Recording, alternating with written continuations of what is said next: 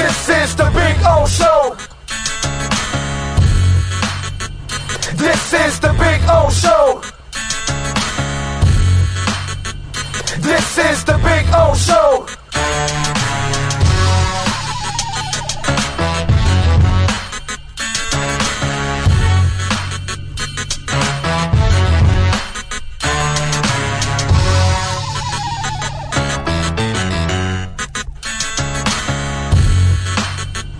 This is the Big O Show. This is the Big O Show.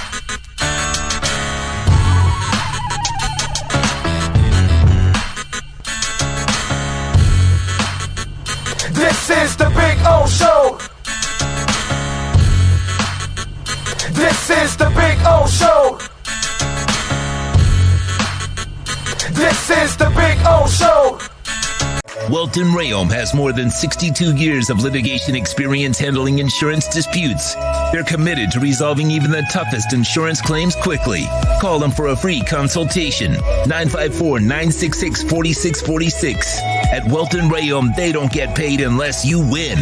Property damage claims to your home, business, or condo as a result of a hurricane. Welton Rayom can help. Water, mold, fire, smoke damage, Welton Rayom can help. Call 954-966-4646. Why is it that you get locked out in the worst moments of your life? Where are my car keys? Man, I can't find my house keys. In those frustrating moments, you need a locksmith you can count on. A. Lenny Locksmiths in South Florida, from Miami to Port St. Lucie. In Central Florida, A. Lenny locks it down in Orlando and Tampa Bay. Lockouts or lock changes for home or business. Car key replacements and programming all model cars. 24-hour service. Call them at 855-869-5625. Go to the website at alennylocksmith.com. Oh, I think I know what this is. Houston, we have a package. Hello? No matter where you are, the Sloman Shield home security system guards your home. With next-gen perimeter protection, 24/7 monitoring, and interior motion sensing. And right now, get a free Sloman Shield security system and doorbell camera, all professionally installed, for free. Shield your world, the Sloman Shield. When you move, you need a reliable company led by passionate folks, eager to assist its customers during a transitional process that needs to be smooth. Call Essential Moving Experts at 844-368-5750 for all your local and long-distance moving needs. You can rely on Essential Moving Experts. Mention the Big O Show and get $150 off. Family owned and operated, they offer free 30-day storage, full-service moving, fully licensed, bonded, and insured. Moving was never so easy. EssentialMovingExperts.com. For over 16 years, EJDConstruction.com has provided South Florida residents quality craftsmanship, accurate project management, and exceptional service. That's why EJDConstruction.com is an A-rated member of Angie's List and the Better Business Bureau. When you're looking for the right custom home builder for additions or home remodeling, please call my friend Eric at 305-433-4843. That's 305-433-4843 for EJDConstruction.com. Welcome to Red Light Therapy, a revolutionary technology perfected by NASA to aid in muscle strengthening and recovery. Red and infrared light has the capacity to penetrate deep into the cell's mitochondria, potentially leading to increased energy, faster recovery, and the optimal performance your body demands. Train, fight, recover.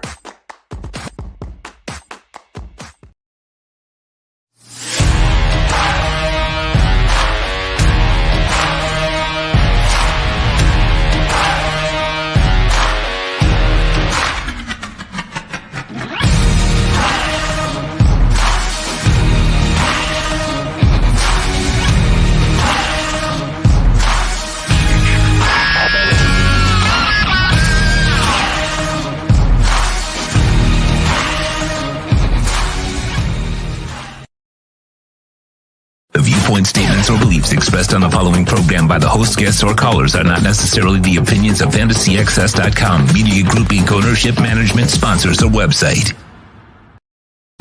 When it comes to South Florida sports teams, very few in the media have witnessed, lived, and covered it like the Big O. Let's start the program dedicated to your favorite South Florida teams with a passion that's unmatched. The Big O Radio Show is on. Here's the Big O.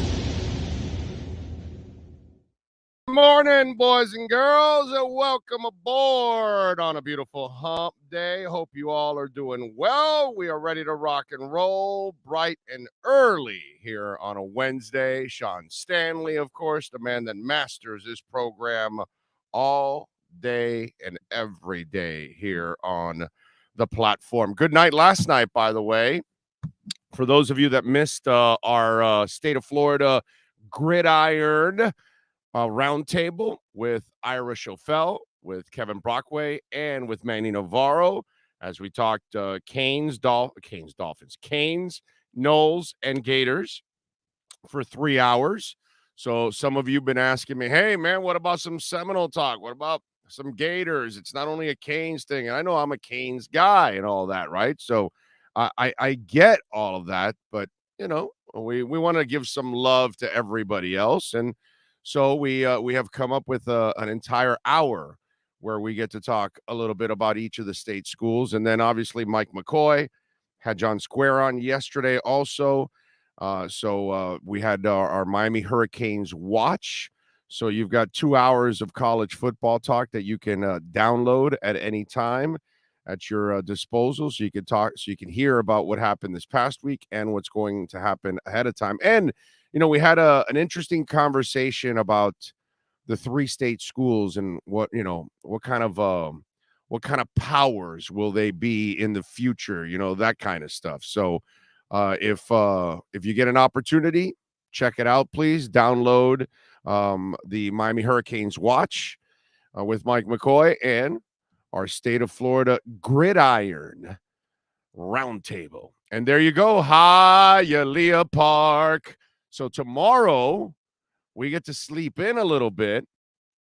Not really, actually. I still have to wake up. So does Sean. It's like, yeah, we're doing the afternoon. We get to sleep. Nah, not really, you know, but kind of, you know, whatever. It's not as pressured the morning as it normally would be, let's just say.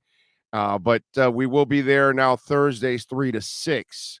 I'll do something in the middle of the day, you know, 11 o'clock, noon or something. I'll do a short show or something to kind of get some things going. But the main show on Thursdays will be in the afternoon now. So we'll be 3 to 6 drive time for you out there at Hialeah Park. So if you get a chance, come on out, man. Maybe we'll have, I think we're going to have some beer specials. So we're going to have some drink specials. So, you know, it's kind of happy hour with the Big O. So we got an opportunity. Come on out. You can, you know, you want to enjoy some of the gaming action, you can do that. You want to just enjoy the show, we can do that. I can even have Sean install a mic, an extra mic. So if you guys go and you want to ask a question, we can open up the mic and give you guys an opportunity to ask a question. Chris Dougherty says, good morning from upstate New York, Big O.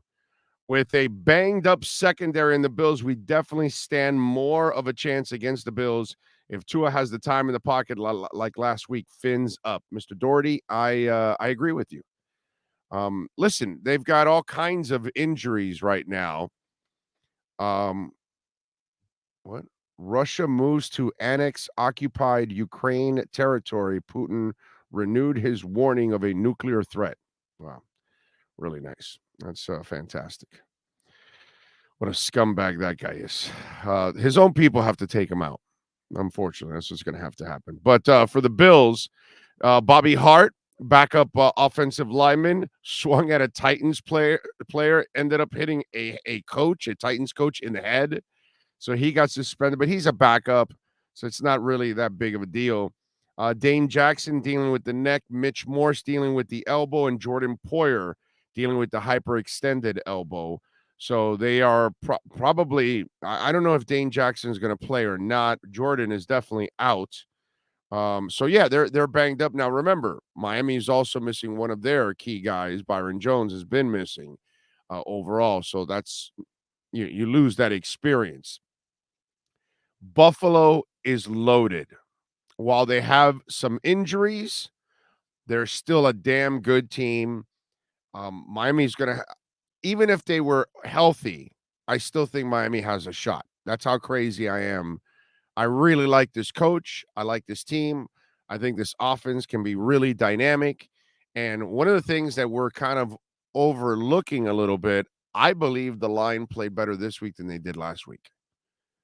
And so maybe also let's hope that they start to get better and better and better too. So if you get that improvement along the way, that's also a plus too for the Dolphins. But hey, listen, couple weeks back, couple months back, you probably don't give Miami a chance in this game. Now they got a shot. Now after what you saw this past week, you got to say, okay, with that offense, coach has got some guts.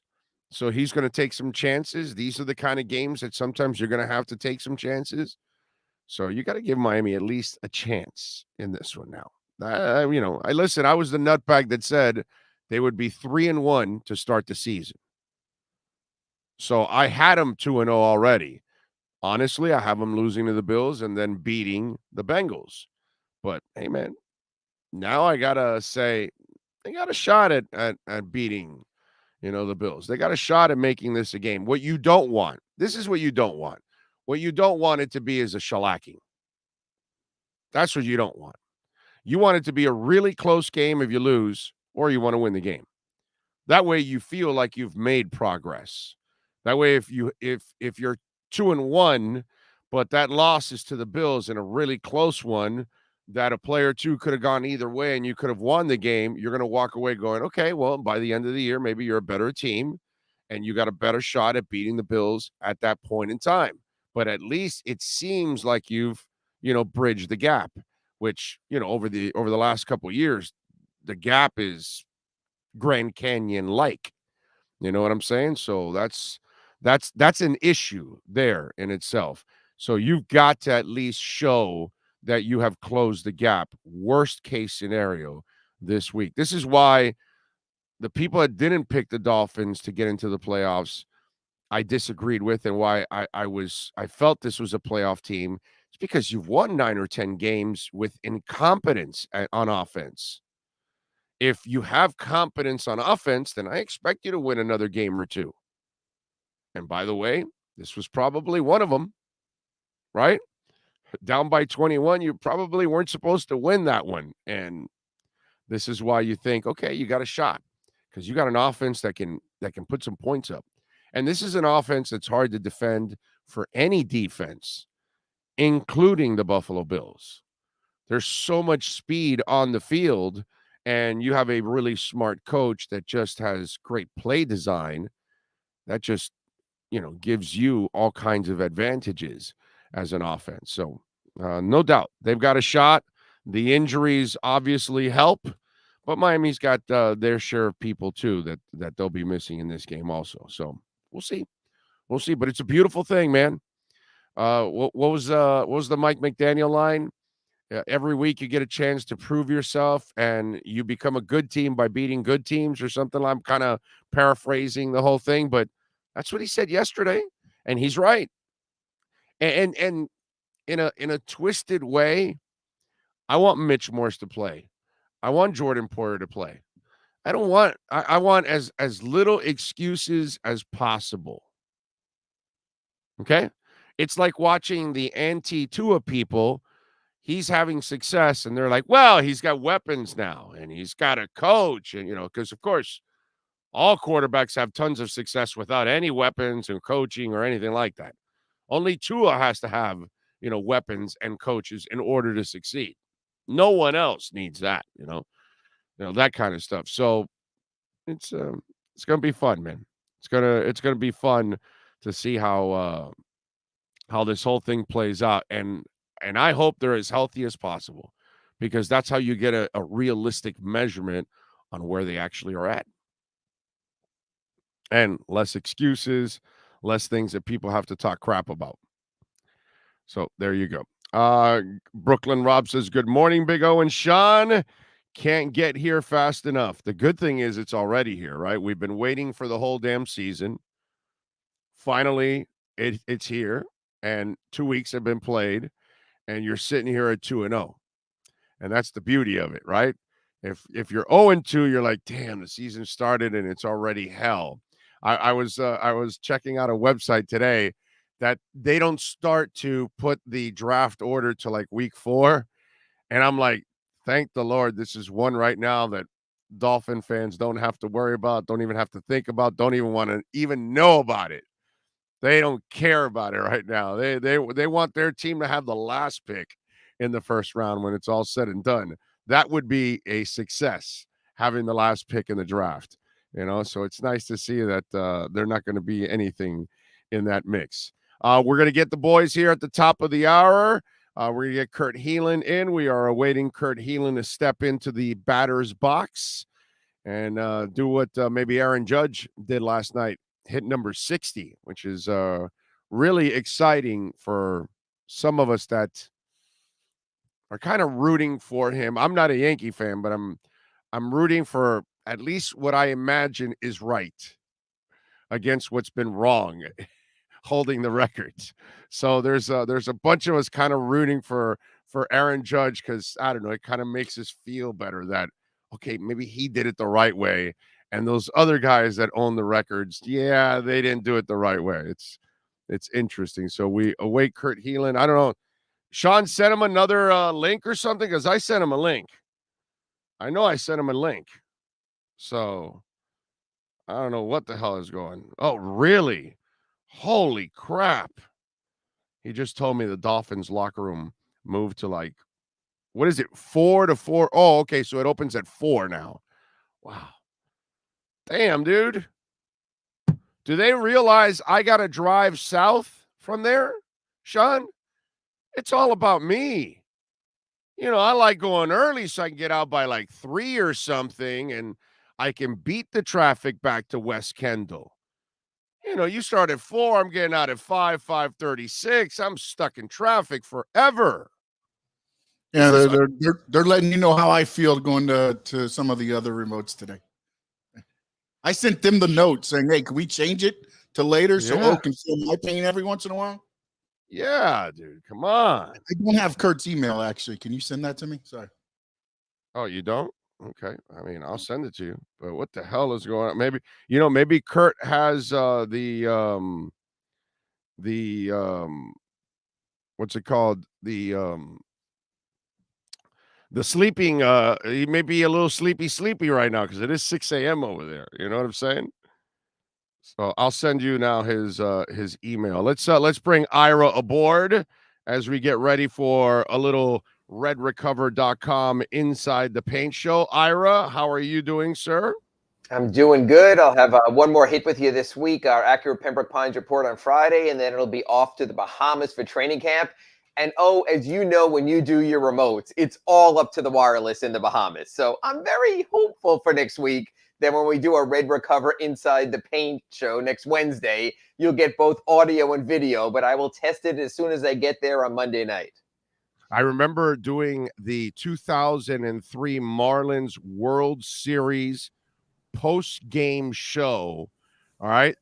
Winning the World Series, and I'm doing the post-game show for that in the Bahamas, in Atlantis. And rest in peace, Fix-It Yelton. That's what we used to call him. His name was Yelton, but we call him Fix-It because he'd fix anything. Lights went out, power went out, whatever. Then the generators come back, right? So some lights. So he ends up grabbing a lamp that had power. He disconnects it. He uses the juice from that to give us the juice to go on the air. So I will give my very best to give you audio and video next week because I think the full screen of Kurt Helin might be a bit much for any of our viewers / listeners. Nobody wants that. So I will do my best to make it work. But, it's interesting because everyone's telling me, oh, boy, you're going to the Bahamas. And I'm like, yeah, I'm going to go work every day at camp there. And, the thing is, there's so much news going on also during that first week of camp. We'll get into it on our redrecover.com Inside the Paint show here. It's a nice, busy, fun time, but it will be good to at least hit the ground and actually get some real stuff and some real FaceTime with the guys. So I'm looking forward to Media Day Monday, camp starting Tuesday next week. Yeah, it's the same shit as, oh, you're going to Vegas for the Summer League? Yeah, dude, you don't realize, you're going to go there for several games. You're going to be doing press conferences. I mean, you remember, Big O, we're trying to schedule in Vegas. Then Sean's got to edit audio and video. Yeah. It's just like, dude, you're working, believe it or not. And running into you at all those ancillary practice gyms. Everyone thinks, oh, no game, no work. And we were redoing our schedule just to try to make it work all out there. Look, I ain't complaining. It beats working a full-time job. Not at all. Yeah, same as doing it here. So you know what? And I only have to get up at 9 a.m. for RedRecover.com Inside the Paint. Healing over there is Mr. 6 a.m., which is nice. Get the kids off to school. Life is good. Yeah, it's all good. All right, fellas. Let's get ready for a hardcore hour of NBA Miami Heat talk. It is the RedRecover.com Inside the Paint show. That is next. Welcome to Red Light Therapy, a revolutionary technology perfected by NASA to aid in muscle strengthening and recovery. Red and infrared light has the capacity to penetrate deep into the cell's mitochondria, potentially leading to increased energy, faster recovery, and the optimal performance your body demands. Train, fight, recover. NBA fans, it's time for the RedRecover.com Inside the Paint show with Ira Winderman and Kurt Helin. RedRecover.com helps pros and everyday warriors heal on the go with our medical-grade, highly specialized devices designed for each area of the body. Use code BIG-O to get a 10% discount. Let's hit the hardwood with some of the best insiders in the NBA. Here's Ira Winderman and Kurt Helin. And welcome back in for another RedRecover.com Inside the Paint show. Our last before we head off to the preseason. We get actual stuff happening after sort of an uneven preseason here or off-season here for the Heat and the rest of the NBA. I'm Ira Winderman from the South Florida Sun-Sentinel, where it's 9 a.m. and it's all good. He's Kurt Helin out in Los Angeles, 6 a.m. from Pro Basketball Talk and NBCSports.com. Kurt, I want to start and hit the ground right away with something because a little more of this came out this week with the Suns indicating that Jay Crowder is very much available. Brian Windhorst on ESPN went on their afternoon show, said the same. Jay has been sending out interesting tweets and social media clips about perhaps it's time to move on. We know that the Suns are moving in a more youthful direction. They're also looking to do some extensions. So I wanted to open this week's show with this thought. How important is it in camp and the EVA camp to live in the moment versus to protect the future? And the reason I'm asking that is because over here on the East Coast, we have the Jay Crowder thing versus giving up future assets. And over there on the West Coast, for you and the Lakers, they can make moves right now that could very much make them better in the moment, but then they give up their future first-round pick assets for something bigger. So my question to you, Kurt, would be this to open our show today. If you're a team, do you think it's more important to live in the moment and understand now is guaranteed? You don't know what's going to happen in the future with these picks. Or do you think this is a time for teams like the Heat, top of the standings, Lakers, maybe middle, bottom of the standings, to go ahead and make a move? What's sort of your take on going into camp? Pull the trigger, get your roster settled, hit the ground running, or sort of pull back and wait to see the bigger picture, the bigger landscape? Personally, I think it kind of depends on where you are. And if you're the Lakers, because you used that example, or some other team middle of the pack or lower, look, and you keep hearing this out of the Lakers camp, which is, look, man, we're not giving up both picks for a move. They can trade 2 picks for people who don't know, 27 and 29. We're not giving up both picks and anything else for a move that doesn't move us to contender status, which is why they were in the Kyrie Irving talks, because we could debate whether it would, but it at least gets them close, right? They're not doing it just to dump Russell Westbrook. And I kind of think that's smart. I think where the Heat are different is they are contenders, right? This was a team with the best record in the East last year that, if Jimmy Butler hits a 3, we're having maybe a different conversation. When you're that close, don't you have to kind of push the chips in? Don't you?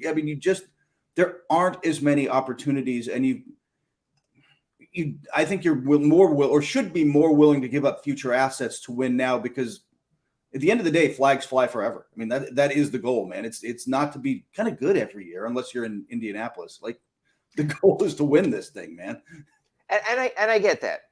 And the point I've been trying to make is, because there's always a name of the week. And we were dealing early in the year with Kevin Durant, and then we were dealing with Donovan Mitchell, and there's been different names along the way. And for whatever reason, Jay Crowder's name is out there right now. It's sort of interesting the way that the Suns are approaching things. Kind of interesting also that they're considering an extension for Cam Johnson, who I like. It is a nice player, and I get all that.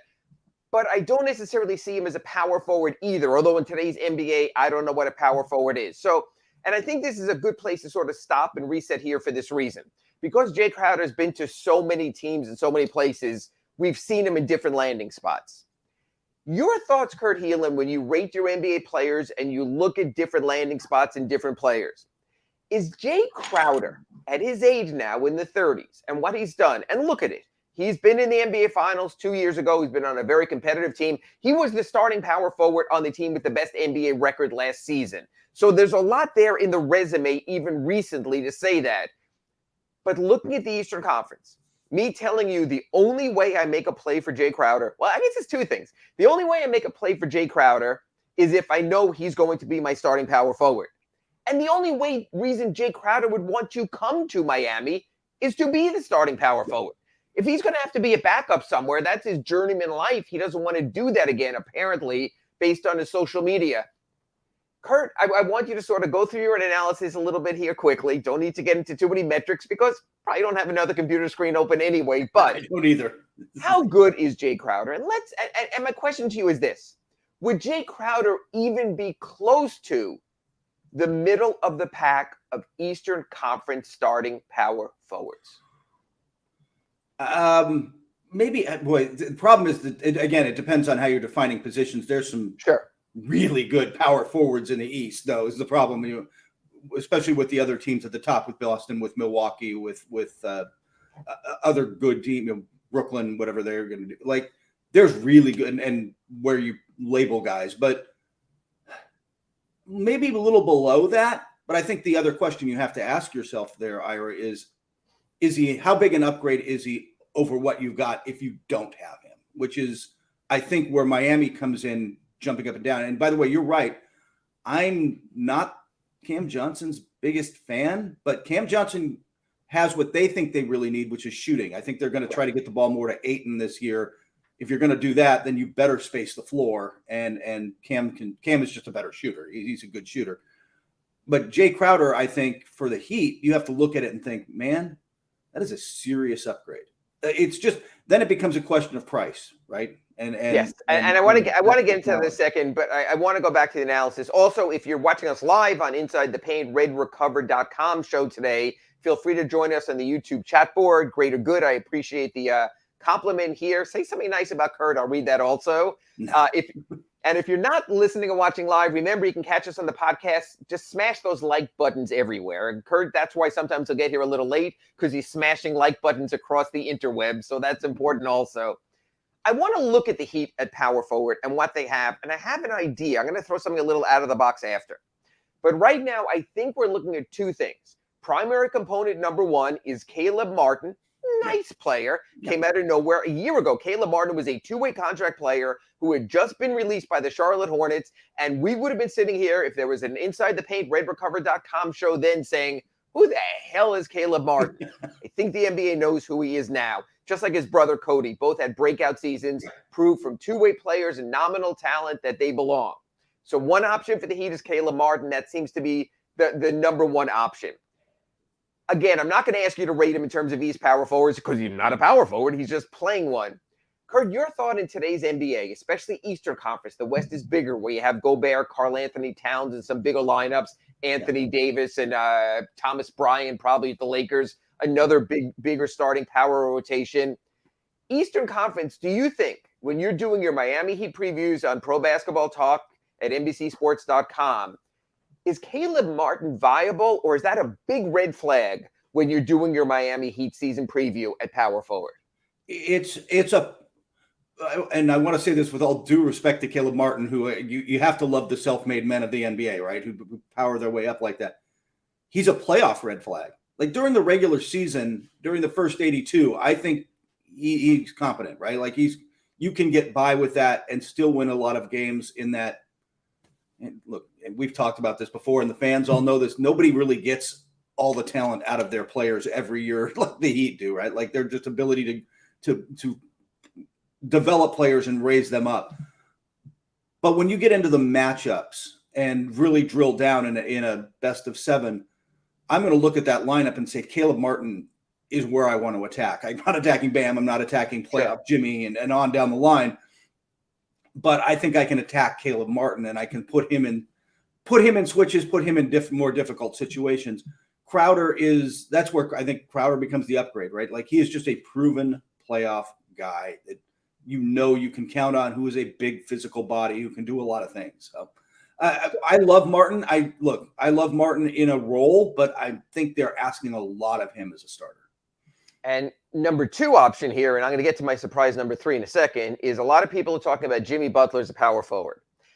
Where I find that interesting, Kurt, is this. When Jimmy Butler first arrived to the Heat, when he arrived from the 76ers, I was debating positionally whether I was calling him the Heat's starting small forward or starting shooting guard. Because Duncan Robinson, I sort of looked at as a small forward. He's not as agile to defend 2 guards. So in my lineups, a lot of times I would list Jimmy as the 2 alongside Goran Dragic and Duncan Robinson as the 3. So I'm debating whether he's a 2-3, and now we're talking about whether he's a 3-4. Could you see Jimmy Butler playing considerable minutes at the 4, number 1? And number 2, knowing you and players' egos and players' fears and not wanting to have the crap knocked out of them during the regular season, do you think Jimmy Butler would even be receptive to being named coming out of camp, the Heat starting 4, knowing how irascible and persnickety Jimmy Butler can be? Those are very good, very big words for him, but I think it's well phrased, Ira. I think in today's NBA, he just kind of, again, he's going to play some there, I think, like in a smaller NBA. It's just the way the league is now with spacing and stuff. And frankly, his ability to guard up. He is somebody who can guard up a position, sort of. It's right. We've talked about this, but Ira, in today's fluid NBA, where like good luck defining the positions with the Raptors or something, like have fun with that. Like I think you are who you guard a lot of times. You know, I don't know. Offense is more fluid, but on defense, who are you guarding?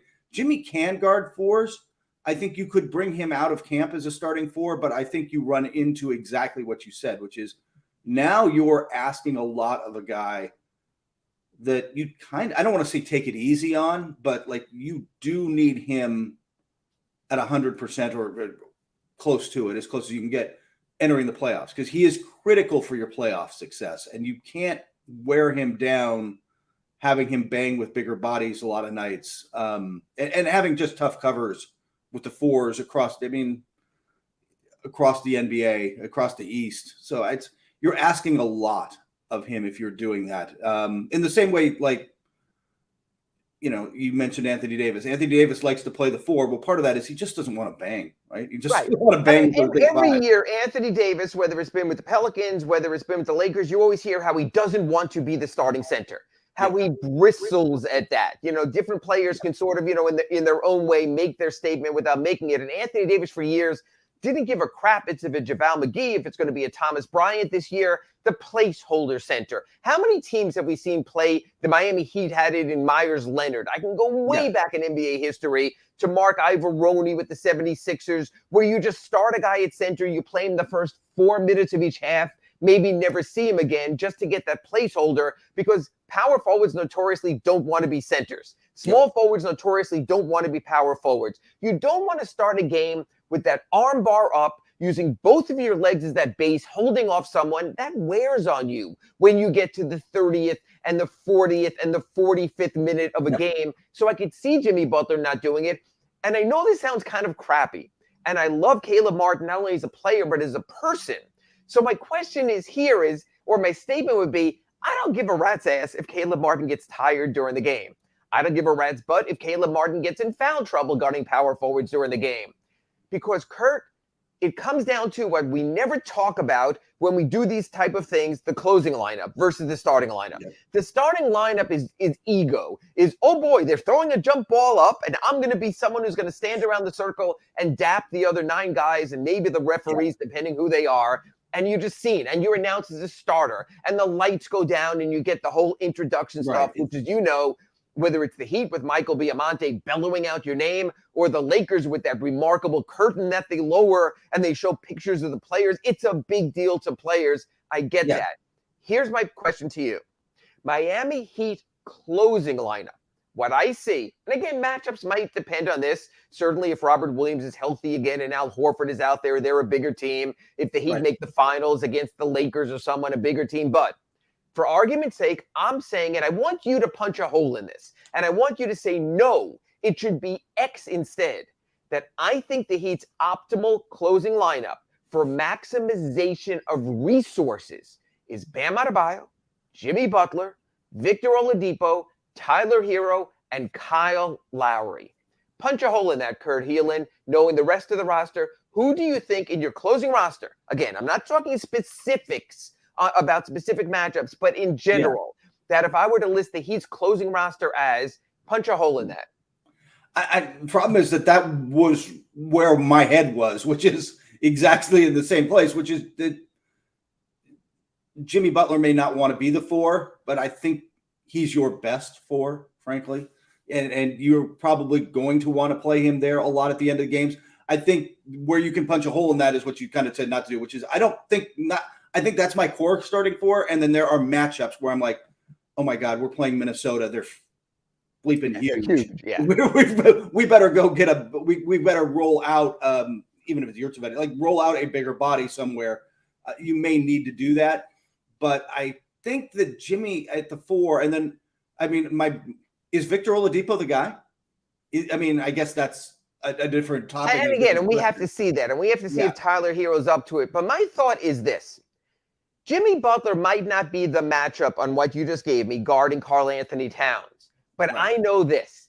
Jimmy Butler would love to F up Karl Anthony Towns at the end of a game. Yes. He would relish that opportunity. It wouldn't be, hey, Jimmy, you're just 6'7", you're giving up 4 inches. It's Jimmy, you're an MFer, and I would rather have you out there because you will fight him tooth and nail. Look, if you were to ask Jimmy this question this way, Jimmy, you can either be our closing power forward or not on the floor at the end of a game. Well, no crap. We know what he's going to pick there.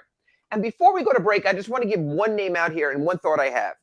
Every season, we think we know the Miami Heat starting lineup, and they give us that twist. For example, when Tyler Hero came out as a rookie, #1 draft choice out of Kentucky, nice preseason, what happens on opening night? Kendrick Nunn's in the starting lineup the entire season instead. When we think we know the Heat starting lineup, a Myers Leonard shows up in your starting lineup instead. Last season, we weren't sure. PJ Tucker, he was already 59 years old. He comes out. He's still the starting power forward instead. I just have a thought here. And again, this is a stretch a little bit. And by the way, if you're on the chat, please chime in here. We'll get to you all after this break. But I just have a thought.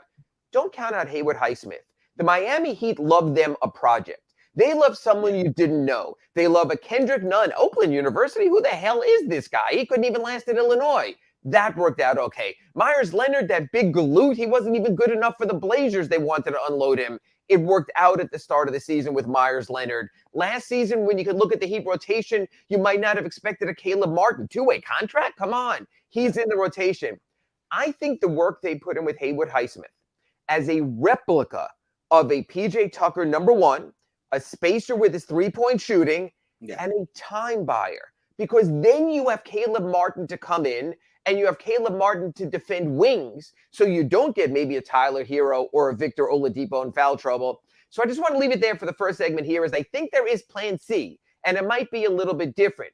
But what I want to talk to Kurt afterward, and we alluded to here at the start of the segment, is this. When do you put your assets into play? The Miami Heat assets.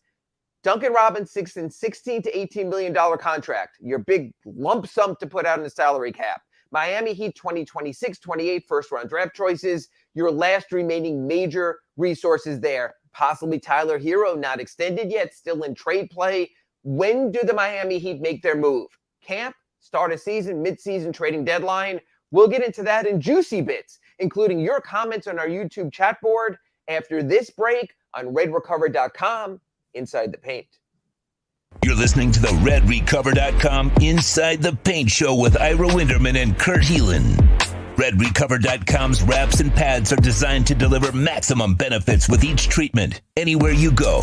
Use the code Big O to get a 10% discount.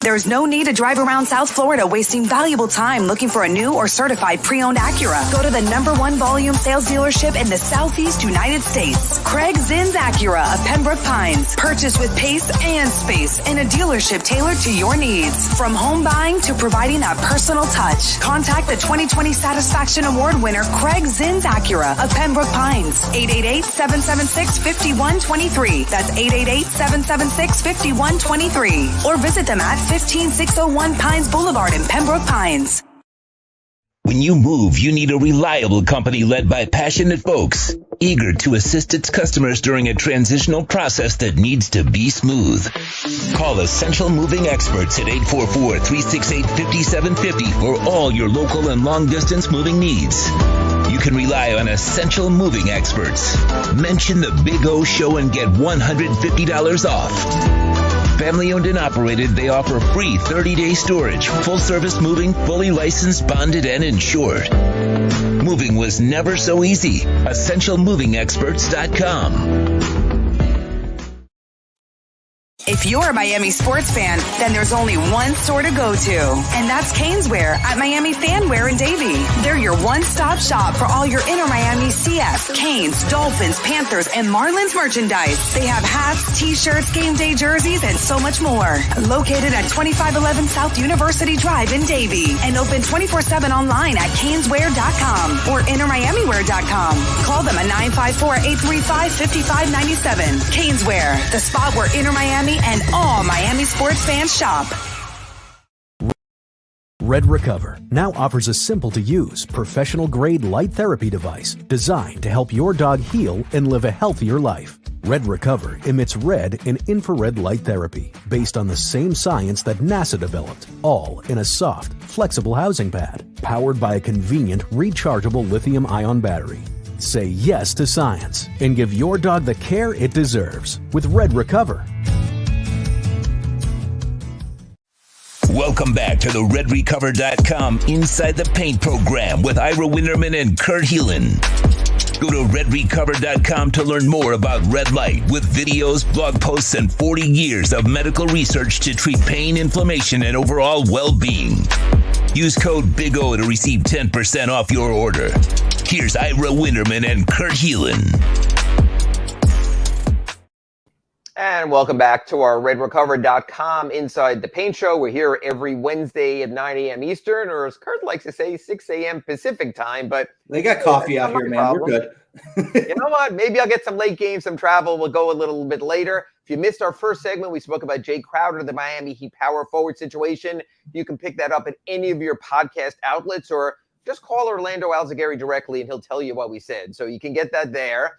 I want to go into what I spoke about before the break, but first I want to go to the chat board a little bit. Just going to throw some quick stuff at you, Kurt. Dario says he doesn't like Jay Crowder over Caleb Martin.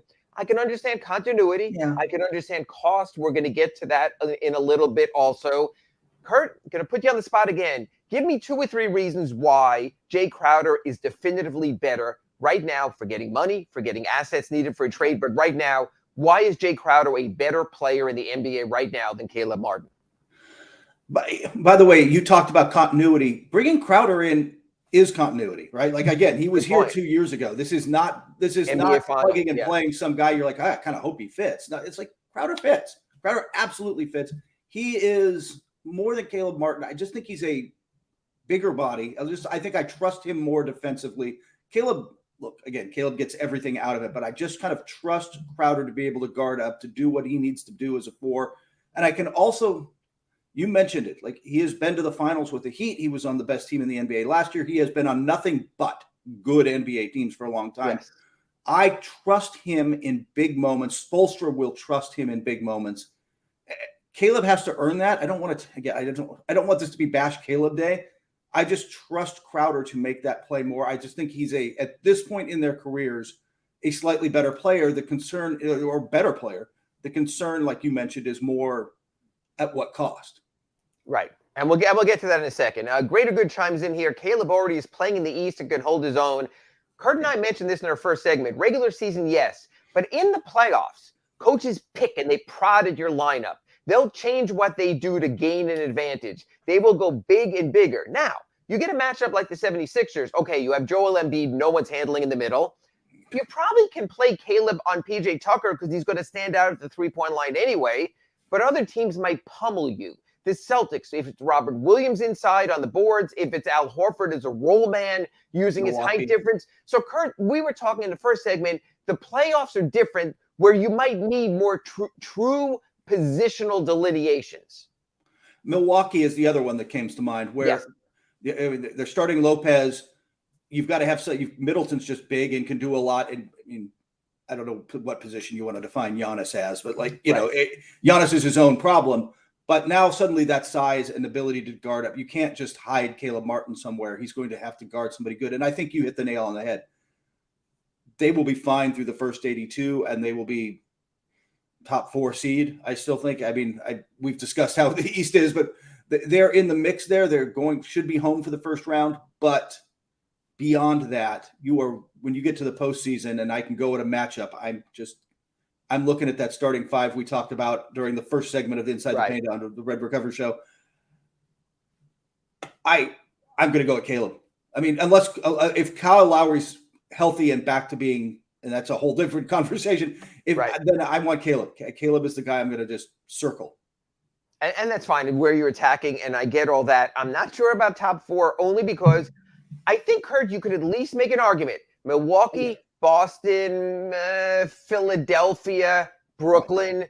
You certainly can make an argument in there that the Heat could fall to 5 and wind up in a really tough 4-5 opening round, first round series. I think you'd agree with that? Yeah, no, I was going to say top. I don't know what to do with Brooklyn, but yes, absolutely. And by the way, with all my questions about Philadelphia, they're not regular season questions. I think they're going to win a lot of games. No, it's James Harden in the playoffs. We've seen there, been that, done it, got that. Big Dan 305 says the Heat need to trade for Miles Turner. You know, it's interesting because Kurt at NBCSports.com and Pro Basketball Talk goes around the NBA. And yet there's one team, I don't know what the hell they are, what the heck they are doing, what the approach is there, why they have a veteran coach guiding a team on the come that doesn't seem to be a fit at all with Rick Carlisle and what's going on there in Indiana. What's going on in Indiana, Kurt? And is Miles Turner staying? Is he going? Are they staying with some of the old? Are they moving to Halliburton and the young picks and some of the new? What do you think the ultimate fate is? Because I think there's a real interest in Heat Nation here when it comes to Miles Turner. What do you think? What's the fate of Miles Turner? And what's the fate of the Pacers this season? You know what a team where there's a conflict in the front office looks like from a distance? Because, I mean, there's clearly, and my guess is, and this is purely speculation on my part, is that their owner, Herb Simon, has never wanted to bottom out. He has never wanted to truly rebuild in that sense. But I think that their owner, Pritchard, and their current front office sees that as the path forward. They're looking at Hield and Miles Turner trades. Man, I would make a Miles Turner's trade. If I'm just personally higher on Miles Turner than a lot of people. Like a lot of people, he can shoot the three.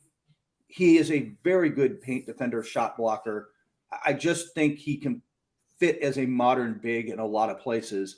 What they're doing, especially with, like you said, Rick Carlisle, who's a X's and O's master coach, but not necessarily the guy I want developing and building up my young players. He's not easy on guys. Yes. I don't know what they're doing. It's a very conflicted situation there that there seems to be push and pull. But that said, I expect Turner to be out the door by the trade deadline. He's up for a new contract. By the way, I don't think they want to pay him what the market's going to pay him. He's in the final year of his contract, so they have to make that decision whether they load up there. They got rid of Sabonis last year. Buddy Hield seems to be in the wind as someone they had to take on. They're talking about picks. I mean, I know you're not in exactly regular season power rankings now, but percentage chance of Indiana even making the play-in, Kurt Helin? Oh, I think they're below, especially in the East that's deep. If they kept their roster together as is, they'd stand an outside chance of being 9-10 on again, Hield wins you some games because you can shoot. Turner's good. And their rebuilding piece starts with Tyrese Halliburton. They're not going to quite bottom out in a Utah kind of way or a real bottom because Tyrese Halliburton's good. So I don't think they're going all the way down, but I think they want to retool around him, and Turner and Hield certainly aren't on the Halliburton timeline. So I don't think they want to. I think that you're going to see them shed at least through the season and by the trade deadline and be one of those teams in the Victor Wembanyama sweepstakes when it matters. And I get that. So especially you being based out there in Los Angeles and California, we've heard a lot of talk of that's a place that might be willing to take on the Lakers too, preferably unprotected first-round picks in some sort of package involving Turner, maybe Buddy Hield, Russell Westbrook's money coming back to match that. If you're the Miami Heat, are you giving up 2 unprotected first-round picks, whatever year you want to talk about, for Miles Turner in a trade? No, I'd give up 1. I mean, the Laker thing is for Hield and Turner. And by the way, please take Russell Westbrook. Please take him off our hands, right? You're paying for all that. But would I give up 1 and something for Turner? I would seriously, again, depending on what you're giving up, obviously, but I would seriously consider that only because now you're talking, if you're willing to pay him, if you're willing to pay look, it's not a max deal, but he's going to get paid like a good NBA center going forward. Because again, if you want to put Bam at the 4 and have him run around block shots, well, if him and Turner on a front line would be fearsome defensively. And so trade of first-round draft choice, Duncan Robinson's contract, which I honestly think is too much for the Pacers to take on, but they don't want to pay Turner, but I got to throw some money in there somehow. Yeah. So Duncan Robinson, first-round pick, and Tyler Hero. Ooh. Now I think it's getting too steep. And then again, we've talked about Tyler, and you in particular have talked about Tyler needing to prove, right? You're very much Missouri on Tyler Hero, right? As a starter, he's got to show you. Yes. That said, that's too big an asset. Duncan Robinson. Okay, and that's just, I'm just trying to get to that point there where people want something, but how much do you want? We're in a sit and wait period. Remember, folks, December 15th, players signed in the offseason become trade eligible because both took substantial raises. Dwayne Dedmon and Victor Oladipo not trade eligible until January 15th. So then you might have some more money to throw in. You might be able to move the money around a different way that you could do Duncan Robinson and Dwayne Dedmon. And that's why the Heat structured their contracts that way to get into that direction. Going to stay with the chat board in this session. We'll go to some Heat burning questions in our final segment going into camp. This is our last RedRecover.com Inside the Paint show before we're in training camp. Greater Good chimes back in. He says, Kyle Lowry is the question. Does he show up ready? I think you'd agree with that, Kurt, that Kyle Lowry is a major swing state when it comes to the Heat this season. If they are going to return to the NBA Finals or just be in the mix again with Milwaukee and Boston and Brooklyn and everybody else, that's, I think, the biggest one. They need not vintage Kyle Lowry, but a closer to it than we saw last year version of him. On top of health, on top of every other question that's out there with a lot of teams, that's, to me, the biggest change. They need that Kyle Lowry back, especially with whatever they do at the 4, whatever ends up happening. Because they're going to make a move, right? They're going to do something at the 4. Do you think? I don't know. Again, like I mentioned in our first segment, I think they might take a look at Haywood Highsmith. They might look at Caleb Martin. They might say screw it, Jimmy Butler's going to be our closer at the 4 anyway. So we just want to get the best talent out there. Eric Spoelstra has been the ultimate positionalist coach, now going back to playing LeBron at 1 through 5, like he said, playing Chris Bosh at 4 or 5. So we're talking over a decade now of this, that he's gone in that direction. So I wouldn't necessarily assume some type of deal there. I will say this. there's a lot that gets lost in the translation because of recency bias to the last thing we saw, which was Kyle Lowry limping around the court, maybe not in his best shape because of personal reasons, not able to work out as much. Kyle Lowry was really, really good for the Miami Heat when he was on the court through 2/3, 3/4 of the season last year. He made them better. He made you understand why they traded Goran Dragic and Precious Achiuwa, and they made the deal that they did. He was very, very good. He was almost, if not at an all-star level for the Heat through the first at least half of the season. So I think if he gets back to that, I think people are sort of forgetting where we are right now. Greater Good chimes in with this, and again, Kurt's the dog person here, like Big O. He said when it comes to the Heat lineup and playing small, pit bulls are smaller than Rottweilers. I'll take Greater Good on that because I'm not sure either. And I think that's the thing.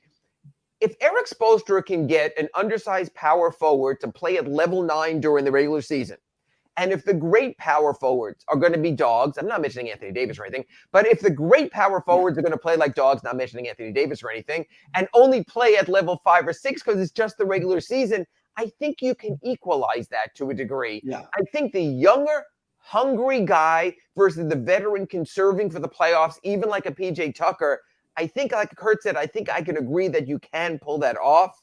Staying here with our chat board, pretty much PJ saying Tucker that is going to rest a lot this season, by the way. Excuse me? They're going to rest PJ Tucker a whole lot this season, man.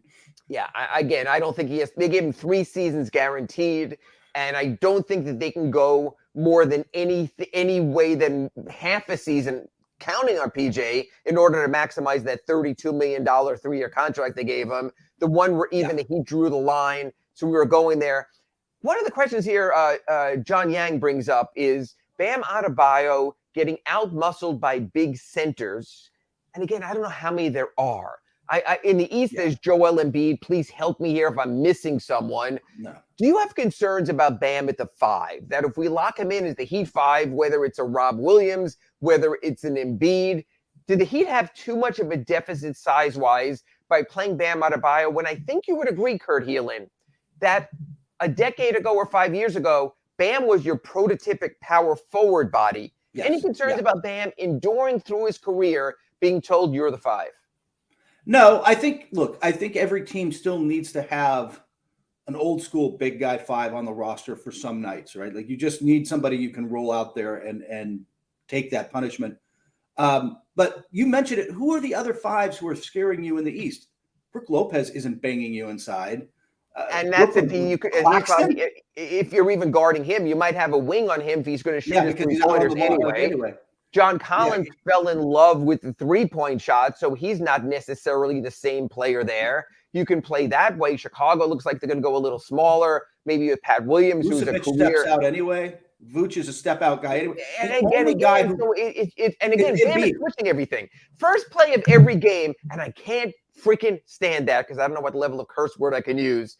The opposition puts Bam in a 1-5 pick and roll. Bam jumps out on the point guard. He's not guarding his center for that position anyway. I don't like it. I think Erik Spoelstra capitulates in those situations. I understand Bam can guard anyone on the floor. I don't think Bam has to guard anyone on the floor. And I hate when the Heat give up the matchup so early. All of a sudden, you got Kyle banging in the post with the center. They've done what they want. So I almost would like to see less switchability with Bam Adebayo and maybe go in a different direction. But speaking of different directions here on RedRecover.com Inside the Paint, when we come back after this break, we'll stay on the chat board. Keep an eye out on your questions. I see a Nikola Jovic question already has come in from Big Dan. I also want to go into Heat questions going into training camp because a week from now, I will be shirtless, God help us, in the Bahamas doing our show out there during Heat training camp. So after this break, we're going to come back with some burning questions going into training camp for the Miami Heat on the RedRecover.com Inside the Paint Show. You're listening to the RedRecover.com Inside the Paint Show with Ira Winderman and Kurt Helin. RedRecover.com's wraps and pads are designed to deliver maximum benefits with each treatment, anywhere you go. Use the code BIG-O to get a 10% discount. When you move, you need a reliable company led by passionate folks, eager to assist its customers during a transitional process that needs to be smooth. Call Essential Moving Experts at 844-368-5750 for all your local and long-distance moving needs. You can rely on essential moving experts. Mention the Big O Show and get $150 off. Family owned and operated, they offer free 30-day storage, full-service moving, fully licensed, bonded, and insured. Moving was never so easy. EssentialMovingExperts.com.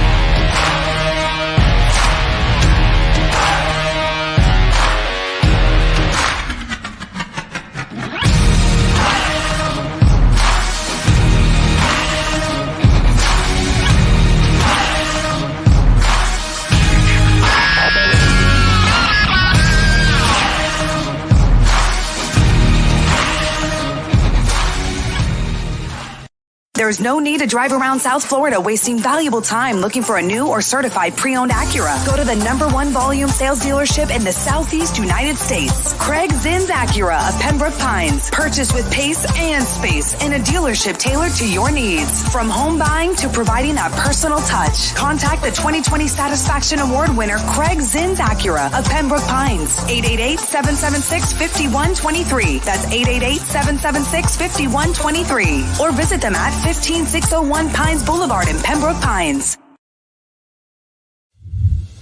Hey guys, this is Hayden Hurst, NFL tight end. I'm partnering today with Red Recover. We're going to run you guys through some drills.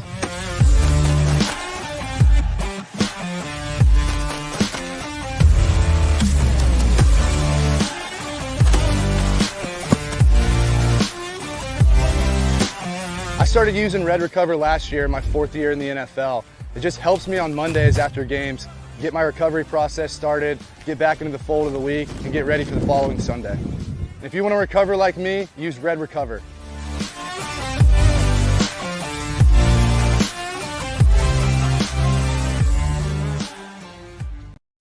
Welcome back to the RedRecover.com Inside the Paint program with Ira Winderman and Kurt Heelan.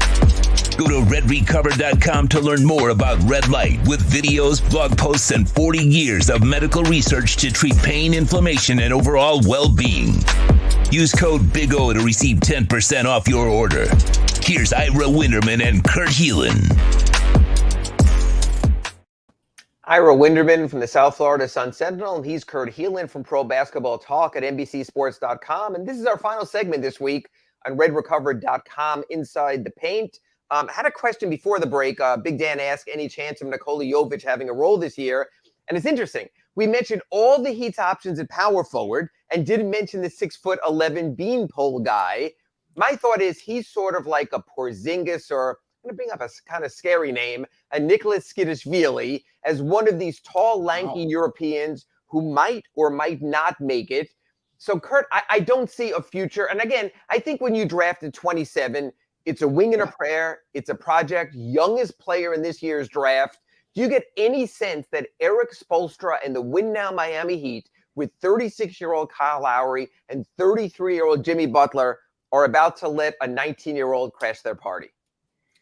Not unless he earns it. I mean, that's the he's going to have to blow some doors off in camp. And I'm with you. I don't think that.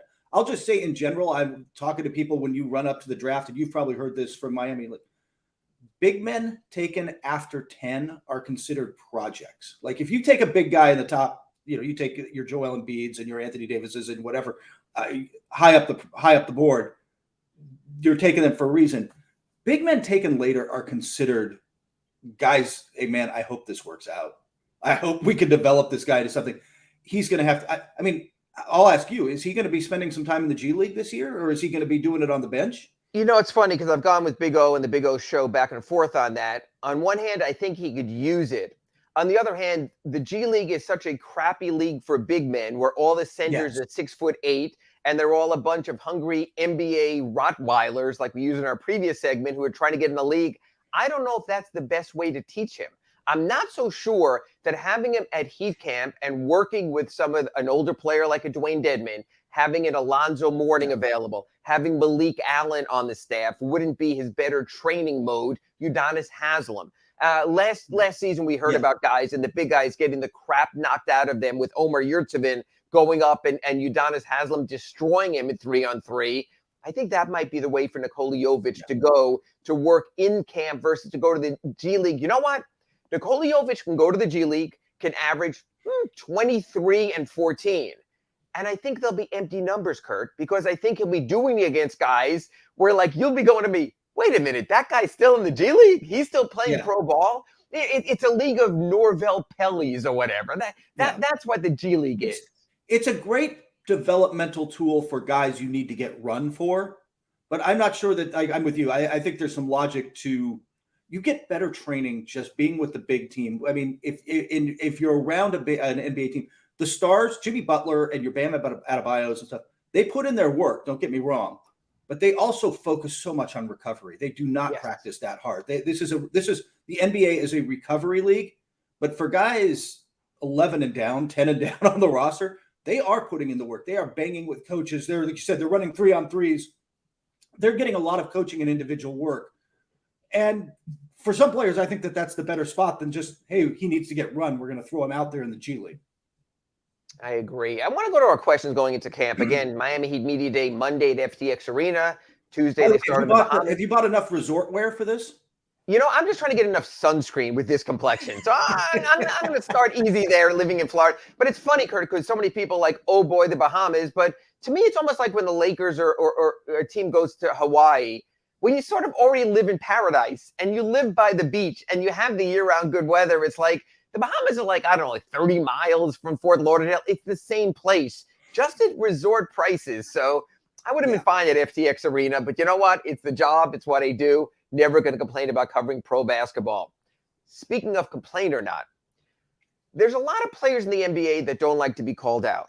And when they get called out, they go south. You have a little bit of that with Russell Westbrook going on with the melodrama with the Lakers. When we ended with the Miami Heat, it was Eric Spoelstra to a smaller degree, Pat Riley to a wider degree, telling Kyle Lowry, you better get in shape. Kyle Lowry can be, I used the word persnickety earlier with Jimmy Butler. I think he could be that also. What do you think the fallout is from the comments of Eric Spoelstra and Pat Riley regarding Kyle Lowry's conditioning? And what do you think we're going to hear about that from Kyle Lowry at Media Day and then the start of training camp? Yeah, you have to be careful who you do that with a little bit, right? Because some guys take it as an offense and want to push their way out and start and become disruptive forces. I don't want to mention any names, Westbrook. But there are guys who kind of don't handle that well. I think Lowry, though, and you're closer to this, but my sense of him as a person covering him over the years and watching him is he's the guy who takes that as a challenge. Yeah. He's the guy who, and I think that's part of the reason it was a coordinated effort. You can call him out publicly. You can call him out privately. And we can get in. There were reasons last year that he wasn't necessarily getting the time. And he wanted to wait for the team for almost a month. Correct. Yeah.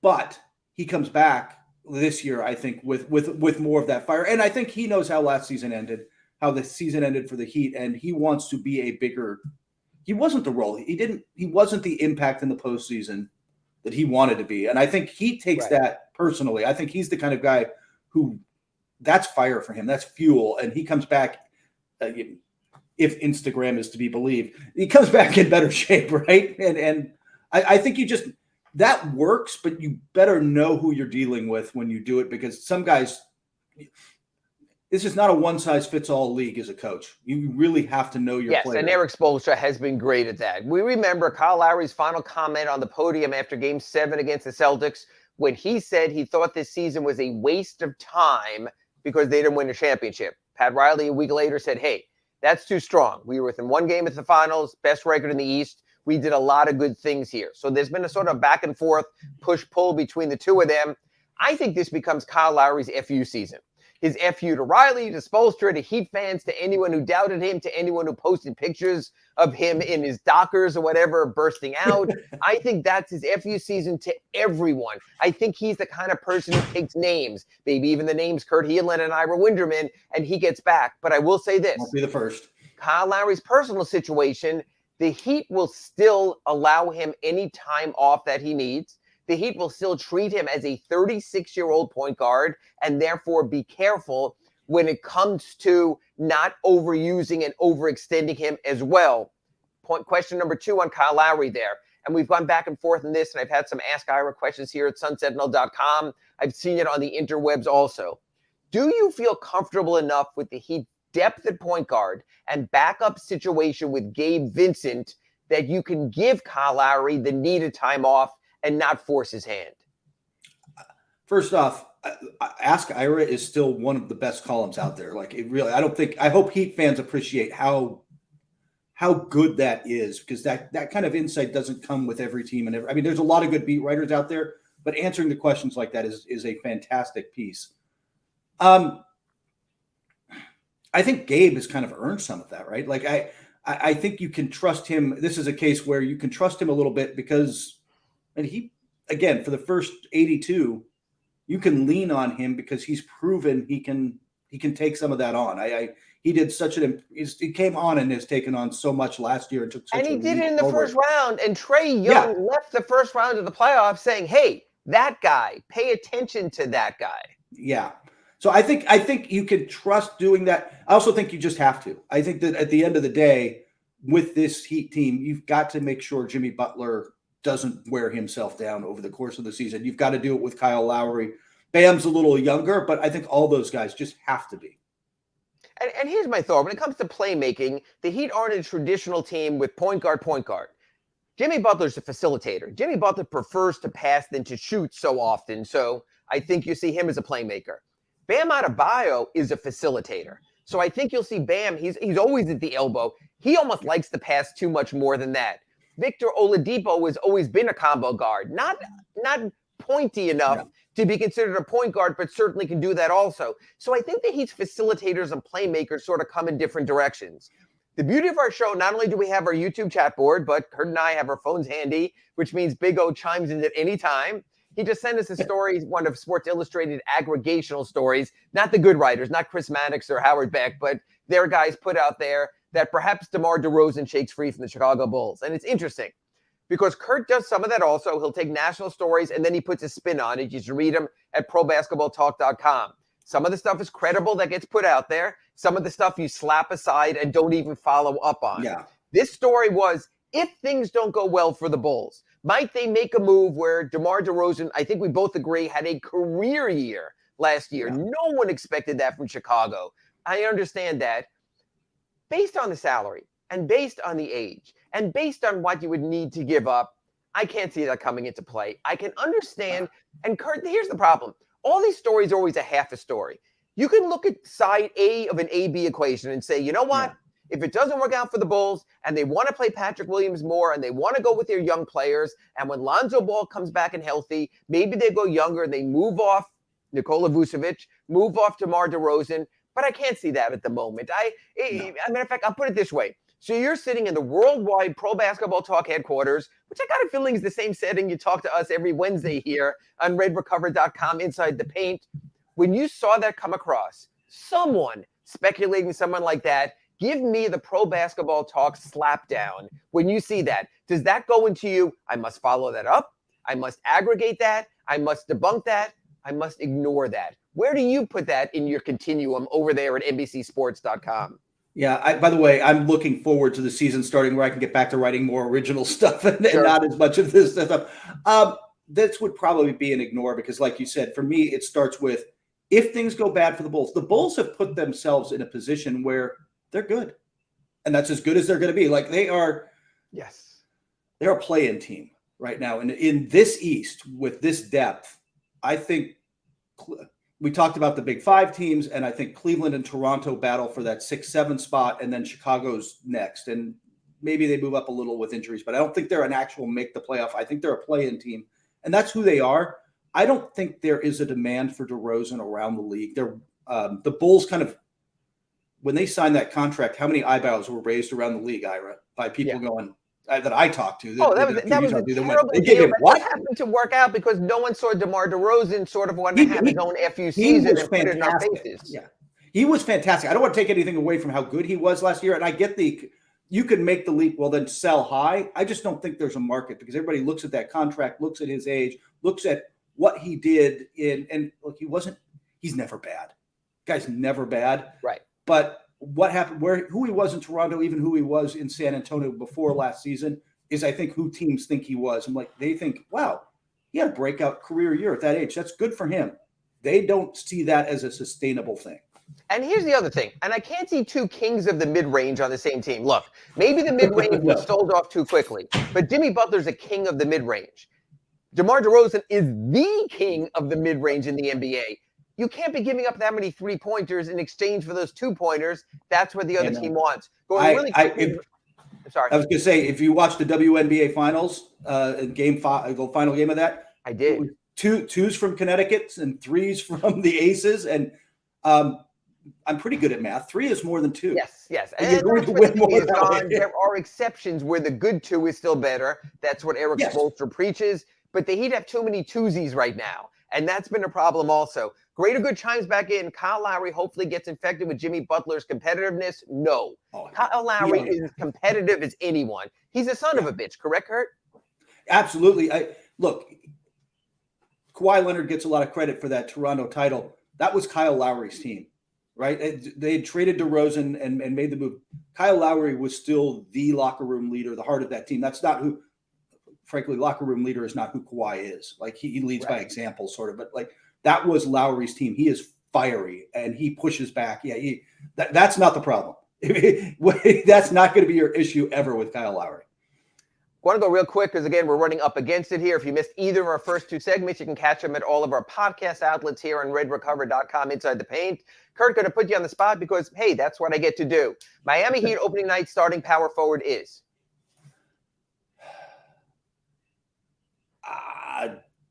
Caleb Martin. I think that's the base answer for right now. We'll see in training camp. I wouldn't read too much into Eric Spoelstra's lineups in training camp. They have a very weird schedule. They open with their public scrimmage on Monday. Tuesday, this is a week from now, 2 weeks from now. Tuesday, they have their exhibition opener against the Timberwolves. Off Wednesday, Thursday exhibition in Brooklyn, Friday exhibition in Memphis. So basically, they open their preseason with a run of 4 in 5 nights. Because of that, I think don't take anything from the preseason schedule. Eric Spoelstra in his head knows what he wants to do. In practices, we'll see what works and what doesn't work. That's the beauty of carrying 20 players for camp, is you can run your scrimmages. You can play 5-on-5 in the preseason during your shoot-arounds, during your practices. That gets decided. Okay, the questions get tougher as we move on a little bit. In a downsized NBA with the Miami Heat having so many wing players, Dwayne Dedmon, in or out of the primary rotation? In. I think he's the first big off the, not first big off the bench, but he backs up the 5. He plays some minutes. I think I'm another guy I'm just higher on than a lot of people, but I think he's part of the rotation. Omer, though, do you think Omer can push him out? Again, it's interesting. That's a good question. Youthful potential versus the win now Miami Heat. That's why I asked that Dedmon question. Yeah, that's a good. And is that one of our first 82 versus final 16 questions? It's like, is Omar getting minutes during the regular season? But it's interesting you mentioned first 82 because the Heat played to win. They played for the number 1 seed last year. So while other teams are, we're too big. We're the Lakers. We don't care about the regular season. It's all about the playoffs. You know, like that kind of attitude. Warriors to a degree the same way. The Heat do play for the regular season. So I think you do see a little more. And then here's sort of the money question. And I'm going to put you on the spot here in our final minute of this week's RedRecover.com Inside the Paint. Because this plays not only to what a player does best, but also Eric Spoelstra having to set up his best possible rotation. Tyler Hero, Miami Heat 2020, 22, 23 starter, or continuing role of 6th man of the year? I think he gets a chance to start. I think he starts to begin the season. If that doesn't work out, I don't think that leash is very long, but I think he starts there. I think he gets the chance in a contract year. I think they give him that opportunity. I'm going to show my age. There used to be a show on PBS called McLaughlin Groove with a guy named John McLaughlin who would just answer no matter who said anything. His response would be, wrong. You were wrong there. I still think the Heat want to get three-point shooting in there. I could see Max Strus taking that role instead of Tyler Hero. You've got to be able to space the floor. And for as much as Tyler can shoot threes, a known spot-up three-point shooter, which you lost in P.J. Tucker, you might not need on the floor. So I say wrong, Kurt Helin. You might be wrong on that. But more than that, I say I will have a glow next week of sunscreen when I join you for redrecover.com from the Bahamas. I'm going further east, even though Kurt is all the way out as west as you can go in the continental 48 out in California. And it gets real not real-ist next week when we join you again. If you missed any of our segments, you can catch it at all our podcast outlets. You must smash like buttons or else Big O won't let you listen. But for now, the Big O Show rolls on. You've been listening to the RedRecover.com Inside the Paint Show with Ira Winderman and Kurt Heelan. Go to RedRecover.com to learn more about Red Light with videos, blog posts, and 40 years of medical research to treat pain, inflammation, and overall well-being. Use code BIG-O to get a 10% discount. The RedRecover.com Inside the Paint Show is mastered by executive producer Sean Stanley. Please search Big O Radio Show on most platforms. Subscribe and smash the like button. Welton Rayom has more than 62 years of litigation experience handling insurance disputes. They're committed to resolving even the toughest insurance claims quickly. Call them for a free consultation. 954-966-4646. At Welton Rayom, they don't get paid unless you win. Property damage claims to your home, business, or condo as a result of a hurricane. Welton Rayom can help. Water, mold, fire, smoke damage, Welton Rayom can help. Call 954-966-4646. Why is it that you get locked out in the worst moments of your life? Where are my car keys? Man, I can't find my house keys. In those frustrating moments, you need a locksmith you can count on.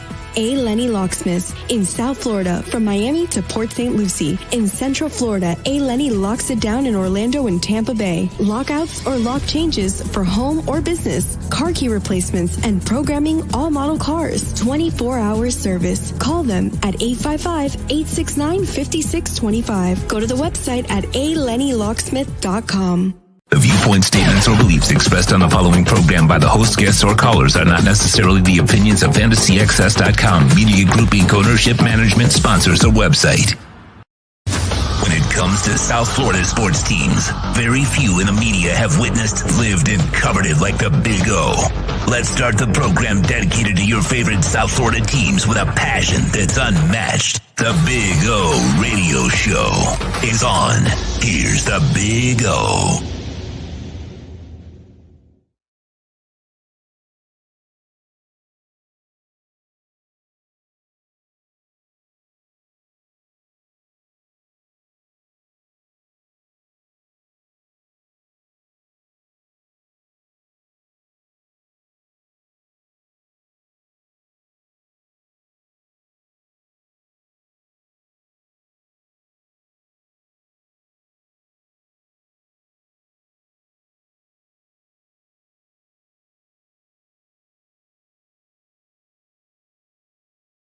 Hey, O. You're muted, O.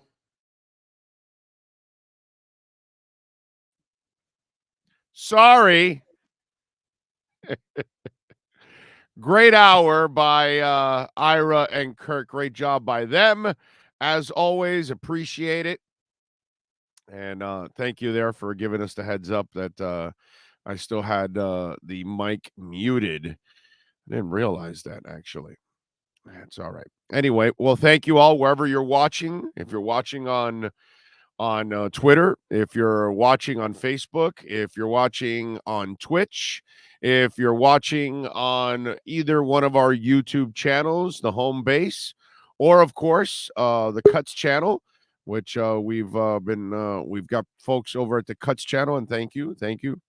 So there you go. Appreciate it.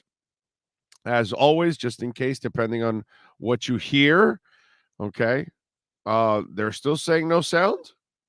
Big Dan saying no. Is he like behind or something? They're behind. You're good. Okay. All right. Why? Because you weren't hearing me either? That's what it was? Like, you even can't hear it? Well, I was signaling in the bottom screen, but you weren't hearing me, so then I popped on. Yeah, because I have to be looking that way, because that's the live screen. And then this is the on-air screen on YouTube, and then that's the camera. So it's like, when I'm like this, you think I'm not really looking, but I actually am looking, because this is the live picture. So it's kind of odd. It's one of those things, but what are you gonna do? We tried. Anyway, so good job by Ira and Kurt, as always. If you missed some or all of the show, you can go back and rewind and check it out. It'll all be podcasted too. which is a beautiful thing. So nothing wrong with that. What else? So we've got Ian Rappaport going to join us in about 5 minutes. He'll join us at 10:10 like he always does. And then we'll have Matt Verderam at 11 a.m. like he always does with our huddle as we step into the huddle with him. And our look around the NFL with Ian Rappaport is coming up. And yes, I saw it. Tua named AFC Offensive Player of the Week. And I don't think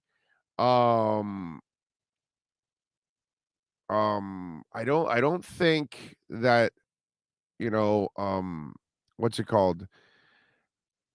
Being named AFC Player of the Week. I don't think any of us are really shocked with it, the 6 touchdowns, but it's great to see. It's just, listen, it's just a refreshing week for those of us that have been in the bunker. I know in the media side, I'm like one of the only that are actually in the bunker for Tua, but overall, and I know a lot of you are with me in the bunker, but those of us that have been in that Tua bunker and, all we hear is crap and, and insults and he's terrible and he has no arm and he can't throw deep and he's too short and he's left-handed and, just every stupid reasoning that comes out there. And then we've got to, fight the good fight. And dude, last year was tough because I'm dead set on coaching and talent, the problem around Tua, not Tua. And, it's nice to be proven right now. And I think that's the good thing for us. I'm happy for Tua. I'm happy for all of you that were in the bunker with me. And hopefully the kid, starts to get the kind of respect that he deserves. And listen, in the end, hopefully he gets the respect that he earns, right? Because up until this point, he has won more than he's lost, but it hasn't been in anything spectacular fashion. You know what I mean? There has been nothing spectacular about it. So now you've got a spectacular performance, and if you could start to string a few more of these together, then you've got yourself, a nice opportunity here. So we'll figure things out and we'll have some fun, and hopefully Tua will continue to play well. And let me tell you something. If he performs well this week against that team and that defense, that becomes something long-lasting now. Because now the haters are like, "Whoa, he's." And by the way, the man or woman that says, "Whoa, now he has talent," that's like stupid. Anybody that says that, that's stupid. That's the reason why you won't succeed. It's not Tyler Van Dyke the problem. Problem is he's got shitty receivers. It doesn't help to have shitty receivers. One year, Giselle Bundchen came on and said, "Well, Tom can't catch the ball too." It's the truth. At one point or another, you can't just keep throwing at Rashay Caldwell. It's got to get better. Sorry, Rashay. But, it's just, you got to do the right things. And now they're doing the right things around the kid, and it's nice to see the results. It's the results that you and I kept talking about because we believe in Tua. But those that don't, and those that, for wherever they stand on it, they're going to need all kinds of proof. So you perform big against Buffalo this week, it shuts everybody up. That's it. That's it. They can't say anything else anymore for the rest of the year. Can't say anything else. Now they're going to say, "Oh, okay, no, this guy can play." Not that all you had to do was look at last week and several throws he made in key moments, key drives. I mean, his numbers say it all. They get better as the game goes on. And his fourth quarter numbers are through the roof. Somebody was telling him, showing me that, and I saw it already, but I was like, he's always been a money player. This is nothing new. All right. It's new to the people that weren't believers, It is what it is. All right, let's take a look around the NFL thanks to our terrific friends at redrecover.com. Football fans, it's time to take a look around the NFL. It's the redrecover.com look around the NFL with Ian Rappaport.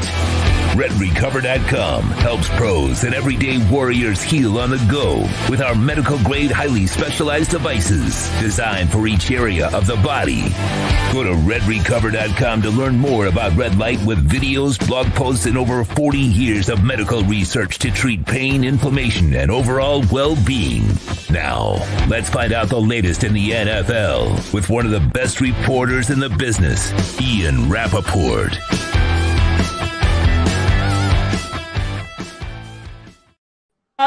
Let's take a look around the NFL, and it's nice that this week, Ian, for those of us that have been defending Tua really, really strong, it's nice to see the reactions around the league, the haters getting shocked and quieted, but it's not that he's arrived or anything like that, but it's nice that... but But it's nice that people are making the effort of, instead of finding ways to knock him, they're actually like putting out stats, and they're putting out his fourth quarter stats, and they're praising the kid, praising some of the throws, whether it's deep or tight throws, tight windows, things like that, clutch moments. It's just nice to see him get some love because I just feel it's been absolutely unfair the way he's been treated, but that's just me.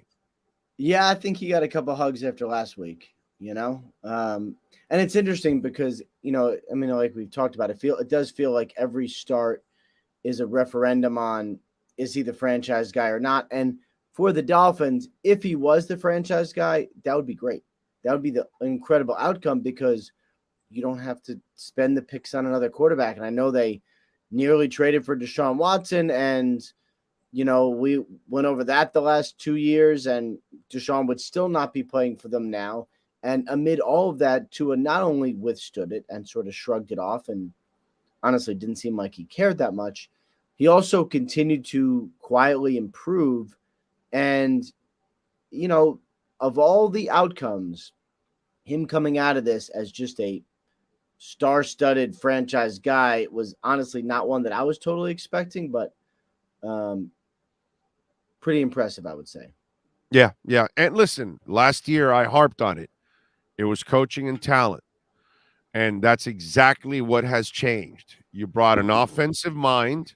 You brought somebody that could actually build a real offensive staff, something that Brian Flores just was. It was an impossible task for him to put a legitimate offensive NFL staff together. And then you upgraded the talent. And so now you gave him every opportunity to go out there and be successful.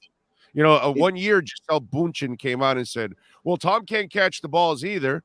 And right now we're watching with the University of Miami, poor Tyler Van Dyke. He has nobody to throw to. Everybody needs help, my brother. I don't care who you are. And the guy we're talking about now, Tua, like you were just talking about, if he does hit, he's replacing Marino, who, by the way, the great Marino didn't have enough help either.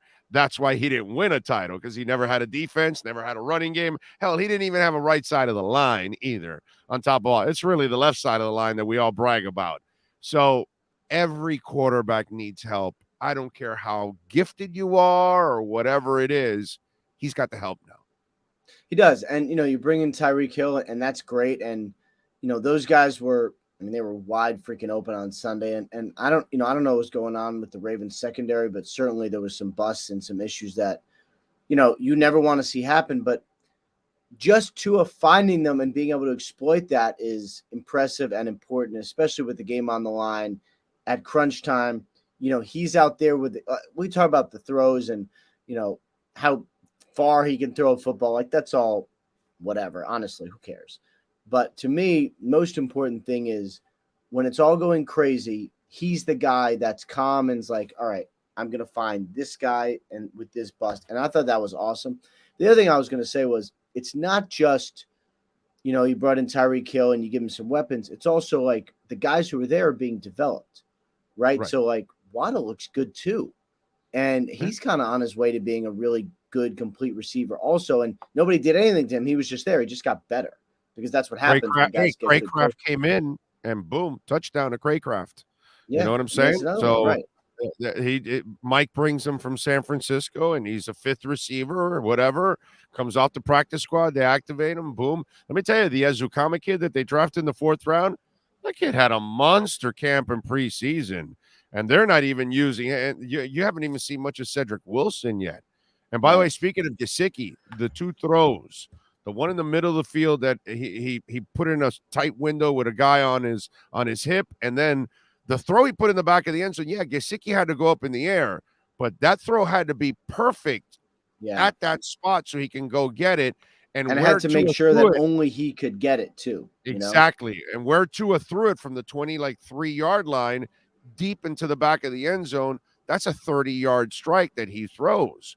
You know what I'm saying? And he put it perfectly where it needed to be. And that's, again, you cannot take accuracy, ball placement, anticipatory skills, all of those things will make any quarterback elite. And that's why I think, that's why Hill was bragging so much about it, because after a while catching it and going, wow, this kid is consistent.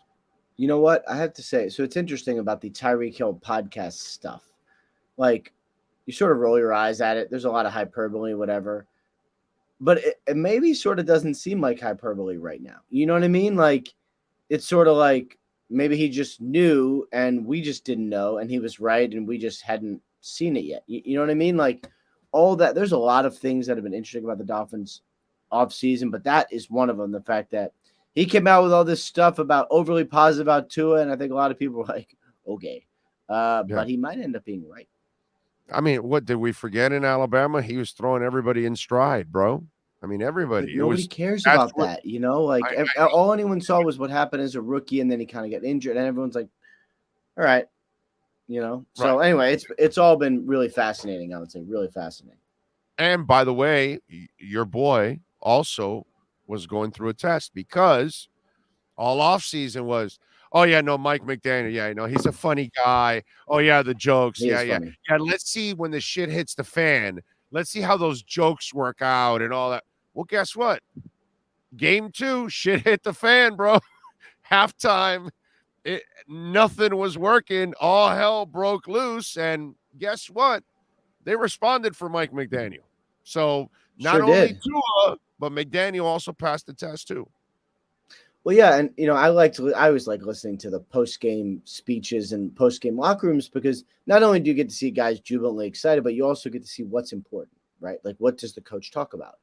And Mike McDaniel is so cerebral, but clearly he has been harping with his team on like body language, don't get down, stay upbeat, like all of the things about like psyche and confidence. And at the end, he took time to be like, this is why. This is why you shouldn't get down. This is why you got to stay in it. You got to stay in the right mindset. Like, that was kind of what he was talking about. So that's obviously important to him. And, I just know from like, old man dad sports, like if you are down in the dumps and you're taking yourself with it, like there's nowhere to go. And this was a great example of like, you got to stay into it because we always got a chance.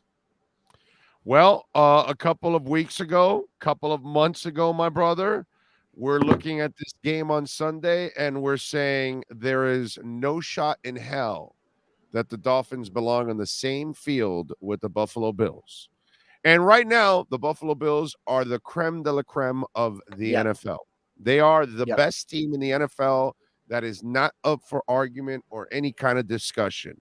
But I'll say this, as a Dolphins fan, I'm not going into that game scared and going, oh my God, they've got no shot. They're home, short week. They've got some injuries too. Miami's got a shot in this game. I'm not going to sit here and say, oh my God, I'm shocked that they won. Now I'm going to tell you, hey man, you know what? They got a fighter's chance. in this game on Sunday. What do you say to that? I mean, if they do, then we're talking about them in a whole different way. Like, the Buffalo Bills have played 2 games against 2 teams, have destroyed both, and it has not been close. No. So if they do the same thing to the Dolphins, I think my reaction will kind of be like, all right, like, okay, it's whatever. Like, they've done that to other 2 teams. They did it to them. Buffalo's just really, really good.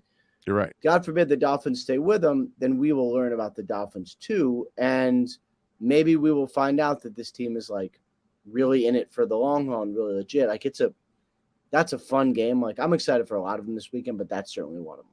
Oh man, that's undefeated versus undefeated there. So that's a little extra sauce that goes with that one. By the way, you just talked about one of the teams that they trounced, which was Tennessee and Tannehill. Is this the end for Tannehill? Do you think the Malik experiment starts? Because they probably should start that already. Yeah, I mean, I don't think so. I don't get the sense that it's starting now, and it hasn't been great. Derrick Henry didn't look great either, honestly. Like, there's certainly some other issues. They also took his best receiver away, which is, I would say probably something that would be nice if he could just throw to A.J. Brown right now, but he can't. So he can throw to Treylon Burks, who's good, but he's not A.J. Brown's level yet. It has not been great there. And my understanding going into the season was that it was going to be Tannehill throughout the season. And I just don't think Malik Willis is ready, but he is talented. So that's going to be certainly something to watch. Yeah, I think it'll be, well, then it's going to be Tannehill until you're mathematically out. And then when you're mathematically out, that's when you start to develop the future. Which hopefully we're not talking about that anytime soon, but we'll see. Yeah. That was, all right. Tampa, Mike Evans gets suspended. Bruce Arians investigated, reprimanded. I guess what's the deal? What's going on with Bruce? Was reprimanded he was he really telling Evans to go kick his ass, bro? Come on. I mean, I don't know if he said that. Would it surprise me? Would I be like shocked? No, I would not be shocked. But yeah, I mean, Bruce Arians is a leader.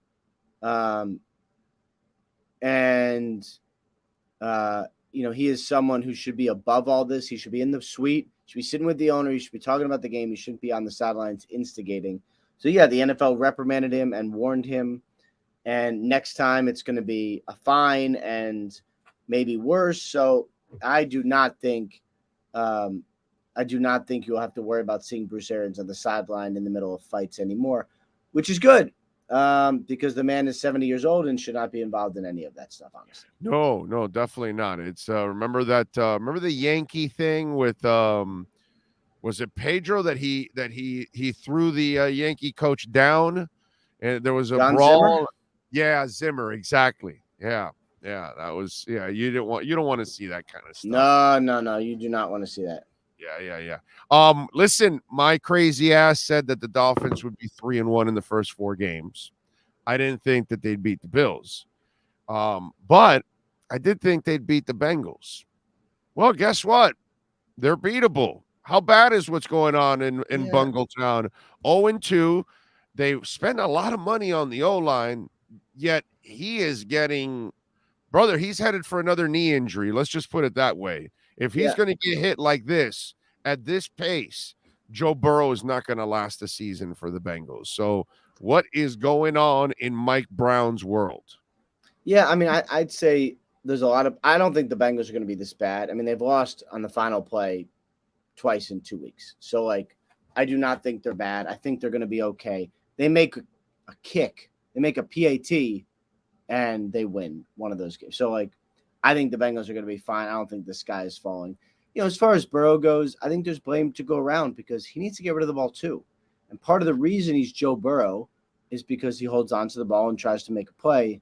There is a balance there between like trying to make a play and like don't get yourself killed. So I think that's sort of what, the organization's harping on now is making sure that he can get rid of the ball and just self-preservation to make sure he's in it till the end. Tua does that at times. Saban even has talked about it, how that's what got him injured, hanging on to the ball. And then in the first week, he did that a couple times where, dude, and then this week he cleaned it up. It's like, you gotta, the beauty of Marino was he knew exactly that the play was falling apart, and he just threw it right out of bounds happily, bro.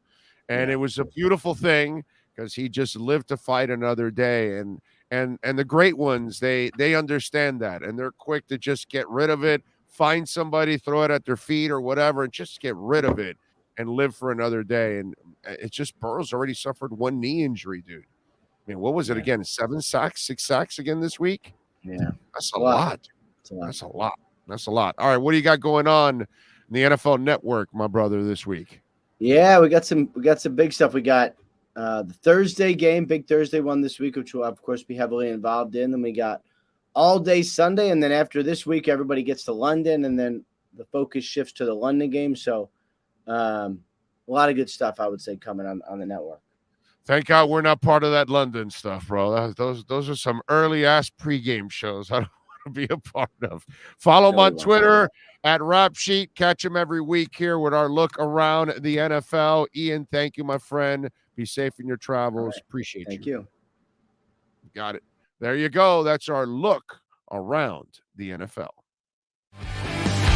You've been listening to the RedRecover.com Look Around the NFL with Ian Rappaport from the NFL Network. RedRecover.com's wraps and pads are designed to deliver maximum benefits with each treatment anywhere you go. Go to RedRecover.com to learn more about Red Light with videos, blog posts, and over 40 years of medical research to treat pain, inflammation, and overall well-being. Use code BIG-O for 10% off. The RedRecover.com Look Around the NFL with Ian Rappaport is mastered by executive producer Sean Stanley. All right. Don't know what I do. Thank you all out there. I don't know which one of you, because there was a couple of you, but you told me about the honey and lime stuff.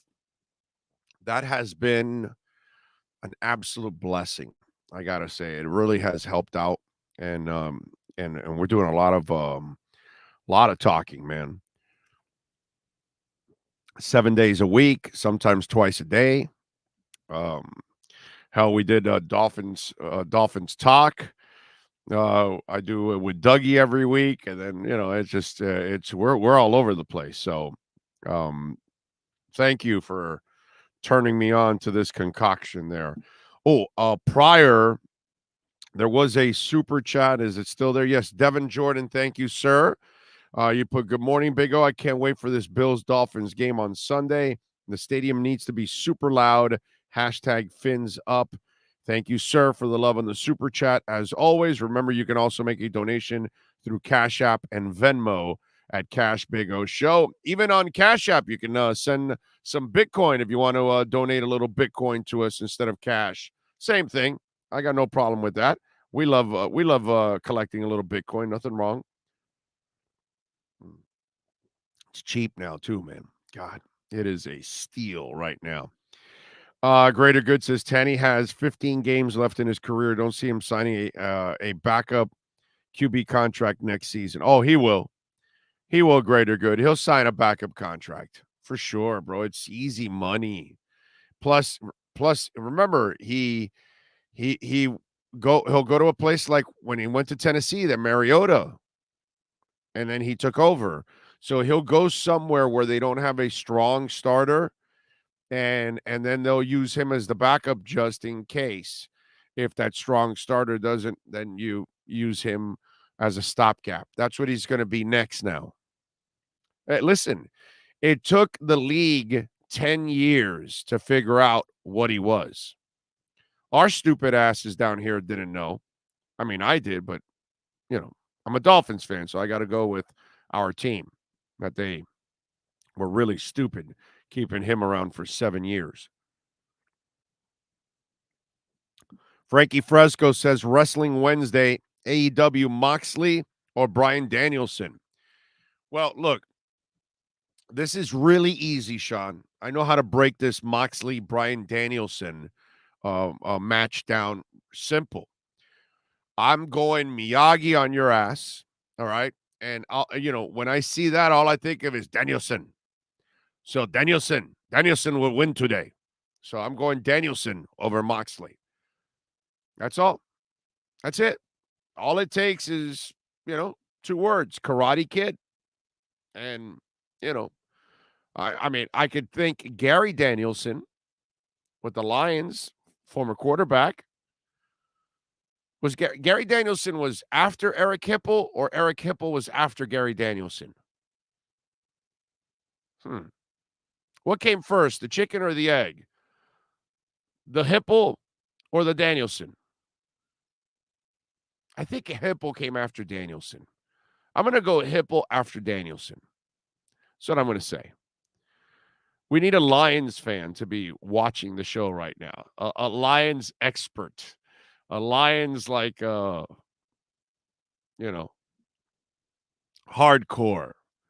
Or somebody look it up for me. Did Gary, I say Gary Danielson came before Eric Hipple. Eric Hipple, if I remember correctly, had a Fitzpatrick-like beard, if I'm correct. You know what we could also do? Let's pull up a picture of Eric Hipple. In honor of Eric Hipple, who will never get talked about on any talk show, sports talk show. Even in Detroit, they don't even talk about Eric Hipple. Okay? But I'm going to say Gary Danielson first, then Eric Hipple came. I think right after, if I'm correct. I think he took over. Had a short career. Danielson was a better player, if I'm correct. Big O, how would you set up the game plan to beat Buffalo? Throw. Yes, sir. So it says, I'm looking at an article from 1982. It says, quarterback Gary Danielson, who lost his job to third stringer Eric Hipple following an injury last season. Okay. There we go. I was right. How I remember stupid shit like that, like who gives a shit about the Lions? Like, am I in Detroit right now doing a talk show? But, it's just stupid shit that's inside my head. I can't fight it. I can't do anything about it. It's all in there. It's all just trapped up in there, all that, so it's just one of those things that you just remember silly shit like that. Oh, I'd like to see the rookie linebacker get a shot this coming game. Still see Baker being a huge liability. Baker has his head in the bag of cash he got. No, Emilio. Baker's not a physical player. He's more of a athletic linebacker. He's a guy you use pass rush, cover skills, those kind of things. When it comes to the run game, that's it's a little bit more that's a little bit more of a challenge. It's always been more of a challenge for him because he's not really a guy that fights through the trash, which is the traffic, and to get into the line of scrimmage, past the line of scrimmage, or tackle somebody close to the line of scrimmage. That's just not his game, where he sheds tackles and things like that. He's not a thumper. It's not who he is. And here's where your point, Emilio, makes no sense whatsoever. And we love you for you. We love you for watching and everything. But all of a sudden now you want to throw a rookie in the most important game of the season. Think about that. Think about what you're saying. Okay? So the coaches have got to know more than you and me about these players. And if they felt that he was, ready for it, I'm sure that they would start him, my man. So against the Buffalo Bills, this is not when you experiment with somebody. You have to go with what brought you here. And he is a very good blitzer. And Josh Allen likes to get hit. I don't know why. It's baffling to me. But somehow or another, he runs too much still and gets hit too much. But if that's the way the Bills want it, and that's the way Josh Allen wants it, then, so be it. It's kind of like the Joe Burrow thing. It's only going to end one way. You don't get hit that much and not get injured. These guys are too big, too strong. They're going to knock the shit out of you. So you got to go with the linebacker right now. You cannot start a rookie. You got to go with Baker at this point. You need as much experience as possible. Plus, Baker's played the Bills several times. By the way, BetUS is continuing to kick ass. It's their 28th year. They're back for NFL action, NCAA action. They offer the industry's biggest sign-up bonuses, up to 200%. They've got all your favorite leagues, including the NFL, NBA, MLB, and BetUS offers everything, including live betting, MMA, golf, horses, esports, and all those prop bets that you love. BetUS also has hundreds of new casino games, including the coolest European slots with live dealers, and they're waiting for you at the tables. BetUS is a sports book with integrity and longevity, and you know that you're going to get paid. That's what I love about using BetUS, because I know I'm going to get paid. They've been around for a long time, 28 years, man. So go to BetUS right now and join and get 200% in bonus with promo code Big O. Nobody in the industry gets you better discounts than BetUS. Again, join now, mention Big O, and get up to 200% in bonuses on your first deposit. Nobody beats that. Head to BetUS.com today. Join. That's BetUS, where the games begin. All right. Oh, yeah. What else do we have going on in the world of sports? Oh, yeah. Big O, do you think X had some discomfort during the game? He kept giving Baltimore receivers a lot of cushion, very unlike him. I don't know. I have no idea. It's a guess that we all have, that we don't know. Was there anything wrong with him? Was he respecting the speed of Duvernay? I don't know. It's a great question. It was bothersome early on. Good thing is they kind of shut it down after that. You know, the Ravens scored 3 points in the fourth quarter. You know, say what you want about Lamar Jackson and all the stats he put up. That's what I love about the people that fall for this shit. Well, you just see the game he had? Yeah, dude, but what happened when push came to shove? I don't care what the front runner did while he was leading and for 3 quarters. What did he do in the fourth quarter? And that's where I get all the Lamar Jackson people, humma. You know, and then they brag about all his stats and, and he won an MVP. And then I say, what does he do in the playoffs? Humma. It's a great offense for the regular season. It's impossible for every team in the league to prepare for it because you can't duplicate Lamar Jackson in practice. You can't. Unfortunately, it's impossible to do that. Nobody has his speed to create the run lanes that they do with that guy. So there's no way to prepare. So it becomes a disadvantage in that sense. But the problem is it becomes very easy to figure out eventually because all you have to do is stop the run and then play the pass and play it tight because he's not a tight window thrower. Same thing happens. It's what I tell everybody. What happened in that game on Sunday was it turned into a playoff game at the end.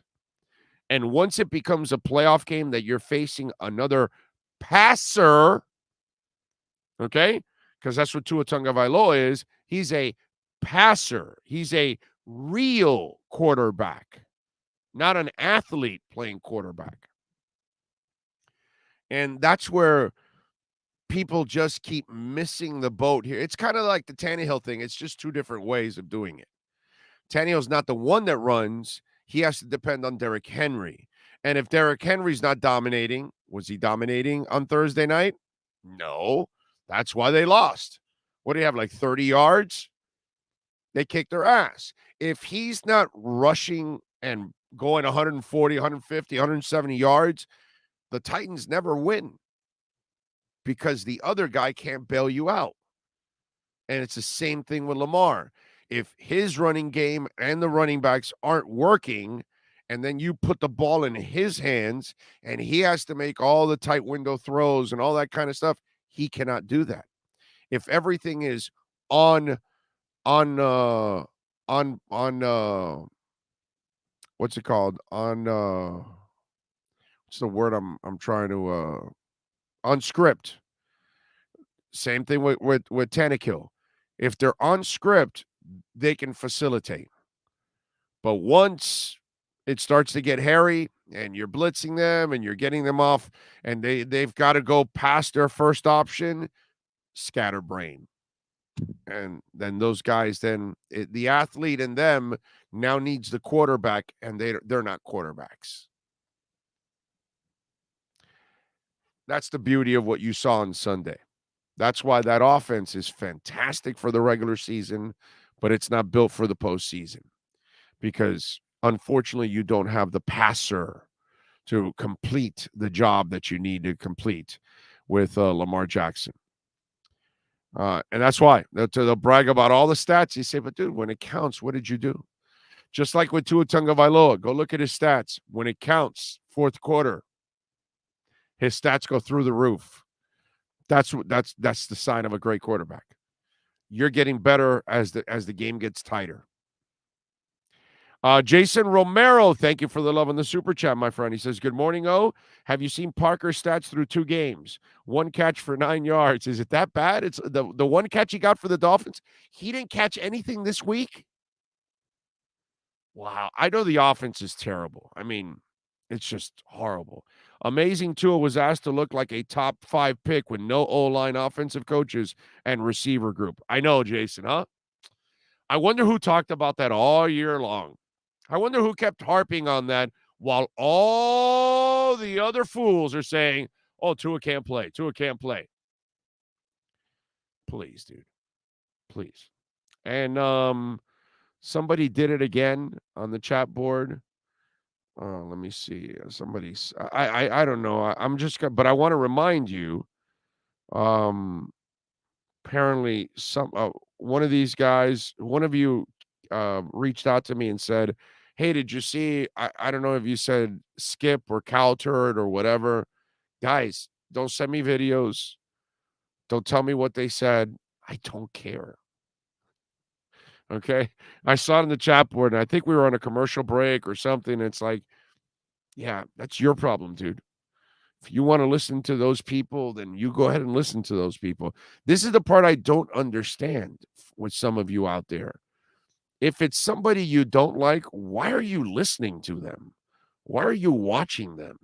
Why do you care what they say? I always love it when you people send me stuff about some of these people like Calturd or whatever, and it's like, no, I'm not watching it. I'm not listening to it. I don't play it here. Don't care. Don't care. As funny as O.J. Simpson is when he comments, people all the time want to play his comments. Do you ever see me play his comments? No, because I don't follow his comments. I don't care what that scumbag says. Why am I going to give him any kind of publicity whatsoever? It's a weird dynamic with some of you out there. But just so you'll know, don't bother sending me any of that. It's a waste of time. I'm not going to check it, and I don't care what they say. You know, when I already know that you're a phony in the business, that I know you really don't put in the work, and you really don't know what you're doing, and you're just kind of playing a part on television or on radio, you're excommunicado, as we do in John Wick. Okay, so basically, I'm running the Continental of broadcasting. And then what I do is I excommunicado losers. And I don't want to hear. I don't care what Chris Sims says. I've seen enough from that schmuck that I know he doesn't know anything. Even though he played the game, he doesn't know anything.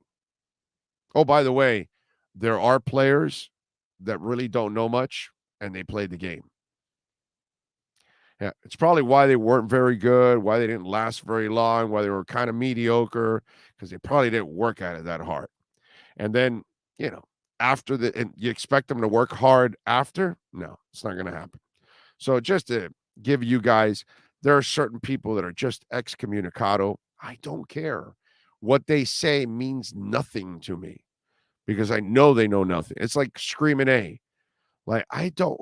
I'll listen to him when he's talking about basketball. Okay, and I'll give him a listen in basketball.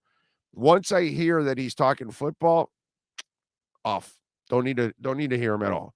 Because I know that I forgot more about football 30 years ago than Stephen A will ever know. 30 years ago. I'm going to be 56 October 1st.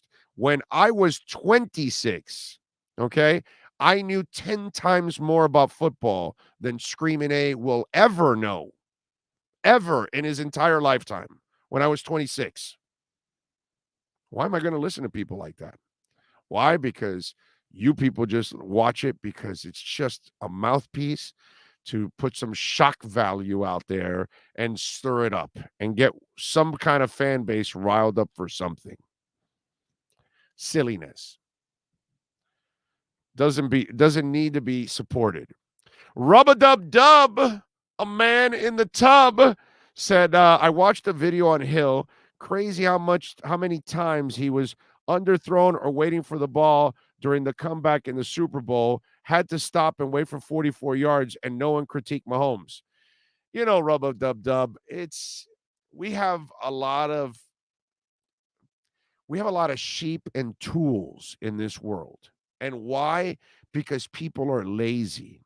And then they hear Skip Bayless say something stupid, or Stephen A, or whatever, any of those idiots, Colin Cowherd, and then you idiots repeat what they say. And then, you repeat a lie enough, you repeat enough misinformation, you're going to get enough stupid people to actually believe it. That's how this world is.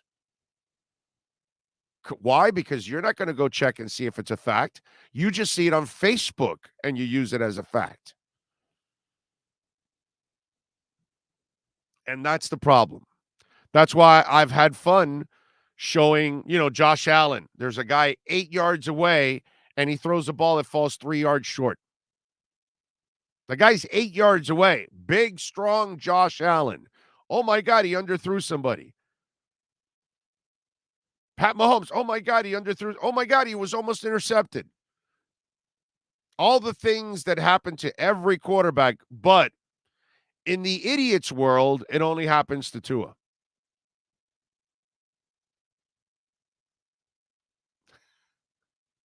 So, Rub-a-dub-dub, first of all, it is one of the fantastic names on the chat board. Congratulations on the name. Plus, you had a duck and everything with glasses as your profile pic.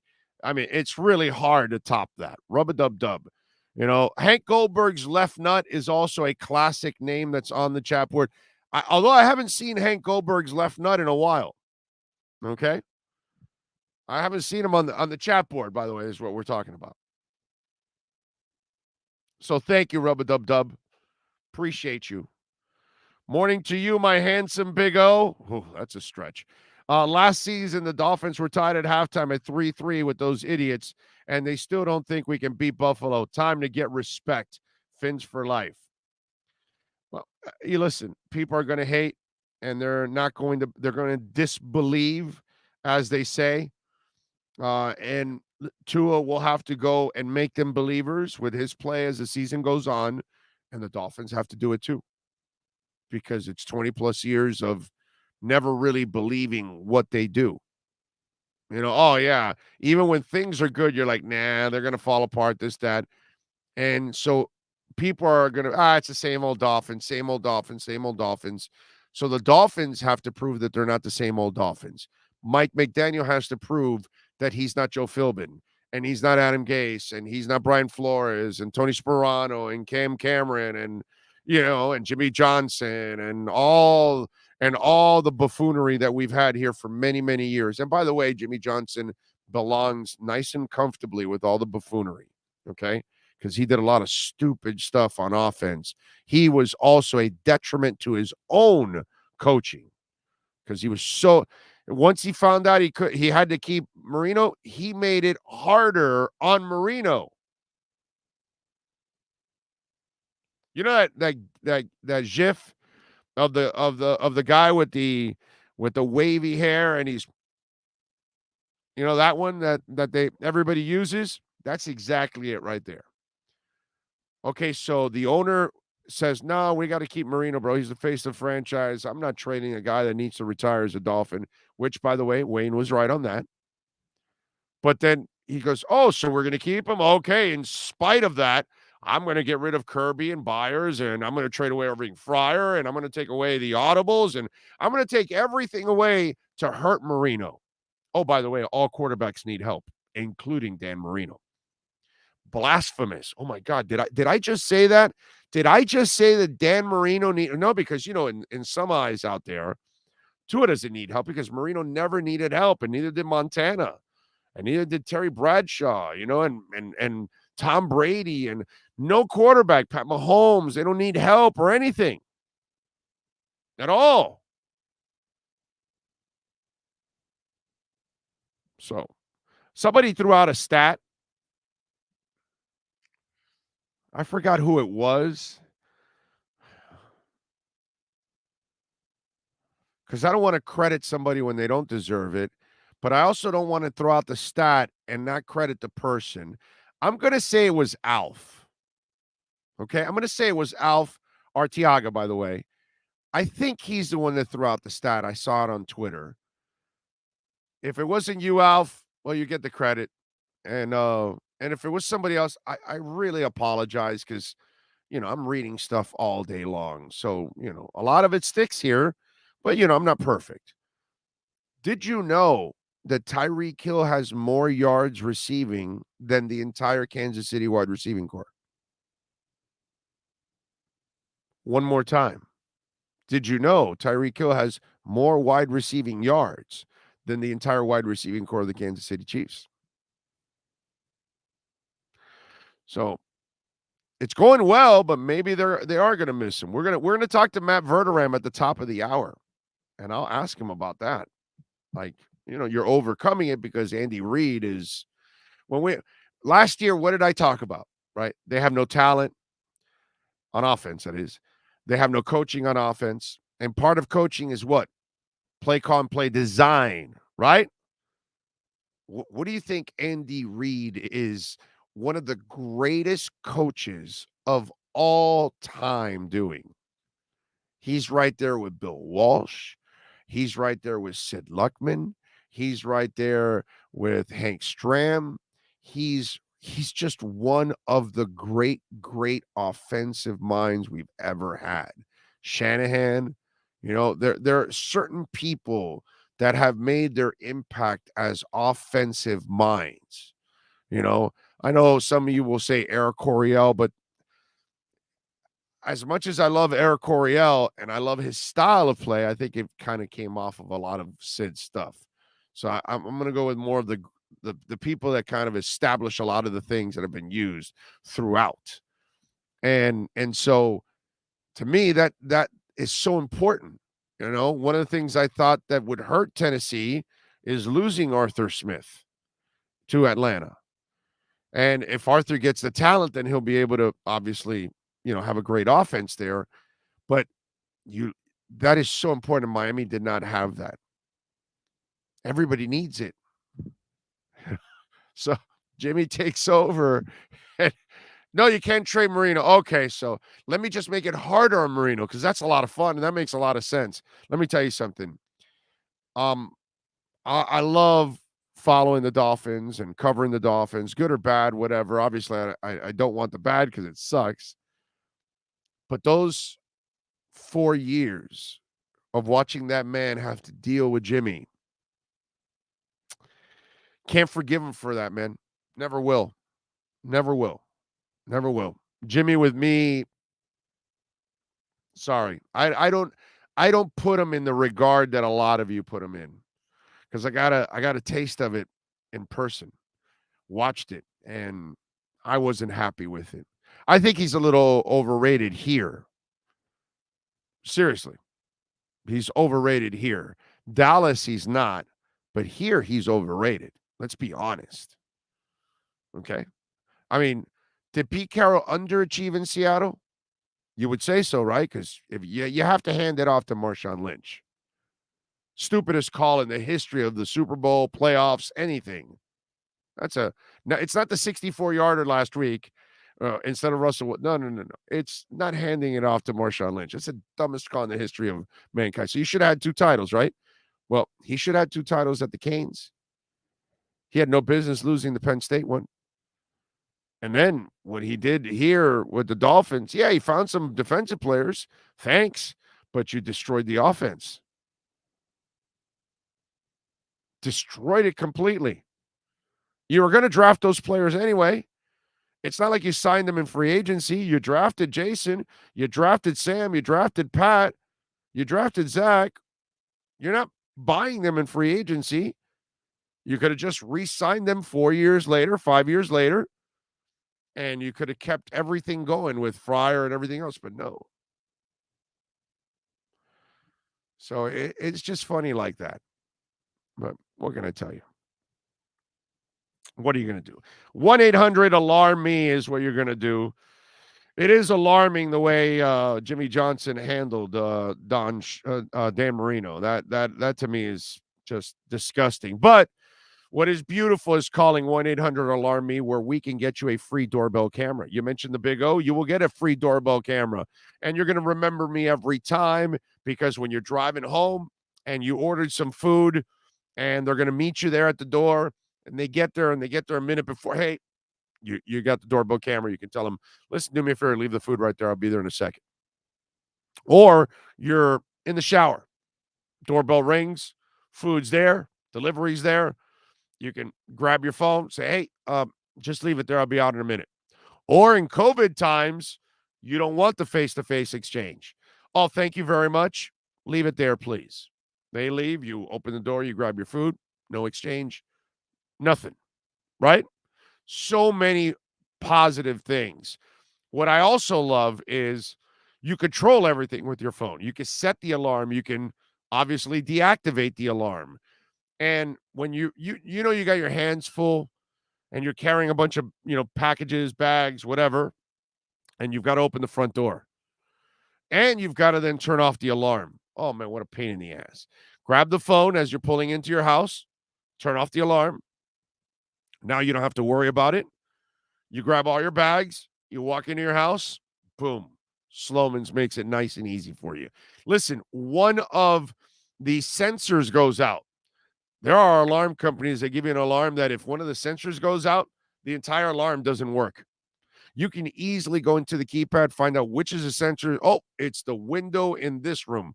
Okay, sensor went bad a couple of years later, whatever. You can turn off that sensor and then set the alarm. Then you call Sloman's, and they'll come right away to fix that sensor. It's a beautiful thing. 1-800-ALARM-ME. You'll get that free doorbell camera. You use our professional installation, our low-cost central station monitoring, and we're going to get you an LED touchscreen pad, so easy to use, motion detector, and 3 arm doors and a backup battery. Call them, 1-800-ALARM-ME. That's 1-800-ALARM-ME. Support the great people that support this platform, Sloman's Home Shield. Marky, the funky Pollock. Okay. Big O, are you worried whether T. Armstead can last a full season? If not, whether his replacement Armstead missing one? Well, can we worry about it when it happens? We all know he's injury prone, bro. It's an old story. That's the life you live. What are you going to do? Let's talk about something when it happens. Why are we going to talk about negative shit when there's no negative shit going on? So we'll wait till he misses time, and then we'll see who his replacement is and what kind of a downgrade it is, if it is, and then that's it. But for now, I'm not going to, in a week where Tua shines, the defense plays well in the fourth quarter, makes some serious plays. You got Buffalo. I'm not going to start worrying about what if something happens. That's not fun right now, dude. I'm having fun. You know how we also have fun? We have fun with Matt Verderam, baby. You know what we do? We step into the huddle with Matt Verderam. That's what we do every week right here. The redrecover.com huddle with, of course, the one and only Matt Verderam. Let's do it. Oh, I think I know what this is. Houston, we have a package. Hello? No matter where you are, the Sloman Shield home security system guards your home. With next-gen perimeter protection, 24/7 monitoring, and interior motion sensing. And right now, get a free Sloman Shield security system and doorbell camera, all professionally installed, for free. Shield your world, the Sloman Shield. Welcome to Red Light Therapy, a revolutionary technology perfected by NASA to aid in muscle strengthening and recovery.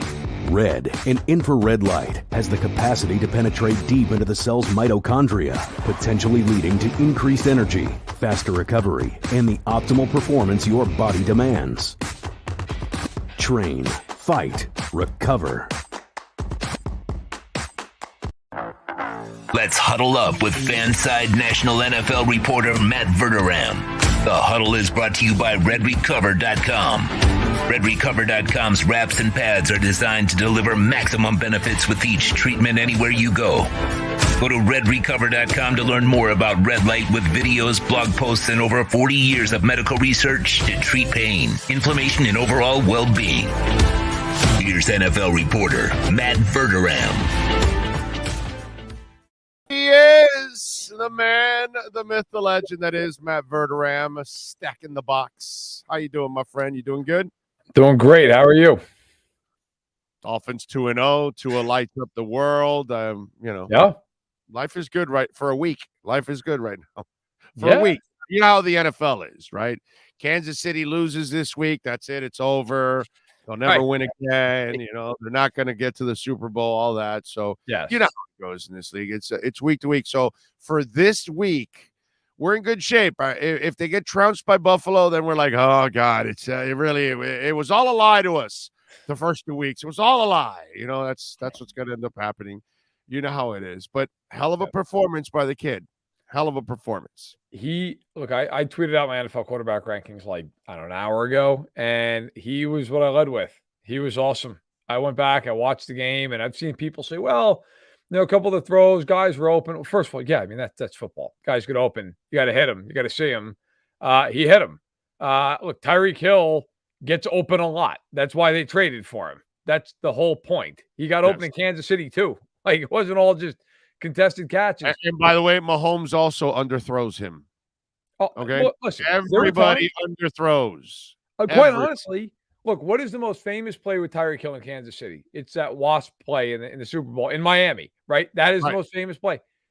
Tyreek Hill was standing stationary when he caught the ball. He was so open. So look, that sometimes when you have a guy that fast, that's going to happen. Like I thought overall he was phenomenal. I mean, 6 touchdowns, 469 yards. Why would you try to discredit that? He was great. They were great. Now, you want to sit there and say, hey, you'd like to see a little more of the first 3 quarters of the game from the Dolphins? Fine, sure. But there's 4 quarters. They came back. They won the game. Look, the most impressive thing to me about that game was a lot of teams, especially young teams that haven't had a ton of success, a lot of teams would have folded the tent and just said, you know what? We're on the road. We're playing a good team. And by the way, I think Baltimore is going to be a very good playoff team. We're a good team on the road here. We're not going to win this game. And I give them credit. They came back. They didn't stop fighting. They eventually took the lead. And even after the Ravens, when it was tied 35-35, they took the lead on Tucker's field goal. Tua drove them right down the field. So, look, all the credit in the world to them. And this game against Buffalo, to me, if they win the game, I mean, all bets are off. Okay. Yeah. I mean, the hype train's going to be off the rails. But to me, even if they lose the game and it's a really good game, I mean, if you're a Dolphins fan, like you got to feel good about it. Like I think anyway, that's how I would look at it. Yeah, no, Tua and Mike McDaniel passed the test too because obviously he's Mr. Cutesy with all the jokes and all that, and we love it down here. I mean, it's fantastic to cover like a real human being with a personality, but that stuff doesn't fly if you're losing. If you're losing, no, it's not. Right. And so the test came, because a lot of people were like, "Oh yeah, Mike McDaniel's really funny." All right, we'll see when things are tough and so guess what? Things got tough and he passed the test too. So that was I was happy for both of those guys, obviously, because they needed this guy, especially Tua, we all know, needed it. By the way, I saw an interesting stat. Kansas City's winning. Andy Reid's a monster. We all know that. It's always been that. But the receiving core for Kansas City combined does not have more yards than Tyreek Hill. Oh, I believe it. No, it's an interesting stat. I did not realize that. Somebody posted that yesterday, that they're like at 270 something and Tyreek's like at 284 or something. Just the receivers, folks. We're not talking about the running backs and the tight ends, because obviously the tight end is a monster in its own right. But it shows you the greatness of Andy Reid now. And this is kind of what you were counting on when Tyreek, left. You said, for those people who say, "Oh, they're going to struggle." Well, dude, you don't know Andy Reid.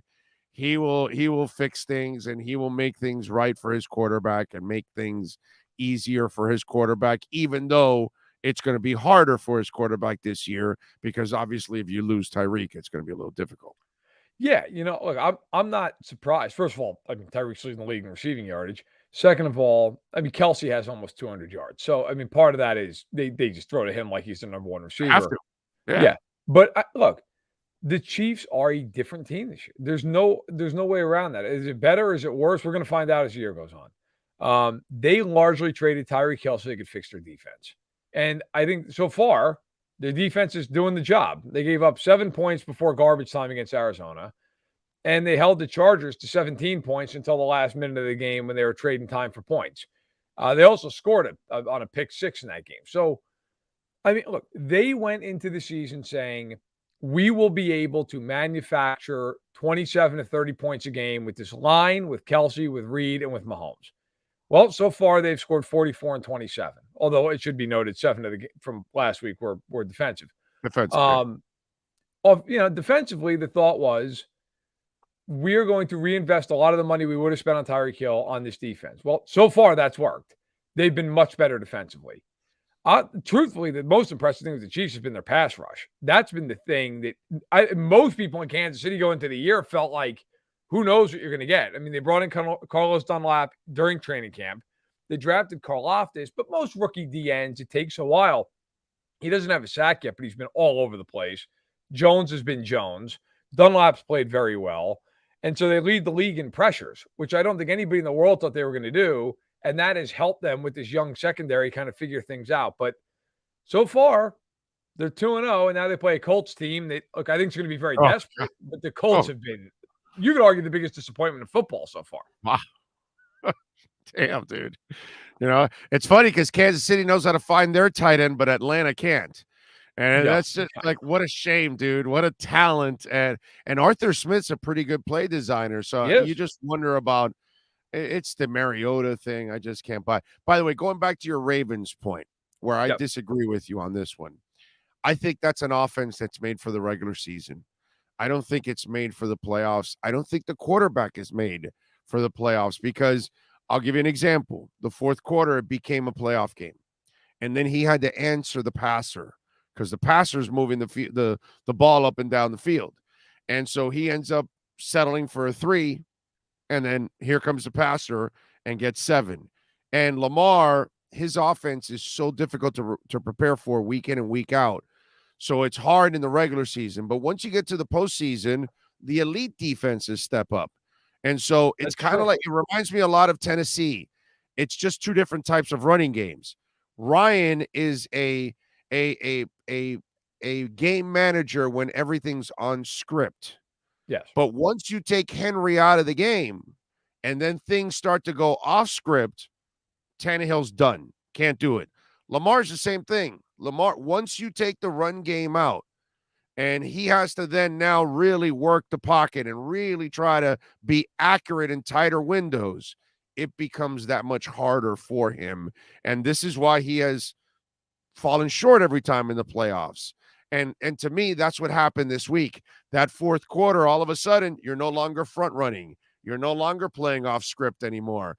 Things aren't going your way anymore now. Now you need to be a passer. And I think that's the problem I have with Lamar and why I've never really, no matter how many stats he puts up, I just need I need to see it when it matters in the postseason, and it never happens for him. Well, that's my issue with him. We agree on this for sure. Look, the one thing with them is they're very one-dimensional at times offensively. And when you are one-dimensional in the playoffs, if you face a team that can stop that dimension, you got a big problem because there's nowhere to hide. And I think with Baltimore, one thing about them, in the regular season over the years, when they play bad teams, they kill them. They're just more athletic. They're well coached. They Physical. get out front and they bury teams. And a lot of it, too, was with Wink Martindale, who now is with the Giants, but the defensive coordinator for so many years there. He was so aggressive with his blitzing that if they got out in front of you and you didn't have a quarterback who could beat the blitz, you were just done. I mean, they would just absolutely unload over and over. I mean, you watch the Giants now, it's hysterical. They blitz every play, it feels like. So that's part of the way that the Ravens played. Now the Dolphins have been the what's it called, the sacrificial lamb for the Ravens many times like that, because they would get beat up and then they don't have the quarterback to get you back into the game. And that's the problem. The other side of it too with the Ravens, they want to play very aggressively defensively. Well, when you play great quarterbacks, which you're going to play in the playoffs more often than not, you got big problems. And they have been torched defensively at times in the playoffs by these teams that just say, look, if you want to blitz us, you're dead. And they've been dead more often than not. Yep. I'm with you there, man. It's crazy stuff. What did you think of the Tampa situation with Bruce Arians, Evans getting the suspension? And I know Lattimore's kind of been a jerk. I don't really know exactly what was going on, that instigated everything. But then Bruce Arians, I don't know if he was like the corner guy in a boxing match, screaming to his boxer, a.k.a. Mike Evans, come on, get in there, get after him. That was bizarre. Yeah. I was watching that game live, and look, they've had their issues, Evans and Lattimore. Like, that's been well documented over the years. I've seen people argue that Evans shouldn't be suspended, and I would argue that, first of all, I'm with you until he shoves a cameraman as he's walking off the field. Like, then you get suspended. That's when you get suspended. Okay. Yeah. But that was insane. And my take on this is, like, Bruce Arians, it's time to get off the field. If you're not the head coach of the team, get off the field. Like, you want to be up in a box, that's fine. That's fine, whatever. No problem. You have no business being on the sideline and being really involved here. And I have a feeling the NFL behind closed doors are going to tell him that this week. Oh, they reprimanded him. Yeah. You can't be there. That's not your place anymore. If you want to be that, then you need to be a head coach somewhere. So, but what if he declassified the field? Is he allowed to go there? I'm not touching that. I'm not touching that with a 100-foot pole, Big O. There's no way. But you gotta give me some credit for mixing it in, right? I mean, it's great. It's great, especially for you down in Florida. Okay, you guys are ground zero for all this stuff. I'm not. I get in enough trouble on Twitter. I say one thing, even tongue in cheek, I get screamed at for 2 months. Well, you know what? The Buccaneers, in all seriousness, right now, I know they're 2-0. And look, I love the defense and all that. Hicks is now out, which is not surprising. Unfortunately, he gets hurt a lot. Hey, are you allowed? Wait a minute. Are you allowed to talk bad about the Bucs and Brady on his day off? I don't know about this, bro. They don't pay me. Wednesday's his day off. I don't know. Isn't that against the law in the NFL to talk bad about the Bucs and Brady on his day off? Yeah, I think it's against. You take chances. You go ahead. You're a risky dude. Go ahead. I mean, I just. Like, I don't understand what's going on. Like, now Josh Wells, a backup left tackle, and Giovanni Bernard are on IR. Hicks is out supposedly for a month. You've got a team that, look, defensively, they've been great. You give them all the credit in the world. Yeah. Offensively, they can't score a point. I mean, they can't do anything in that game. So I went into Sunday and I was like, I'm going to write my column about the Bucs and the Saints. So I sat there and watched that game. It was so bad offensively. Like, I can't write about this. There's nothing to write about. Like, these teams, look, both of them are good defensively. Neither one can score a point. So I ended up actually writing about your Dolphins and how Tyreek Hill is one of one, and he changes everything about your team when he's on the team.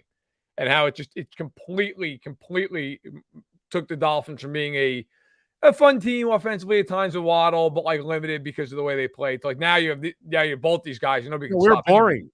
We're boring, bro. Oh, it was boring if it didn't go to Waddle. It was boring. Yes. Yeah, it was boring. It was boring, and it was short. Everything. By the way, what happened to all the idiots? Oh, they got the wrong receiver. You see the guy in Cincinnati? He's kicking out. Waddle's catching 6-yard passes. You morons! That's the offense. That's not the kid. Now watch him. McDaniel comes, opens things up, gets somebody opposite of him to take some pressure off him, and now you're watching him 170 yards later. Awesome. It's like people.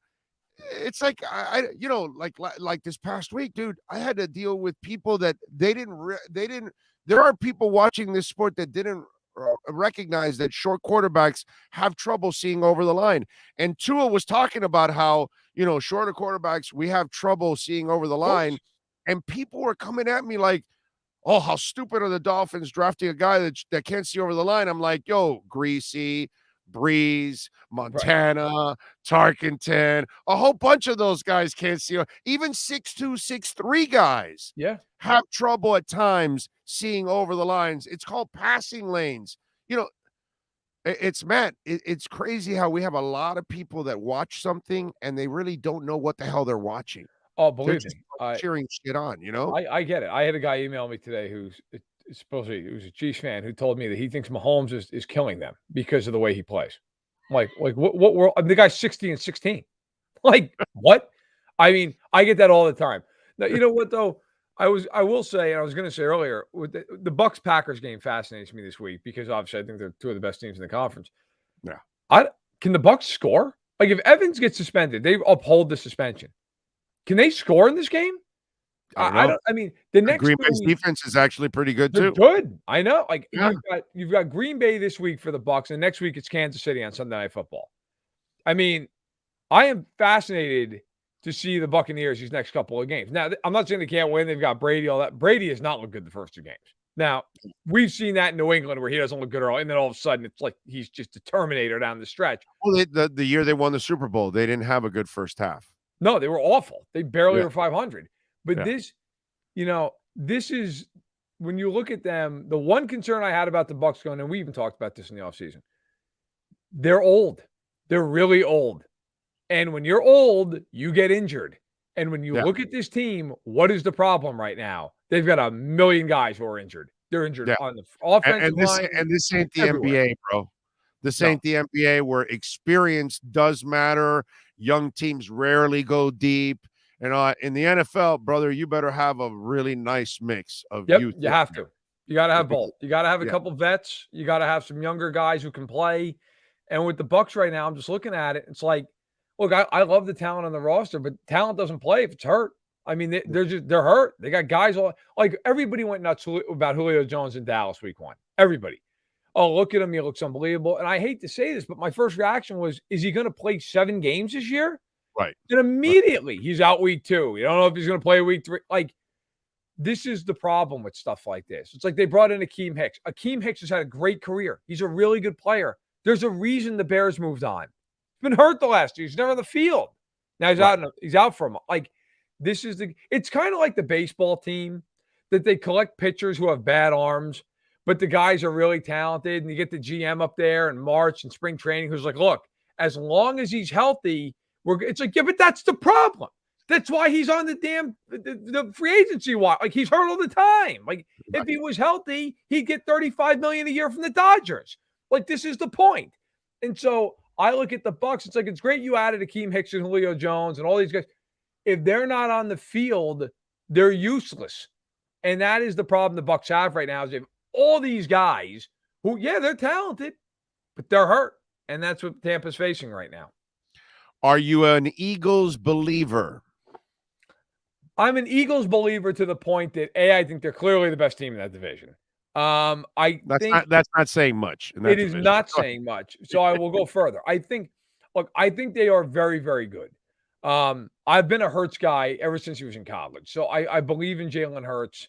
I think when you get the education he got, Saban, Riley in college, I think that matters as a pro-style offense. Also, I gained a lot of respect for him in college when he was with Tua at Alabama.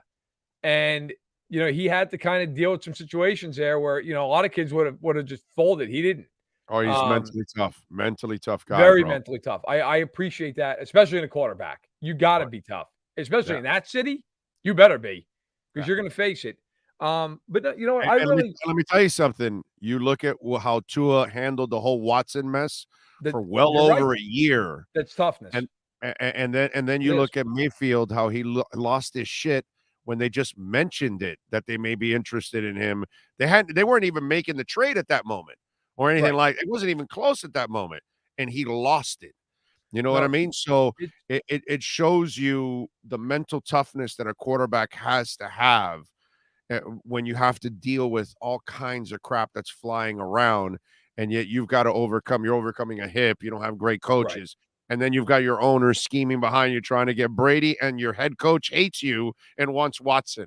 I mean, the shit that Tua's been through, it already proves to you that he is mentally and physically, there's no doubt in my mind he's the toughest sumbitch out there, because I would have trouble just going to work after I had hip surgery. This guy wants to play in the NFL, dude. No, I mean, I don't think his toughness isn't quite, shouldn't be. But to answer the thing with Philly, my question with Philadelphia is going to be this: when they're in the playoffs, and they'll be in the playoffs, like we just talked about him, in fact, a few of them, Aaron Rodgers, Tom Brady, Matthew Stafford. Like, can you go toe to toe with those guys in playoff games and win those games? Because that, as we just talked about with Lamar, that's a whole nother animal. You get into those games. And these teams, like, look, I'm not a big believer in, like, fans always ask, like, do you think they held something back in this game? Look, teams are trying to win football games, okay? Teams aren't like, let's risk losing this week.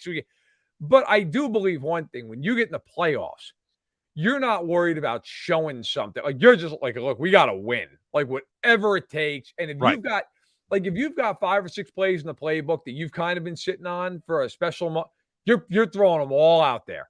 And so that's why in a game in the playoffs, if they play Tampa or the Rams or the Packers, like, can the Eagles go punch for punch with those teams when those coaches and those quarterbacks are like, look, you're getting all of it. And Hurts, you're getting the 6 best blitzes we've got. And you're getting the one coverage we think we can beat you with. I will say, though, I'm very impressed. Their roster is very deep. It's very good in the secondary. I love their offensive line. A.J. Brown is going to pay off in spades. So, by the way, how's Tennessee doing without him? He's a great player. How did he and Hollywood? How did A.J. Brown and Hollywood Brown go for the same amount of draft capital? Can anyone explain that? Yeah, no. Yeah, it's crazy. Insane. Like, A.J. Brown's unbelievable. Like, Hollywood Brown's fine, but I mean, my God, he's not A.J. Brown. No. He changes that whole offense, because you know what? 3rd and 9, throw it to him. Throw it up high, box him out, whatever. Give him the ball. He's never uncovered. That's right. Right there. That's just like throw it to him. Throw it to him. Covered, go. Doesn't matter. You got to throw it to him. That guy doesn't matter where he gets separation. He's got 2 guys on him. Throw it up in the air. Like he's Devontae so Adams. Strong and physical, bro. Yeah, you're just not going to end up, overcoming any of that stuff, man. All right, tell them about Stacking the Box, my brother. What do you got going on? Let's do it. Every Tuesday and every Sunday at noon Eastern, 11 Central. Takes you right in the kickoff on Sundays. Go over all the games. And then, look, we actually had Stephon Diggs on this past Tuesday. He came on yesterday and interviewed with us. He was great. He talked about the Bills-Dolphins game. Has a lot of respect for Miami. So that was fun. So check that out. And then, on FanSided, got quarterback rankings today, highlighting Tua. Got the picks on Thursday. Just finished writing that column up. So there's plenty. And then, of course, you can check me out on Twitter at the handle you see on the screen. And every week right here, we step into the redrecover.com huddle with Mr. Matt Verderame and follow him on Twitter. Matt, Much love, my brother. Have a fantastic week. We will talk next week, my friend. Appreciate you. Sounds good. Take care. You got it. There you go. The great Matt Verderam, baby, from Fansided, Stacking the Box. Make sure you subscribe to his podcast. He does excellent work as always. Todd Beard's, that is, we just step out of the huddle. Let's do it. This has been The Huddle with NFL reporter Matt Verderam.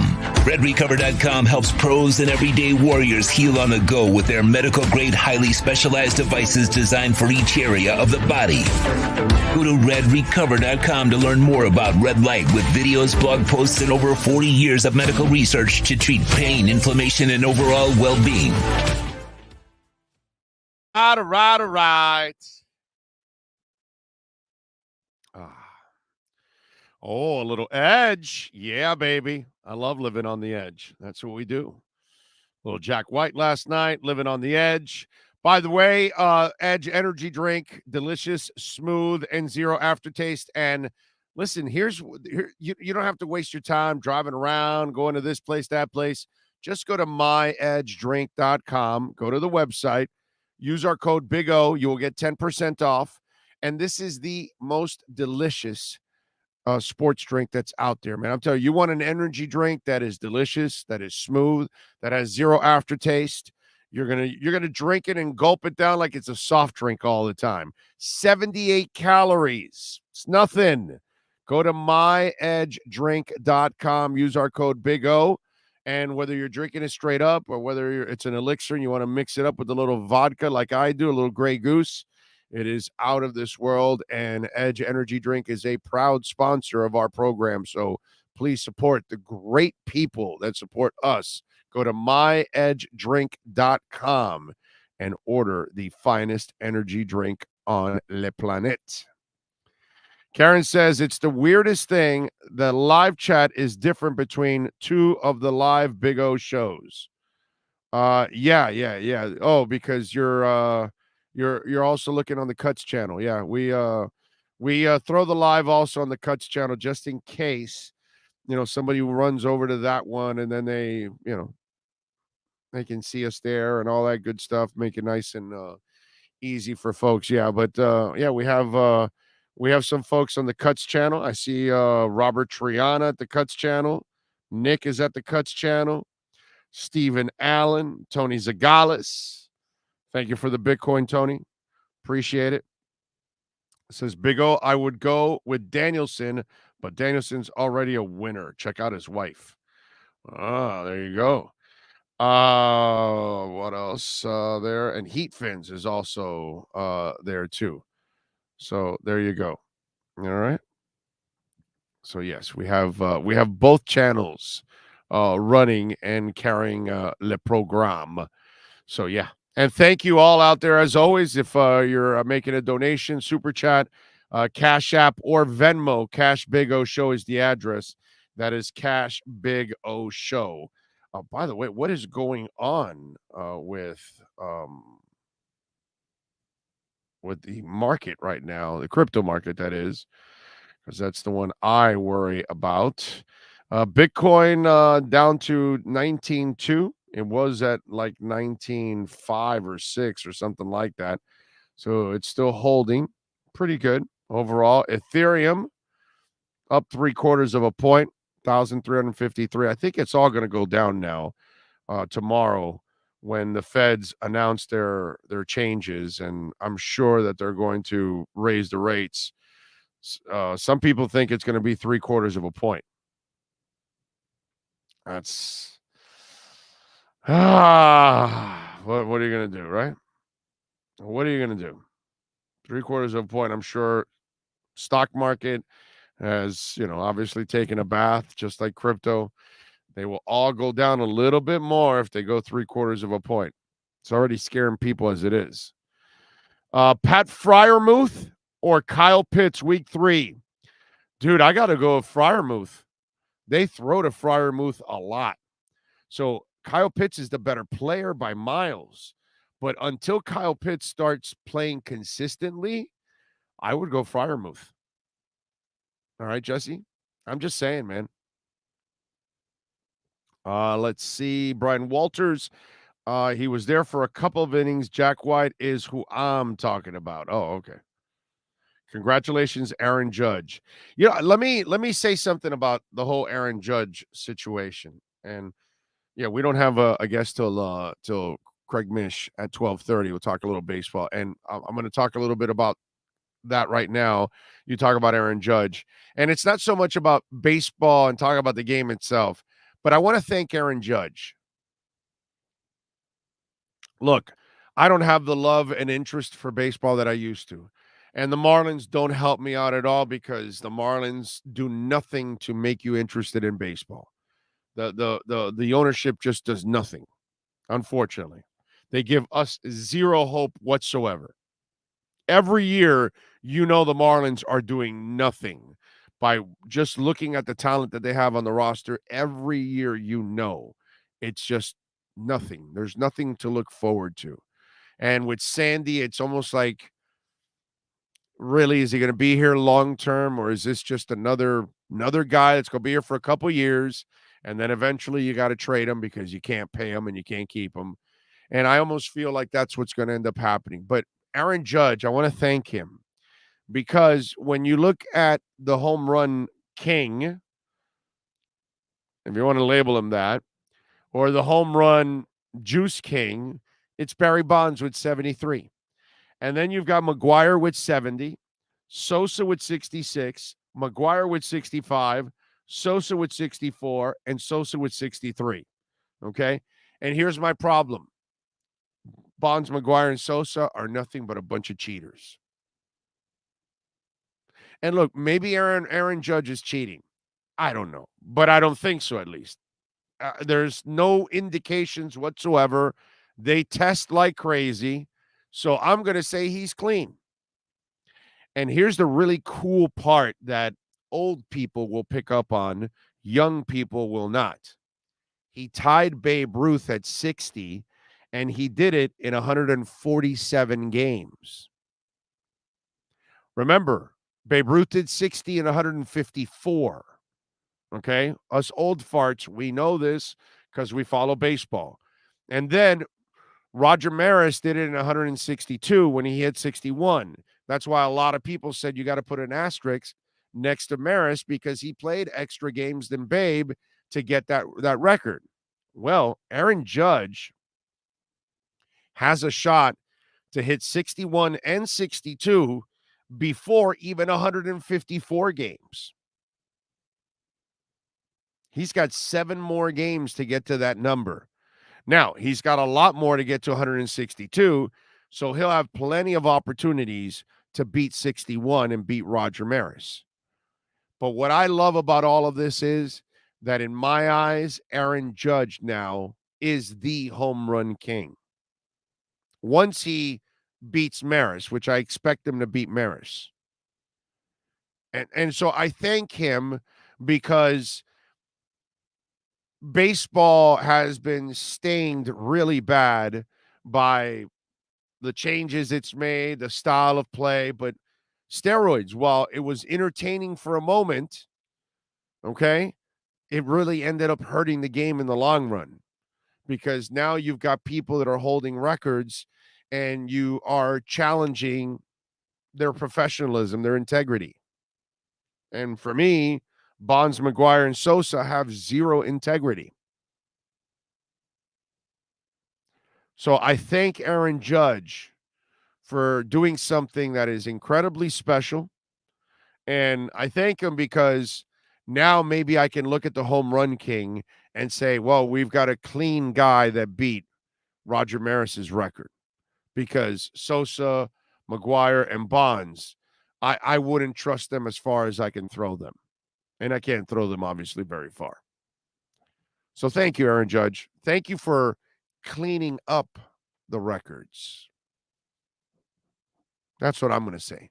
Thank you for cleaning up the records. All right, 855-912-1056. That's 855-912-1056. If you want to get in on the Welt and Rayom text line, you can also reach out to us on Twitter. That's at Big O Show. Follow us there as always. That, my friends, is a 24-hour talk show, man, on Twitter, which is a beautiful thing. All right. Let's see, what else do we have here? Let me tell you a little bit about Babbel. We love talking about Babbel, folks. Language for life.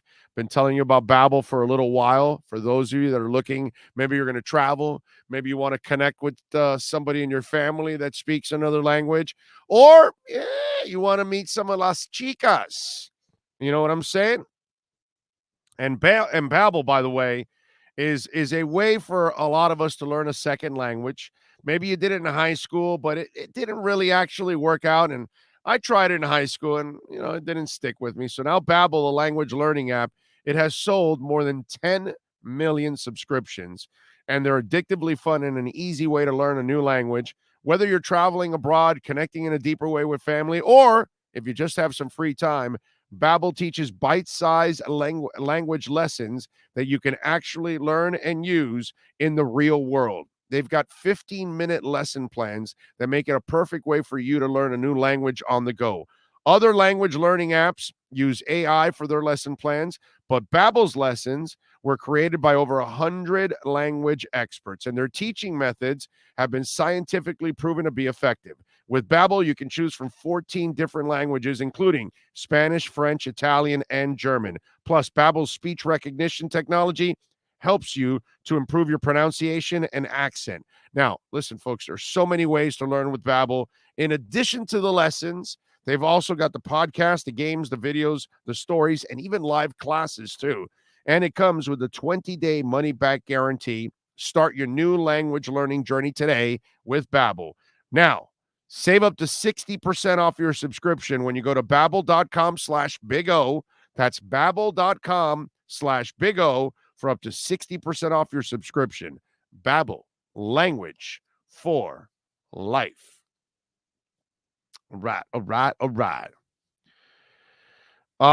Tua keeps winning. Big O's going to start learning to speak Samoan. Yeah, baby, definitely. I got to do those Samoan warrior dances. That's what I got to do. Big O the Babe played in 151 in 1927, but it was 151 or was 154 games those seasons. Weren't they 154? He might have played. Maybe he was injured a couple games or inebriated and he missed a couple games. But wasn't it a 154 game season in those days? Yeah, Sean, please look that up for me. I'm pretty sure of that. 1920. Now, maybe what he's saying is that he played in 151. Well, that's different, So, what else do we have? Season was 154. He played 151. Baseball Reference. Okay, so yeah. So there you go. Yeah, that's what I figured. But it's 154. So that's how it's measured. It's not measured by whatever games. How many has Judge played every game? You know what I'm saying? Did you look that up now? About Judge?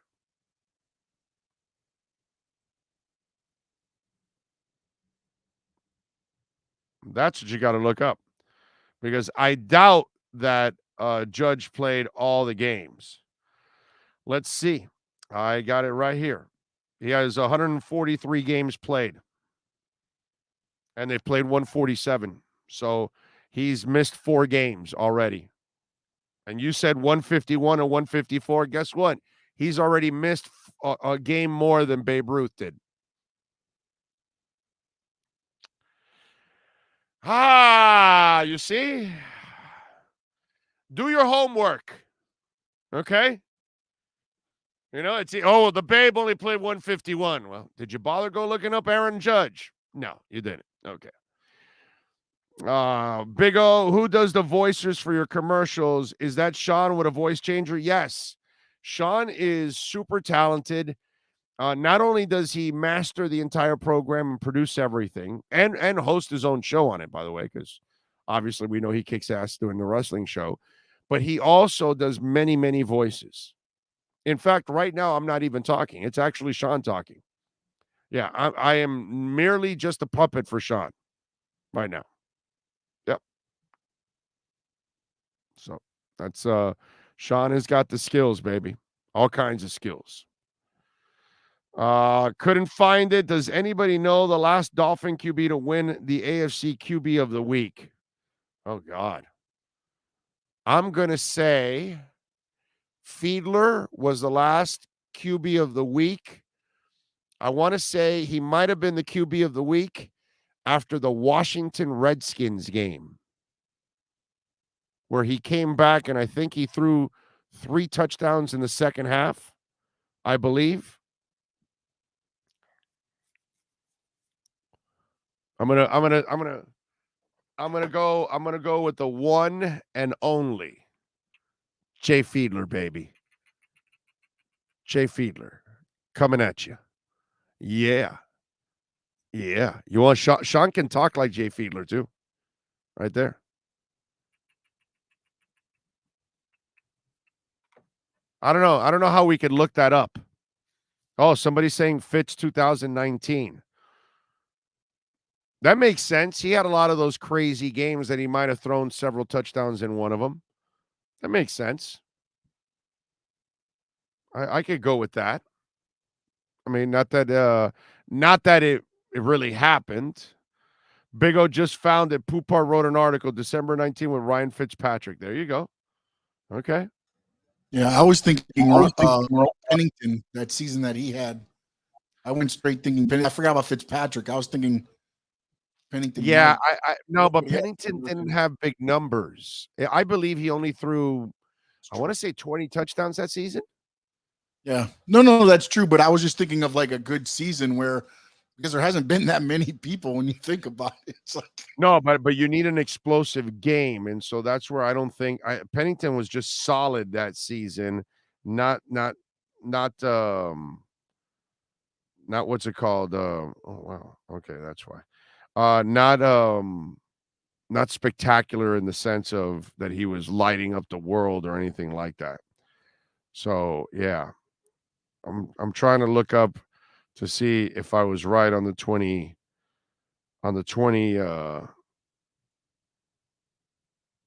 touchdowns when he did it. Let me see. Let me put Pennington. There we go. Chad Pennington. Season with Miami. 19 touchdowns. I was off by 1. So there you go. Yeah. No, there's no way he maybe, I don't know. Maybe there was one where he actually had a bunch of touchdowns. I'm not exactly sure. But I would say Jay Fiedler did win it once. At least. You know? Well, just put Jay Fiedler, AFC. Let me see. AFC Player of the Week. See if it comes out. That's all. That's all you got to do. Let me see. Now I'm getting hit with bots.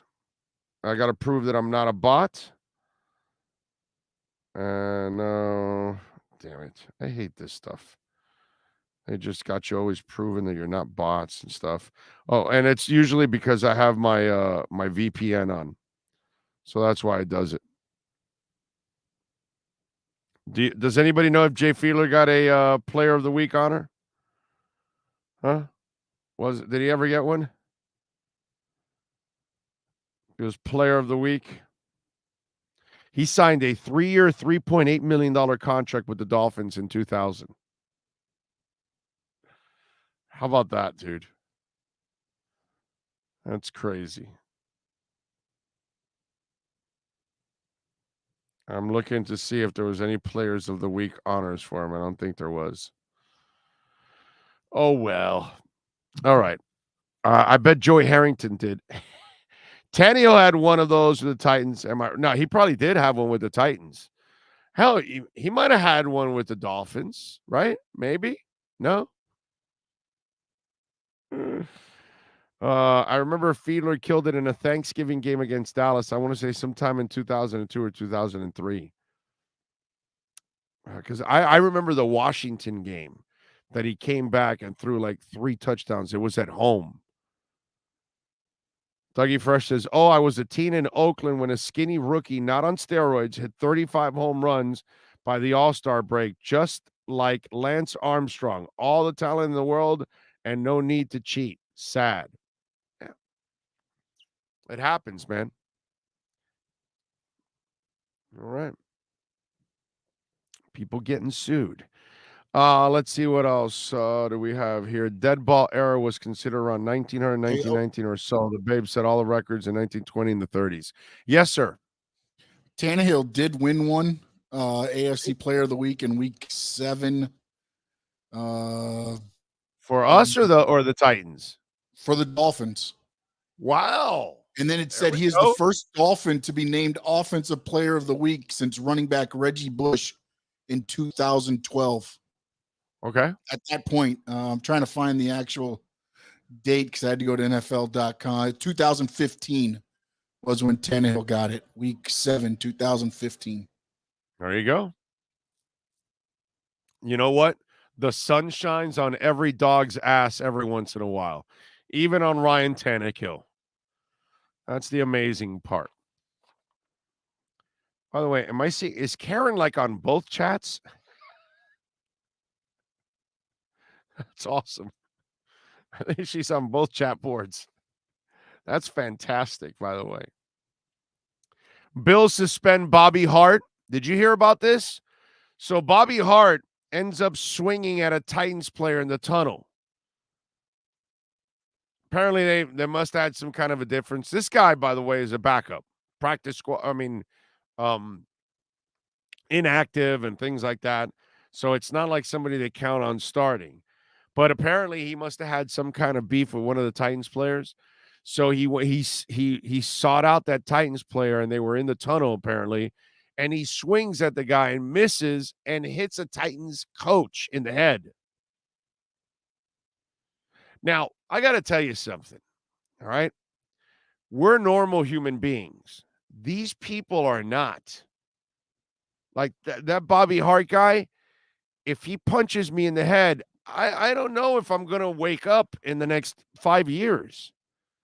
You know what I'm saying? Like, that's some dangerous stuff, dude. Like, you hit a coach in the head, you could have concussed that guy. Hell, you might even you might give him something down the line that may affect him. God forbid. What a shame, dude. What a shame. I don't care about Bobby Hart missing time and the stupidity. I feel bad for the Titans coach. That's what I feel bad for. The guy's probably trying to break it up or whatever, but he's not looking to get punched in the head by a really, young, strong dude. None of us want to. You don't want to get punched in the head by an NFL player. Those people are strong, man. Those are some strong human beings.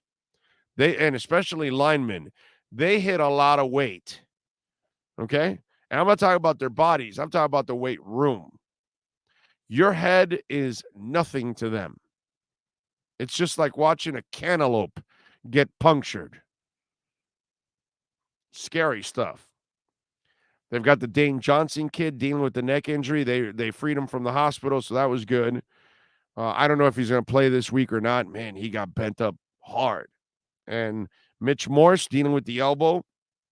And then Jordan Poyer with the hyperextended elbow. So they've got their share of injuries. But, hey, Jordan, if he wants, he can at least send Rachel Bush down to hang out. And, she's not, there's nothing wrong looking at Rachel while the game's going on. In fact, they should put Rachel on the sidelines there with the cheerleaders. It would probably work out really well. And then, and what Rachel should do is what you all should do before your workouts. You should use a little redrecover.com. That's right. You should go to the website, redrecover.com, check out the wraps. It is great to optimize your workouts. So when you're headed to the gym, you use it before, you use it after. If you've got injuries, if you've got old surgeries, and you've got some pain, discomfort from those surgeries, those old injuries, redrecover.com's wraps and red light therapy is exactly what you need, folks. It's all natural. There are no side effects. It's great for the kids. It's great for adults. It's great for your pets. You know, we have wraps for their hips. And as you know, a lot of dogs have problems with their hips as they get older.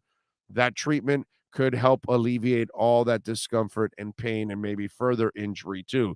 RedRecover.com, it promotes faster muscle recovery following your workouts. It even expedites the healing time from sprains and strains. And if you just had surgery and you've got a scar that you want it to heal as clean as possible, red light therapy can also help scars heal and practically make them disappear at times.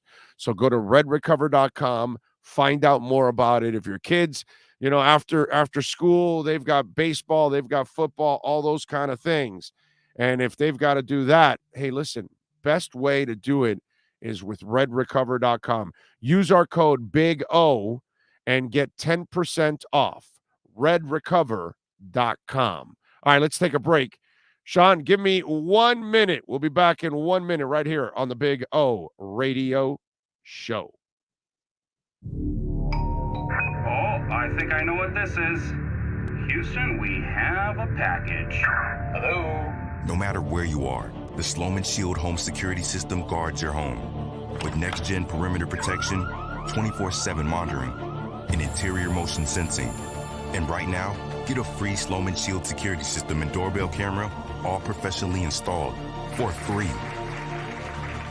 Shield your world, the Sloman Shield.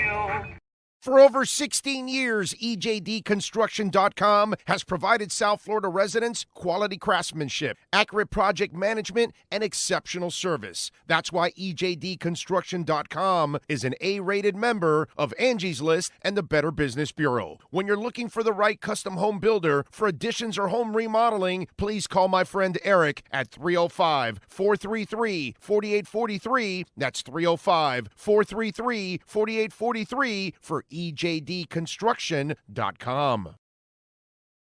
Why is it that you get locked out in the worst moments of your life? Where are my car keys? Man, I can't find my house keys. In those frustrating moments, you need a locksmith you can count on. A. Lenny Locksmiths in South Florida, from Miami to Port St. Lucie. In Central Florida, A. Lenny locks it down in Orlando and Tampa Bay. Lockouts or lock changes for home or business. Car key replacements and programming all model cars. 24-hour service. Call them at 855-869-5625. Go to the website at alennylocksmith.com.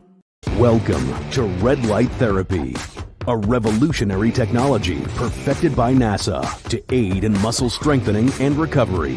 Red and infrared light has the capacity to penetrate deep into the cell's mitochondria, potentially leading to increased energy, faster recovery, and the optimal performance your body demands.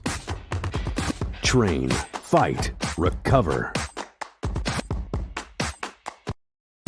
When it comes to South Florida sports teams, very few in the media have witnessed, lived, and covered it like the Big O. Let's start the program dedicated to your favorite South Florida teams with a passion that's unmatched. The Big O Radio Show is on. Here's the Big O. We're back. Thank you. Had to take a very quick break here and do something really quick. Time flows like a river and history repeats itself. The Miami Dolphins are the only undefeated team in the NFL history. The Buffalo Blowhards will choke when it really matters, like history has dictated. Well, I got to tell you, I hope you're right. I hope you're right, Goose. Would be nice. Brian Maxwell says, why do the gunners on special teams almost always overshoot the return man? If they just slow down and keep the guy in front of them, they can't break a big play. I love how you think it's that simple what they're doing, man. Sometimes there's somebody defending you also, and you're trying to get an angle. I think you might need to have a nice long conversation with gunners so they can explain what they do.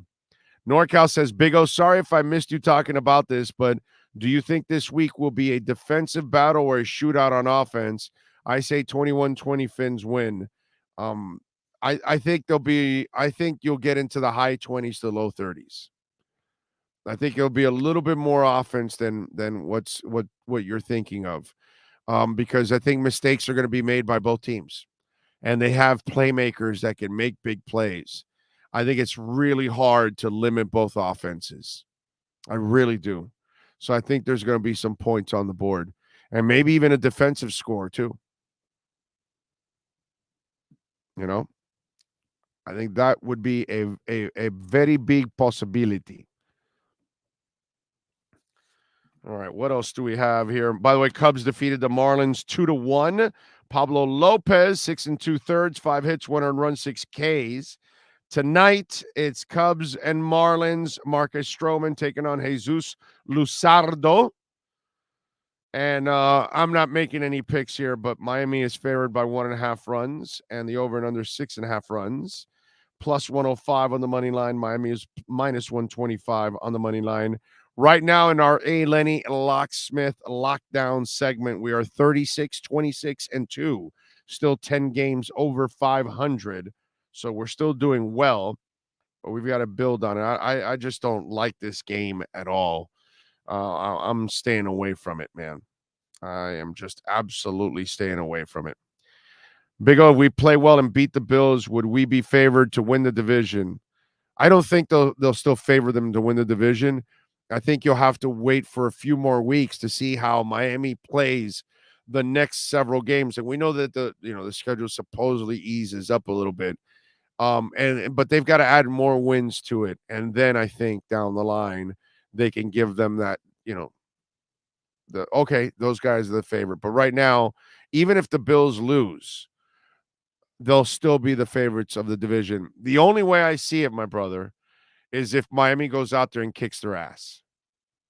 All of a sudden, what we never expected, Miami wins 34-12. And you're like, holy crap, what happened here? Like, the Bills look terrible. The Dolphins made them look silly. That's the only way I think that they can say that. Because you know how it is in this league. It goes week to week. Right now, we're all loving everything going on. But eventually, if something goes wrong this coming week, all the haters will come out and say, oh, yeah, no, that was an aberration. The Dolphins are frauds, and Tua's a fraud, and this is a fraud, and that's a fraud. And you know how it is. It goes from week to week. That's all. They just go out there and play a hell of a game. Either win it, or worst case scenario, you barely lose. Okay? But you've got to come up with one hell of a performance is what you've got to do. That's for sure. All right, 855-912-1056 if you want to get in on the Welch and Rayom text line. You can also reach out to us on Twitter. That's at Big O Show. Follow us there. Did you guys see that they arrested the guy that threw a bottle at Jimmy Haslam, the Browns owner? Let me ask you something. How stupid are you? Why would you throw a bottle at anybody? Where does that make any sense? Jimmy Haslam is a terrible owner. I get it. So is Stephen Ross. Why would I want to hit the man with a bottle over the head? I mean, he missed him, whatever. But my point is, why would you want to do that, dude? What about if something serious happens? What about if, like your mom, you said, what about if you hit him in the eye or whatever, Are you going to really feel that good about yourself? Are you that kind of a lowlife? Jimmy Haslam's an ass clown. I get all of that. And these kind of fans, did you see the guy that hit Kyler Murray? So Kyler's celebrating the win, right? And he goes to high five the fans, and an idiot hits Kyler Murray across the face. And they're investigating that too. They not only should arrest these kind of animals, okay? They should ban them from every stadium and arena in the world. Every team, every professional team in the world should get together, band together, and ban any and every fan that doesn't know how to act.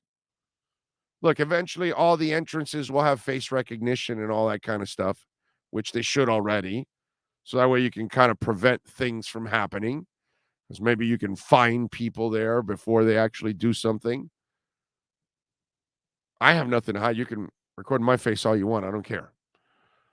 You know? Oh, there goes the fat guy. He's going to eat some food at the stadium. Yeah, that's me. Now I'm going to be a terror on the snacks. Anyway, so I saw that story, and you should be arrested. You should be banned for life. You're just disgusting in every way. It's so irresponsible, so just classless, dude. They don't deserve that, okay? Rip him. Tell him to sell the team. Tell him he sucks, whatever. Don't buy tickets. That's what I always used to tell people that used to keep going to Marlins games under Jeffrey Loria. For years, I said, why are you going to a Marlins game? All you're doing is telling Jeffrey Loria it's all right to be him. Oh, but I love baseball. Well, okay. You want to be an idiot and you want to empower that guy, you go ahead and do that. But fans are never really ballsy enough to do that.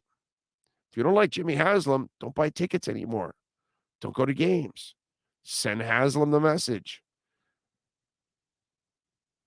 But throwing a bottle at the guy, and if you really hit him and cause some kind of serious damage, are you really, let's say you cause some kind of permanent damage to his face or something along the, is that really going to make you feel better in the end?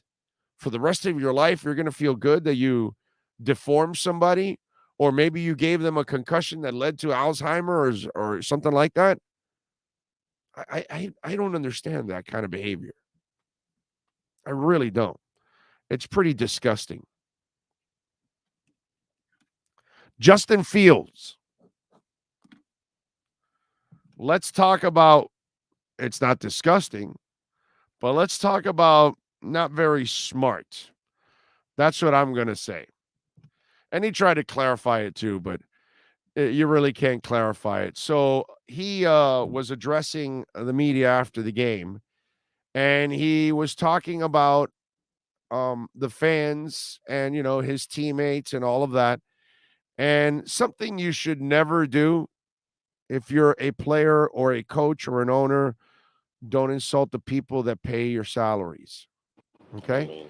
Because they buy the tickets, they buy the suites, and they also buy all the sponsorship stuff that you sell. Okay? Tyreek Hill, right? He opens a store at a mall. Well, if Tyreek Hill's a jerk, are they going to go to the mall? No, they're not. So here's Justin talking about the defeats and his frustrations. I mean, it hurts more in the locker room than the Bears fans. I mean, because at the end of the day, they're not putting in any work. I see the guys in the locker room every day. I see how much work they put in.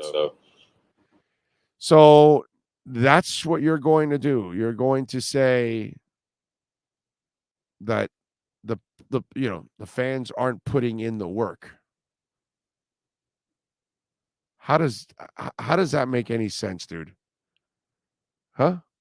How does that make any sense for you to do that?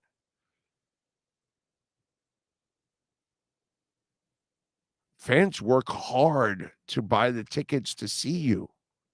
You know, the part that Justin Fields doesn't get, that's pretty stupid on his part, there's probably a fan there, many of them, that make $30,000, $35,000, $40,000, $45,000, and they spent like $2,000 on tickets, $3,000 on tickets, $4,000 on tickets.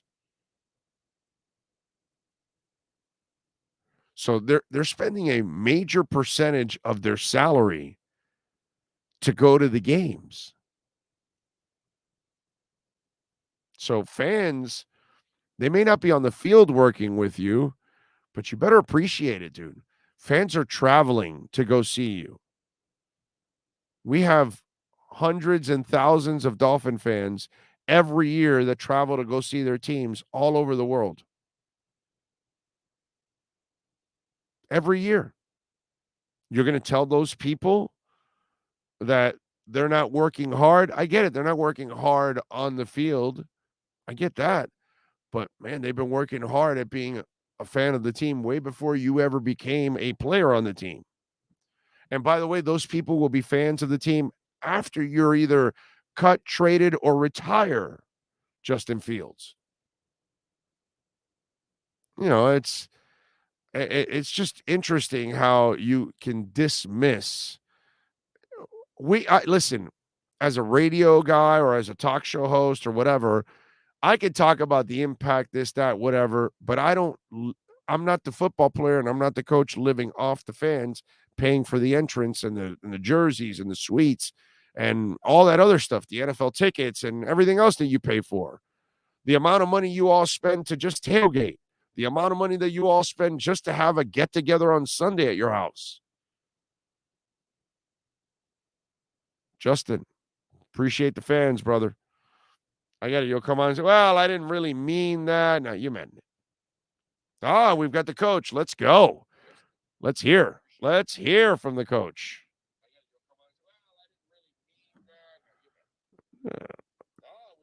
There we go. But we are very close to having one. So instead of, Chris Greer and the staff do a great job of staying in front of that stuff. So you get that done on the front end. So should we have any more issues at the position, we know exactly where we want to go. So that was the, purpose of that whole deal. And right now we feel good about Hunter and Seathan in terms of the progress that they've made. Is Seathan out of concussion protocol? Well, the protocol is that he's I don't know when the protocol ends, but he's still protocoled. So he's and that's the protocol for me to explain that. But he's doing well and progressing. He was watching walkthrough from a stationary bike, sweating, and that's always a good sign. Like, you guys have won 7 straight at Hard Rock Stadium. When you look at home field advantage, do you think it's a venue and a location, or is it the team that plays at that venue and location? I think, I think it's a little bit of both, for sure. There's something to be said, about the team that's playing in front of their fans. It takes the human beings to appreciate what the home crowd is doing. And then it takes a home crowd that's vested and committed. And I think both of those things are occurring. I can tell, I obviously wasn't here last year, but the feedback that I got from the first game, from all the players really, was that they could tell the difference in that there was added excitement and really energy. And that helps players more than fans can realize. When you bring the juice, football players are normal human beings as well, where they can feel that, and it energizes them to push them possibly beyond where they'd otherwise go. Mike, is it a bit of a cram this week with the Monday night for the Bills, getting the game plan for today ready? No, if you don't have, if it's a new, coordinator or a new head coach, that's a bigger issue. When you have, I've been fortunate to be in the NFL long enough to know exactly, really for all the way back from the Carolina days, Coach, really, and Coach Frazier, but they've both done a great job. And so you kind of understand, like any really good high level coaches, they have a principality to them, a starting point, and then it's whether or not they're doing little nuances within it, points of emphasis. But, just like you guys know that regardless if it works or not, you're going to see outside zone. I know exactly they're going to play unbelievable, strenuous defense. They're going to play hard and run to the ball, and they're going to force you into mistakes because they can get home with their 4-man rush. So it's always good to see, and you get different.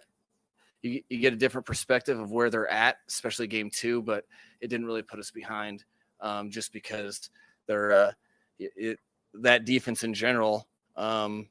It's kind of like, what it is. That's what I appreciate so much about it, is because they're not hiding from what they are. They say, we're going to take our guys and line up, and we're going to play the same type of defense against every offensive structure. And our guys are really good players that play hard for each other, and do something about it is what they kind of do. So it in this circumstance, it wasn't that big a deal. You played against Josh Allen when you were with San Francisco in 2020. Right now, what was your first impression of him then, and how have you seen him grow in the 2 years? Yeah, well, it goes further than that. Saw his growth in Wyoming. That's what was really cool. Was it was an example of young in his career. The guy's a giant with the giant arm, but he had kind of like a a stigma about accuracy or something that I think each year in his college career he drastically improved. You can tell, which was a big deal to me with him coming out, because you learn a lot, not by hearing but by seeing. And what you could see was a guy diligently working at his craft, who's however old he is. So fast forward to the league, and I think we've all been witnesses to, he's steadily become, one of the best players in the National Football League. Easily could argue he's the best one. And that it's not because he's God's gift. It's because he's unbelievably talented, but it's because you can tell more than that. It's because he works at his craft. He's developing every time he's on the field. He's a really, really good player that you'll never, I don't think, see him stopped necessarily. It's about minimizing and containing. Mike, when you first found out you had Tyreek Hill and Jalen Waddle together, was there some kind of vision that you had of what you could scheme up with the two of them, and was last Sunday sort of some validation of that coming to fruition?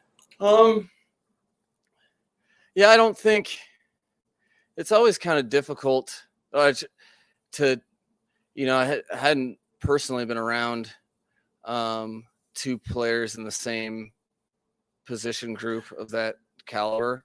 I think, it's what if you had two is an exciting thought. But then more than anything, I tried not to get ahead of myself with any of it. You're trying to acquire, you're trying to get your hands on some talented players for our quarterback to throw to, as well as to hand it to, and et cetera, et cetera. But I think it's important to put stuff in the players' hands and kind of see how they digest all the stuff, and really how they, to kind of let your offensive scheme evolve. So I wouldn't say I would envision it. And I probably didn't allow myself to hope that they would be that productive on a given game. But the best thing about it is I don't think, if you ask them point blank if they were very happy with the game, I think they were happy with being able to make plays. But there was a lot of stuff for them to clean up, especially in the first half. So while they were making plays, that's not the final product of the vision to me. I think the final product is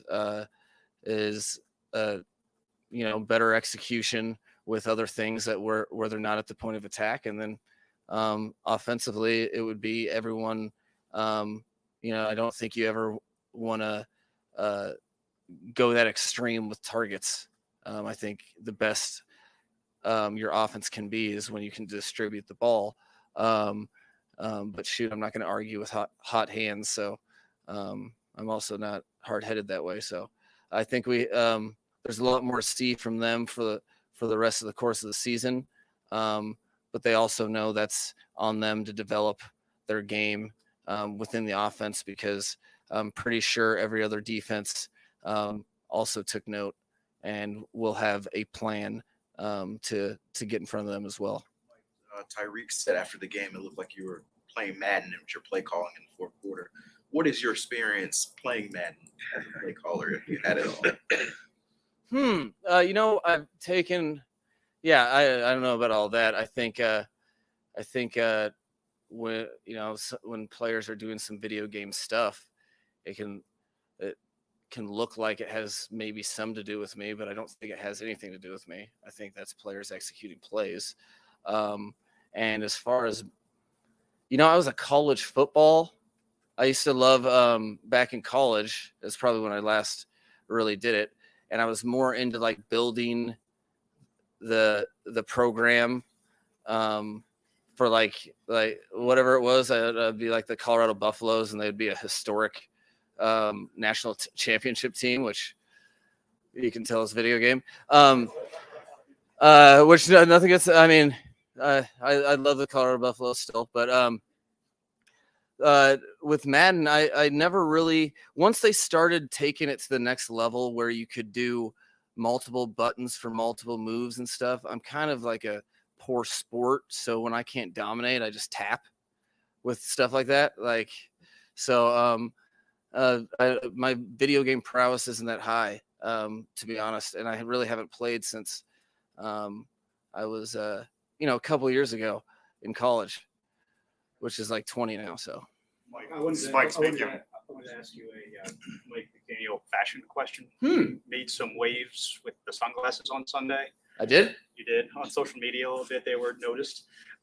The watches, the shoes, you seem to have a little bit of swag, so to speak. Where does that come from? How long have you had that going on? Well, if you've been to your optometrist lately, you'd know that there's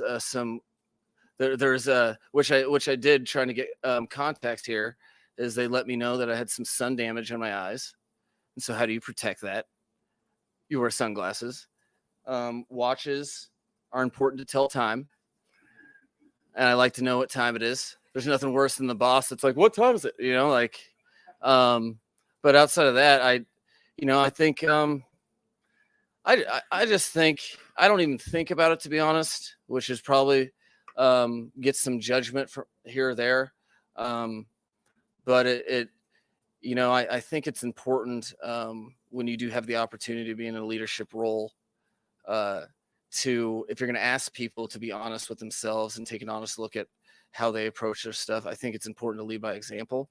I don't want people feeling judged about trivial things, because I think that's an opportunity cost. Every time if you're trying to sit here and guess what I expect you to act like, that seems like the most inefficient process known to man.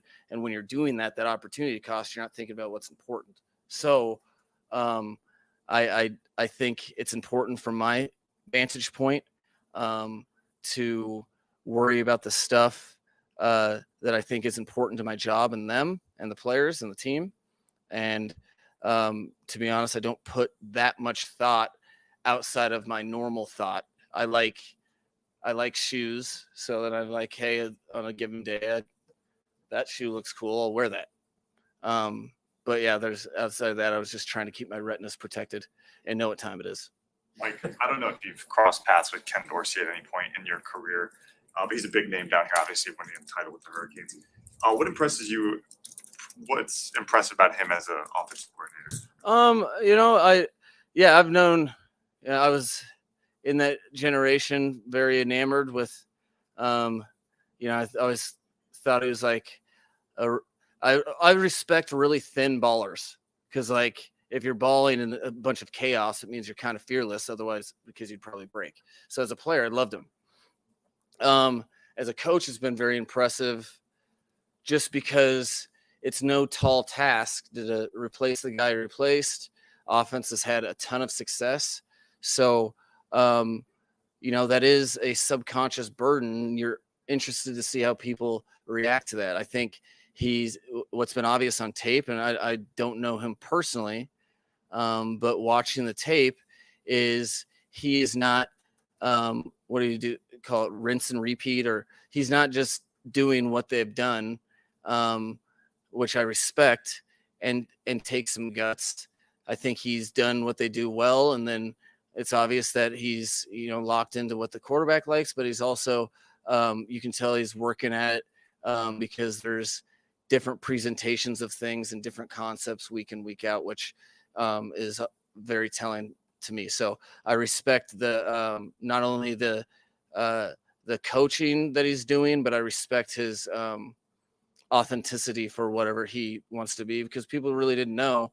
And what I do know is if you do anything a little different and it doesn't work, you leave yourself vulnerable for naysayers. So I really respect the fact that he's done whatever he's done for the right reasons, which is obvious on tape.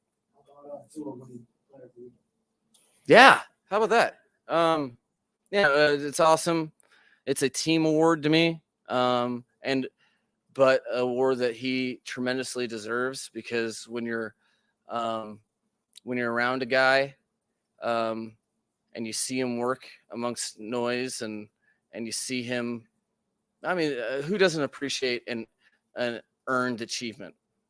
I think he's done a great job handling all the stuff that he can control and not worrying about the stuff he can't. And I think our entire team felt a little ownership too, because they all have his back. And if as an organization we'd allow it, you'd hear a ton more rants from players because they see him work each and every day.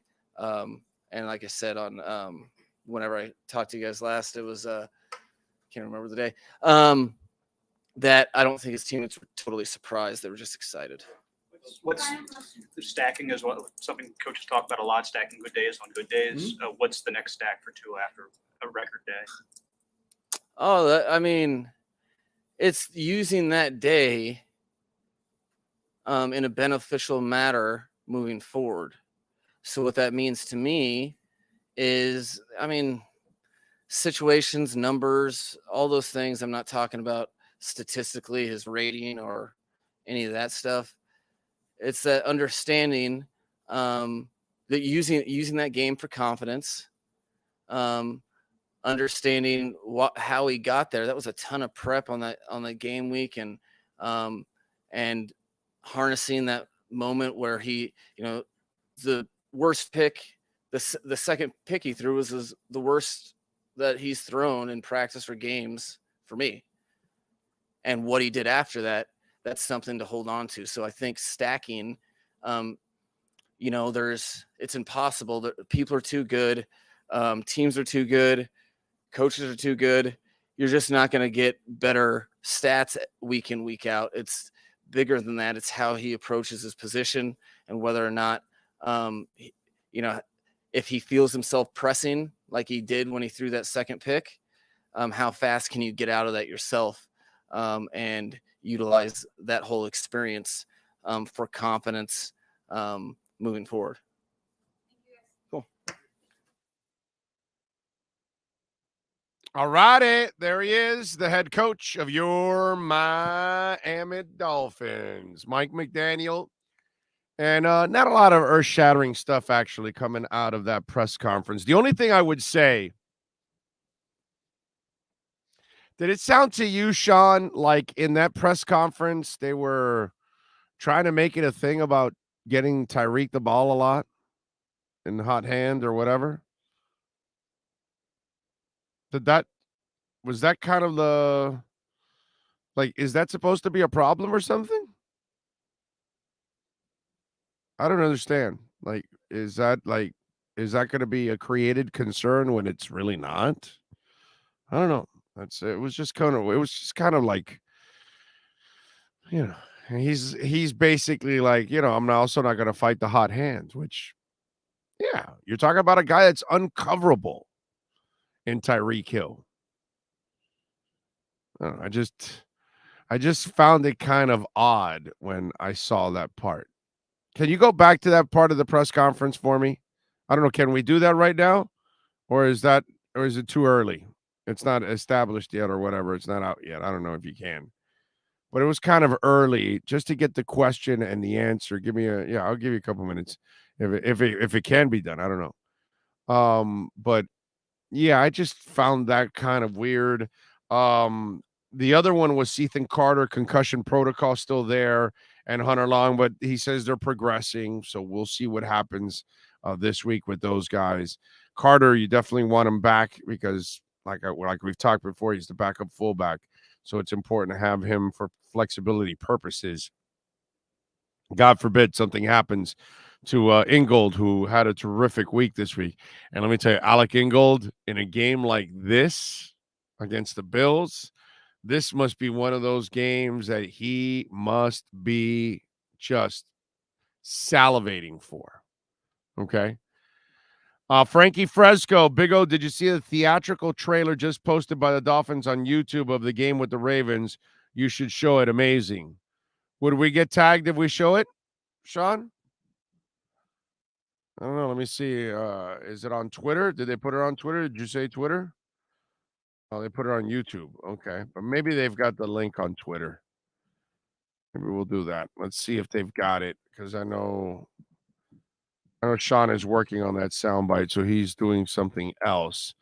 Let me see if they have it here on Twitter, which they usually do put it on Twitter. Let's see here. We've got some pictures and stuff. No, Hispanic Heritage, Player of the Week. No, I don't think they have it here. Nope, don't think they have it here. So, but if I find it and we can play it, we'll do it. Okay.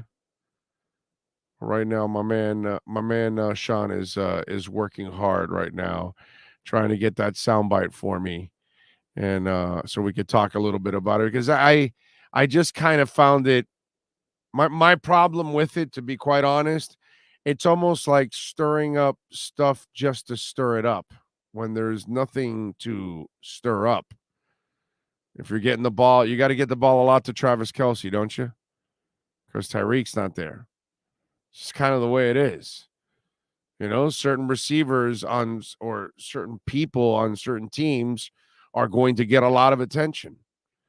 At least that's kind of the way I understood that question. That's why I wanted to kind of hear it again. Big O, rain might throw a tinkle into both offenses. Well, whatever, man. I'm not worried about it. Rain, heat, whatever is there, both teams have to overcome it. And the better team on that day is going to end up winning. That's all. It's pretty simple. So it doesn't matter. Everybody's got to deal with the rain. Everybody's got to deal with the snow. Everybody's got to deal with the heat, whatever. And, you know, one's used for an advantage for the other, you know, and in Buffalo, December's their advantage. In September, it's Miami's advantage, that kind of stuff. Find a way to get it done. That's all I'm saying. Find a way to get it done. Play a really good game this week. The Dolphins have to do that. They've got to play a really good game this week. There's no shot in them losing this game. Ugly. Okay? If they lose a tight one and they played a good game, I think, well, it'll suck. But I think we can deal with it and say, okay, progress has been made. If you get your ass kicked, okay, and I don't want to, and I'm not the guy that's going to sit, well, the rain, the heat, the snow. No, just everybody's got to play in the same conditions, find a way to get it done.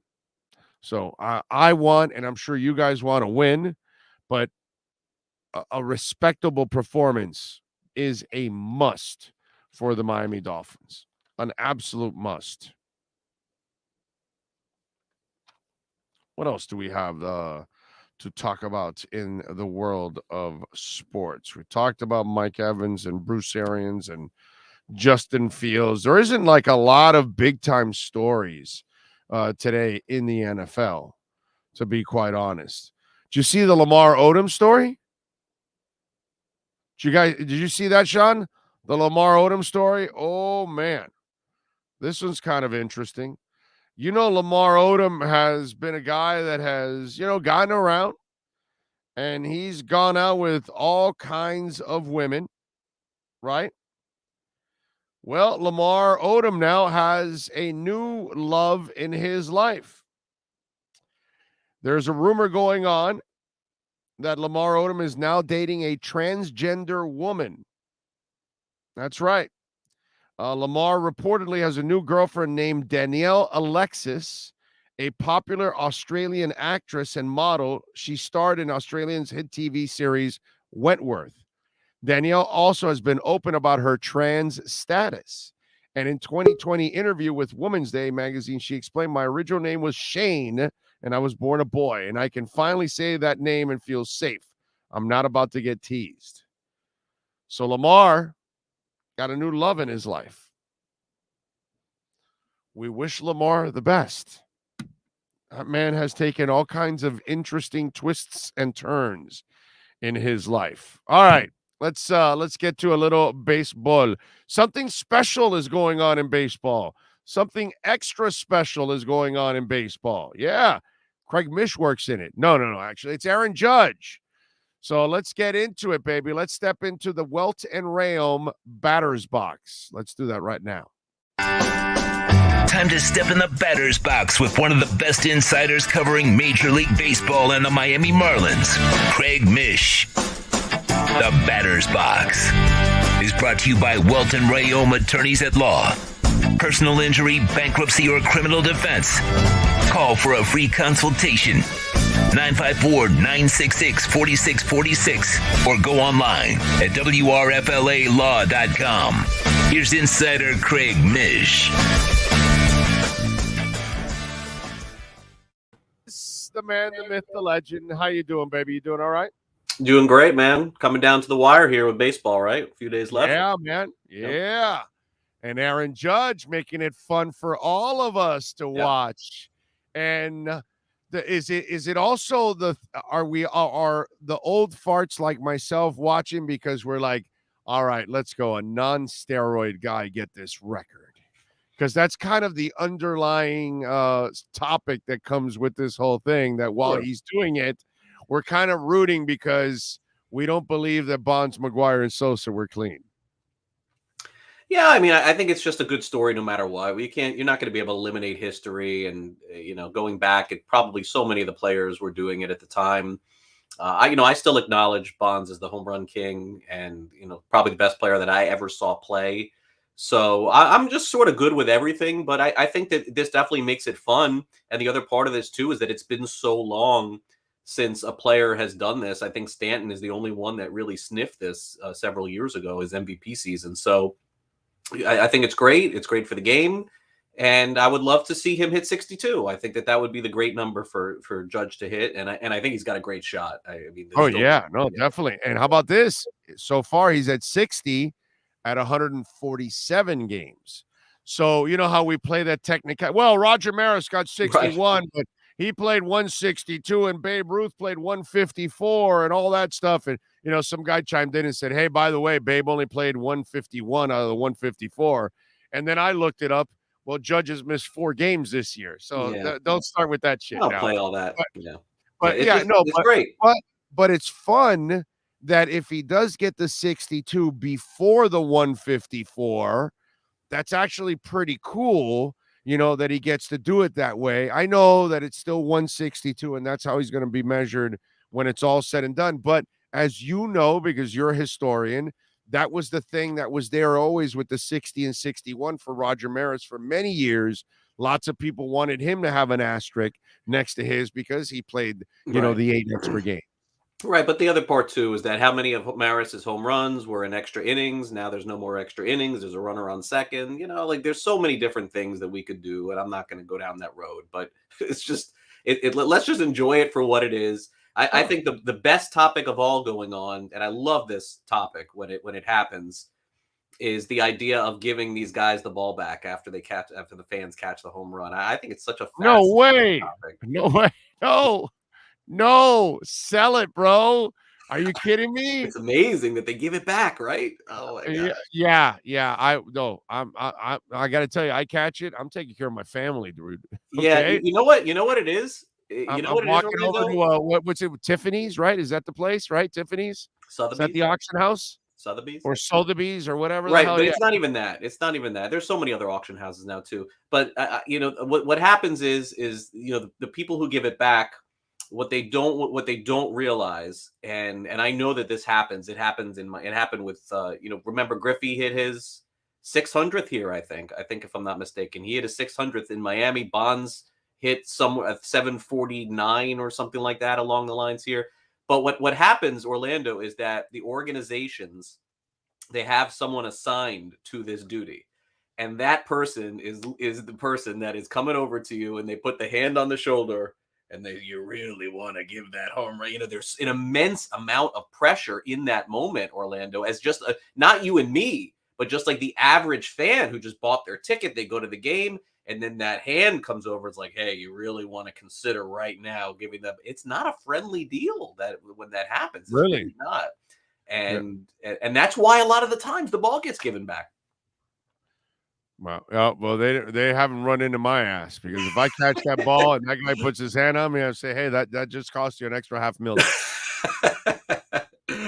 I don't blame you, man. I would not give it back either. I would not. Hell no, I ain't giving it back. Get the hell out of here, bro. Now, if I'm a millionaire, billionaire, and I caught it, of course I'll give it back. But we have two of these going on at the same time.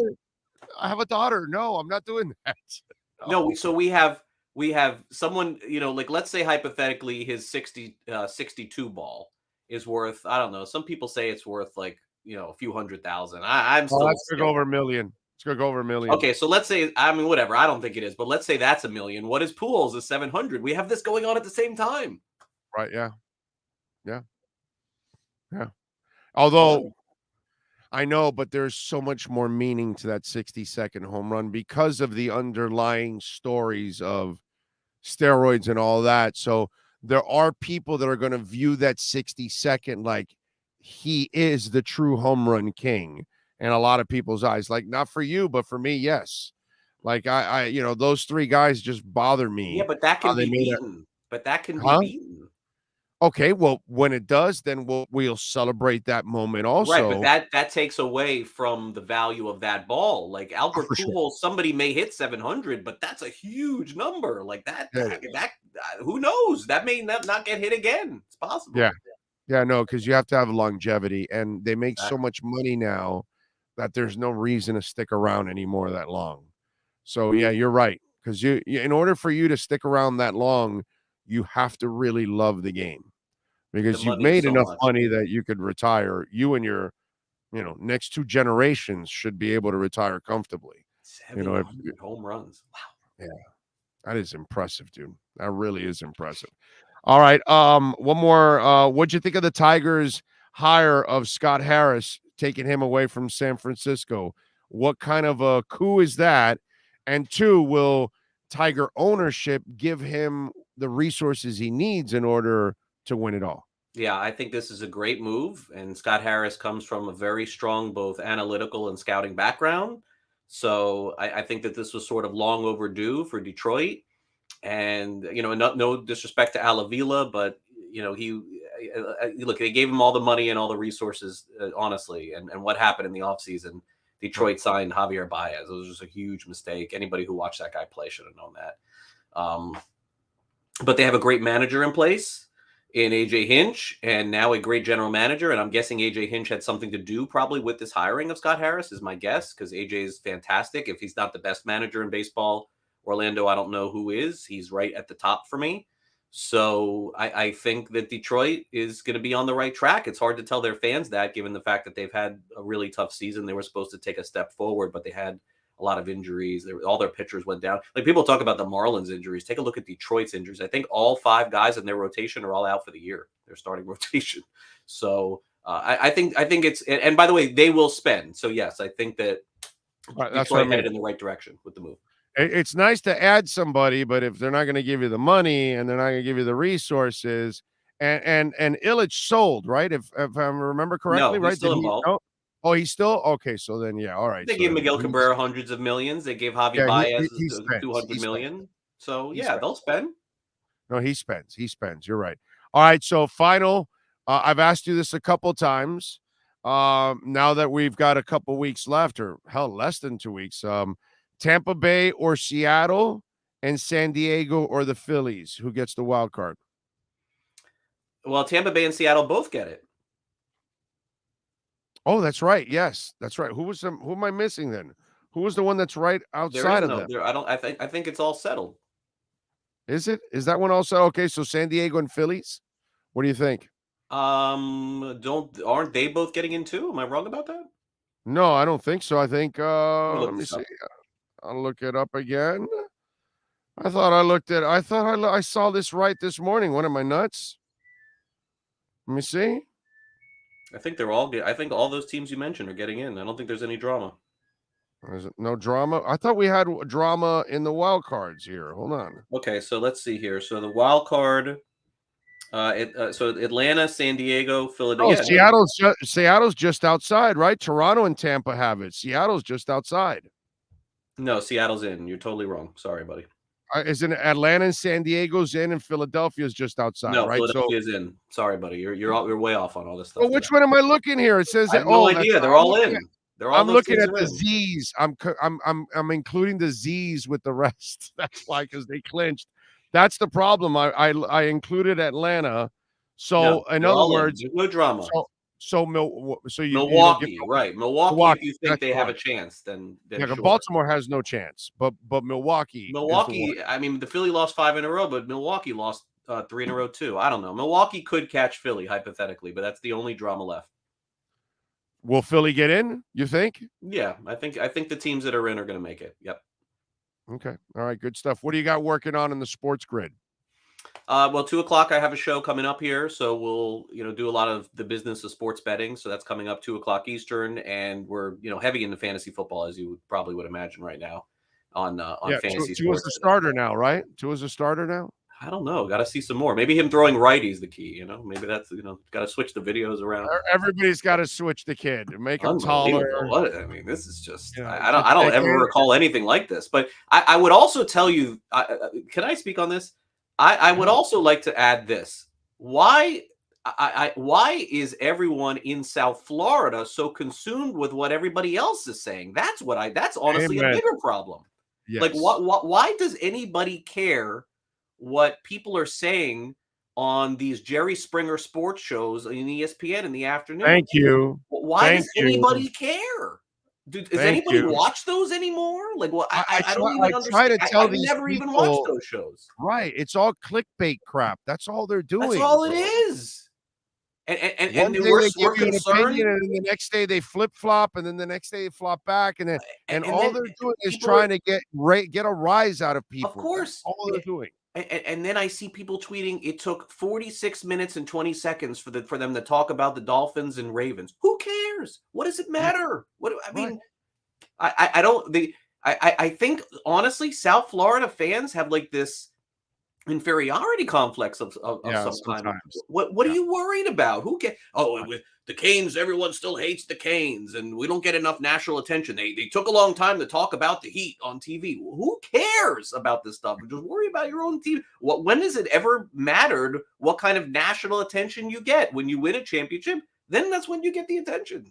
Seek the platforms that feed your necessity. That's and right. if you want Dolphins and Heat and local talk, you come to this damn platform. You go to platforms that are actually catered to what you want.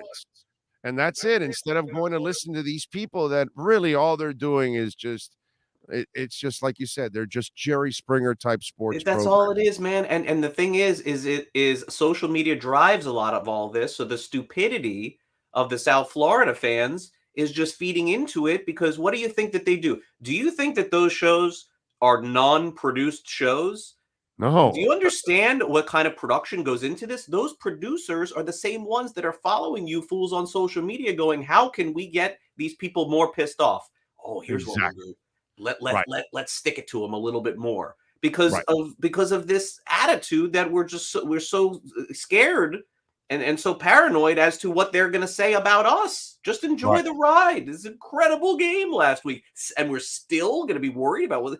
The reason why they're doing this talk is because they know that it's going to sucker you into watching it. I cannot believe the awareness of our fans here in South Florida. We have to be better worrying about what they're saying about the I Heat. get it all the time. Dude. Hey, check out the Skip Bayless cut. And I'm like, no, I'm not. Don't bother. Don't send it to me ever again because I don't care.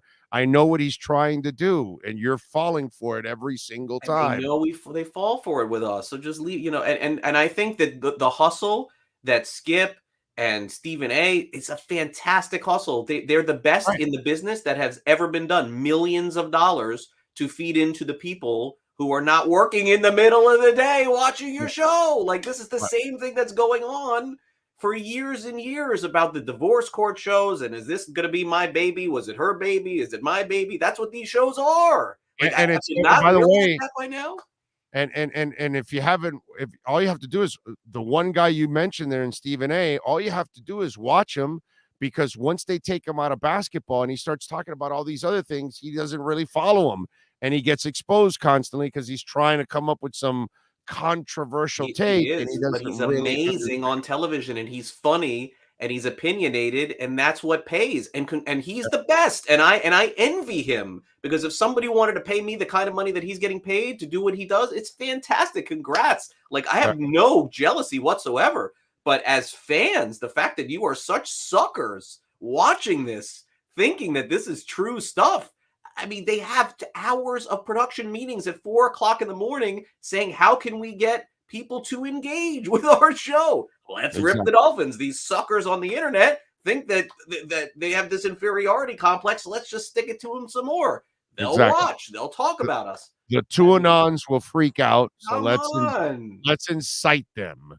Let's get it done. Just like they played the Tebow thing for many years. Of course. Whatever, You know? whatever gets a rise now is what they want. I cannot believe that we buy this stuff. It is Watson stuff, all that. Yeah, they play it up, dude. They play it up as and much it's as amazing TV. It's great for them. They all get paid. Obviously, people are advertising still to do it, but let's be honest. It's phony shit. It's a bunch of click phony stuff, but it's great. It makes money. It makes them money. That's for sure. All right. Follow him on Twitter at Craig Mish. Catch him at the Sports Grid. Also, has got Swings and Mishes, the Marlins podcast, all of that going on. And by the way, somebody did predict that the Marlins will win the World Series in 2059. That's what George Sardina said. So 2050. We got some. Oh my God. Will I be alive then? That's scary to think. No, but I mean, at least we got some. We got to hang in there. Still right? be alive. We got to hang in there until 2059. I mean, if I we could got still a be title alive. coming- Very old, but I could still be alive. We will. I will tell you that as we leave, I will tell you that the next couple of weeks we're going to have a lot to talk about very soon. Very soon. I can imagine. I can Next imagine. week- that I would the- guess next week we'll have a lot to talk about. Okay. All right. Coming. Should be juicy. A lot coming. Yeah. Should be juicy. All right. He is Craig Mish. Make sure you follow him on Twitter. Much love, my brother. We'll catch up next All week. right. You be well, man. Have a great week. There you go. Let's step out of the batter's box. You've been listening to the Batter's Box with MLB and Marlins insider Craig Mish. The Batter's Box is brought to you by Welton Rayom Attorneys at Law. Personal injury, homeowners, or condo property damage, bankruptcy, or criminal defense. Call for a free consultation at 954-966-4646 or go online at WRFLA.com. Download any episode by subscribing to our podcast at Big O Radio Show on most platforms. All right, folks. EJD Construction, proud sponsor of our program, and we love Eric. I've seen you go on the website at ejdconstruction.com and you're going to see all kinds of pictures, all kinds of before and after stuff. All kinds of great work, reconstructing an entire home, extending and adding additions to a home, adding another floor, just crazy stuff, man. One of our listeners, by the way, built a tiki hut with a full kitchen and barbecue in the back. I mean, grease trap and all. They do it all. They go custom home design. We're talking about custom home construction, major home remodeling, you name it, folks. You got to redo your roof. They can do it all. Major home construction, they will take care of you. 305-433-4843. you've got right now, maybe you're trying to get insured and you've got to upgrade your roof, call EJD Construction, man. Contractors and fully insured. Please do not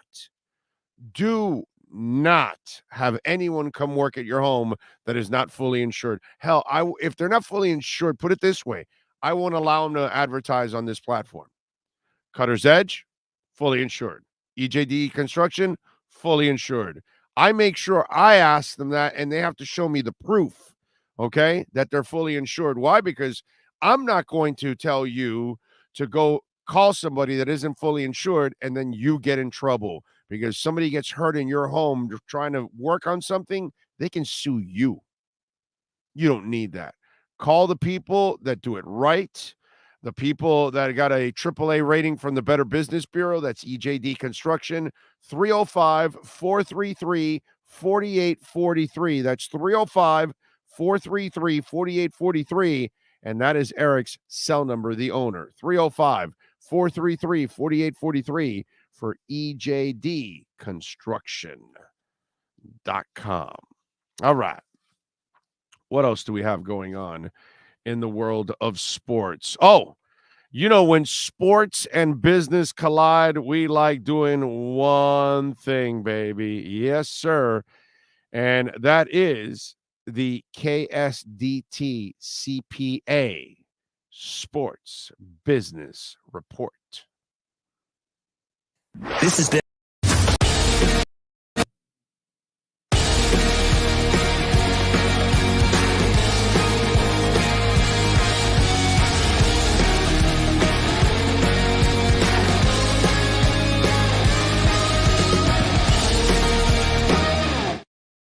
Alrighty.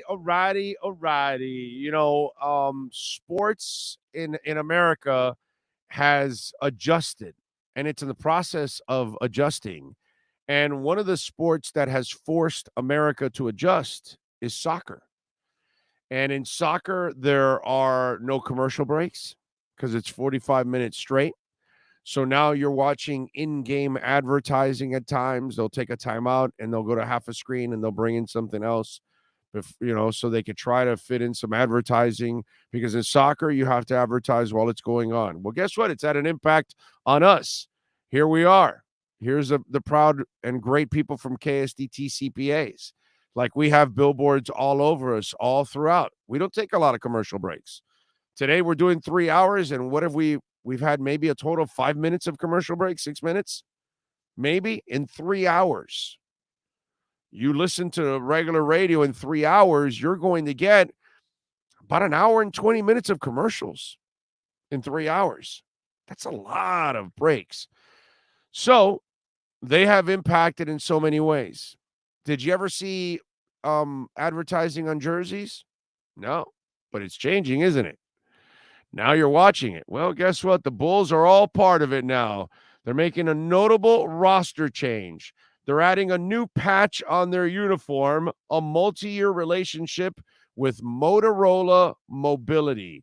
The partnership is notable because Motorola is based in Chicago with headquarters in the Merchandise Mart. This makes them the first Chicago-based jersey patch partner, while also being an official global partner and the exclusive mobile smartphone partner with the Bulls. The Bulls and Motorola have had a strong connection to share their hometown of Chicago, which played a role in establishing the foundation of our relationship.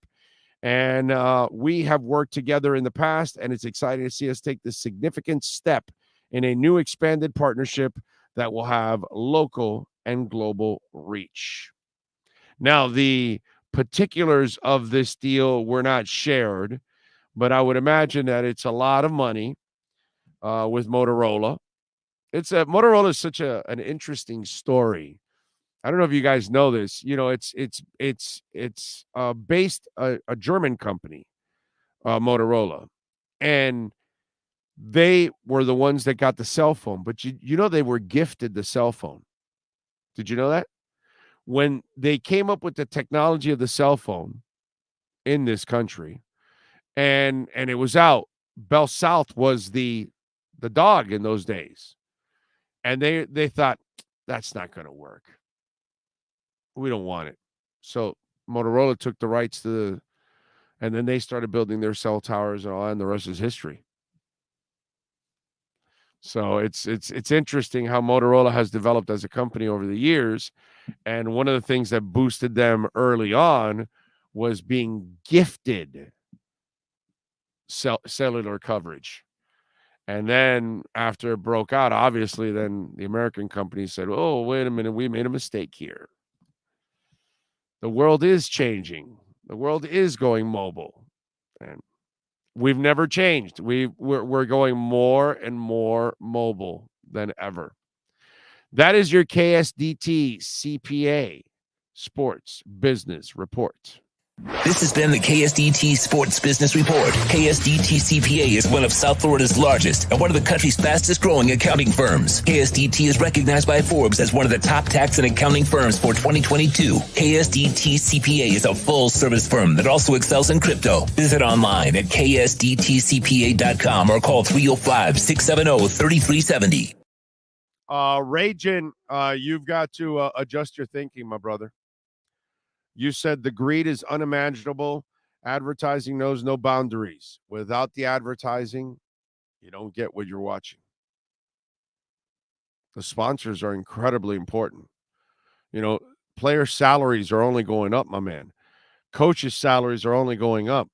Facilities are only getting bigger and more modern and more expensive than ever. Who pays for that? Sponsors pay for that. And Ragin, if you don't have sponsors, then the salaries are going to go up. Then who's going to pay for it? The fans? So then you become more like hockey, that you don't have enough sponsorship, so you have to charge a boatload for each ticket. Because in hockey, the fan actually carries more weight in salaries.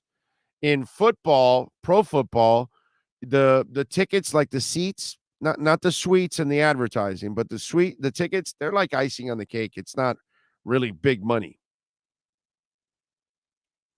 The big money comes from sponsorship, radio, television, inside your stadium, on internet, in your magazines, whatever. Suites. That's where your big money comes from. So, Ragin, my brother, it's not a matter of greed, because the football owner has to go search for more advertising, because he has to then pay for more money for the players. And then his coaches cost more money every year because salaries go up, and your trainers cost more, and everything else costs more, to travel, to do this, to do that. Oh, you got to buy a new plane. No. Not easy, dude. Not easy. Don't poo-poo sponsorships. Without the sponsorships, you don't get a lot of things that you're enjoying. And it doesn't grow the way you want it to grow. Without sponsorships, we don't have this platform every single day with the best insiders possible. We kill 560. We assassinate that station and platform. They got nothing compared to what we have on this platform. Zero resources. It's very important, man.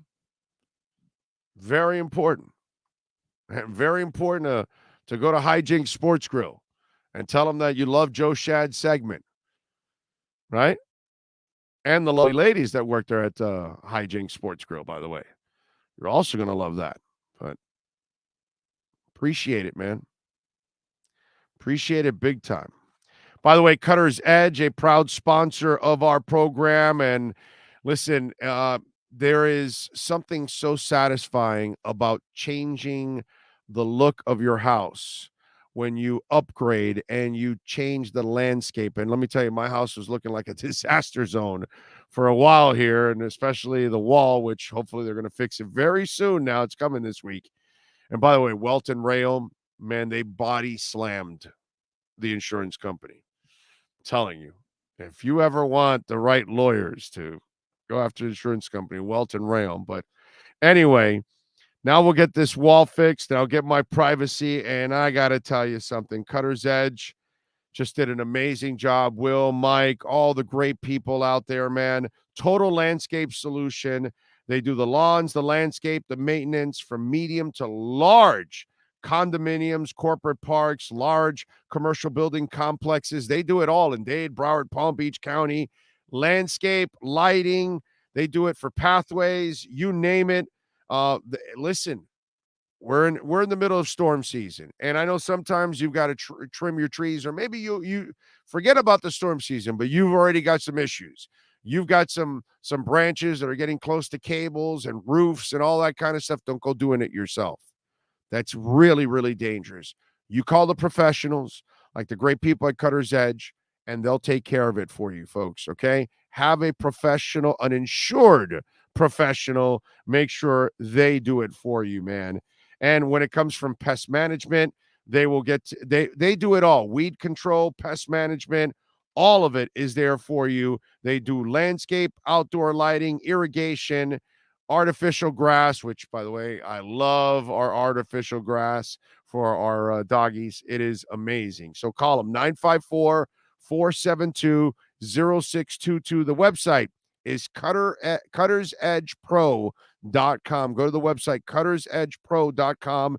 Check them out on Instagram so you can see a lot of the examples of things they've done. You can also see some of my stuff there on the website. And they also have a show every Sunday at noon on 610 WIOD.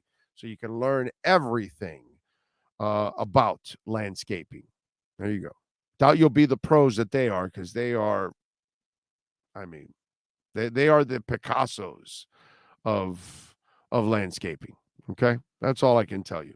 You're gonna love it. You're gonna walk out of your home every day or backyard, and you're gonna go, "This is beautiful." And your neighbors are gonna tell you it's beautiful constantly, and they're gonna ask you, "Well, who did this?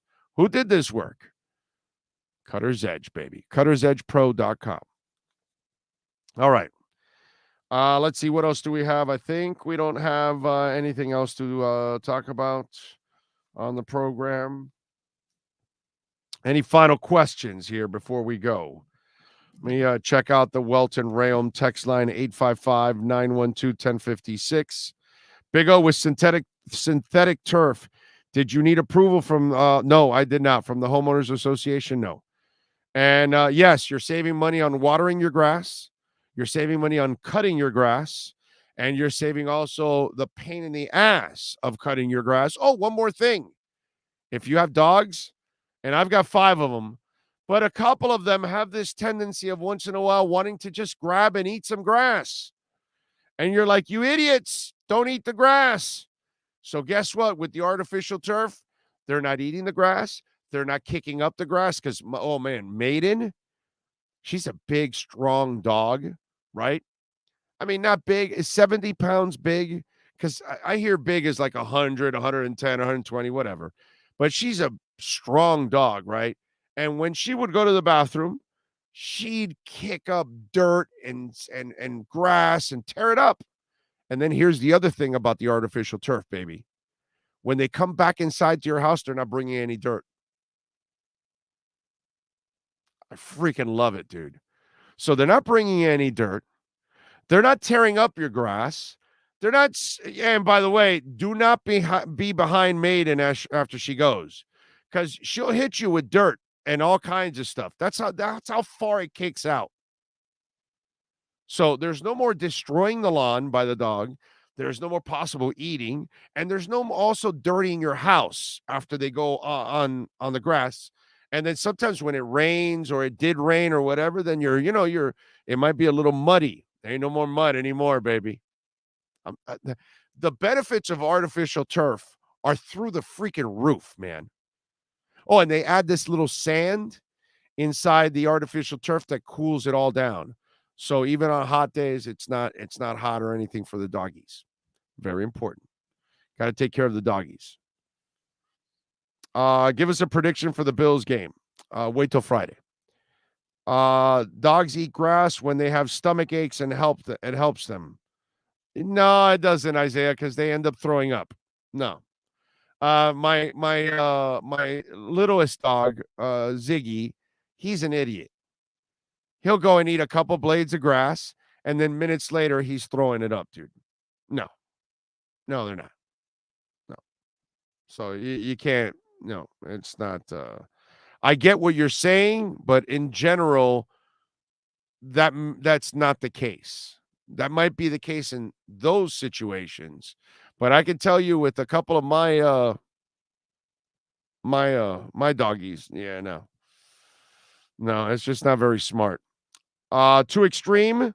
So you're the one with the stripe on the thing. The Bills don't scare me. I said our Dolphins have just as good talent as the Super Bowl pick Bills do. The world better wake up because the Dolphins are for real. And this year, McDaniel, Tua, and Bills still. See, now I lost that line, and it says, "Stay healthy. We are a threat to the entire league, not just the AFC East." And say it with me, Big O. We don't fear the Bills. Oh, okay. There you go. How come the line is gone now? What the hell did you do? Okay, the Bills still needed 5 years of building to be good. As long as the O-line holds up and everyone stays healthy, we are a threat to the entire league, not just the AFC East, LFG. Okay. What did you do? How come the line disappeared all over your text now? Okay. Keep doing that, bro. That way I can read the whole damn text. And here's another one. So it happens to more than one person. Where are all those fools that preferred Fields over Tua? 3 years of many of our own fans dumping on him and the team, and Tua was all class. Meanwhile, Justin Fields loses after week 2 against one of the older fan bases in the league.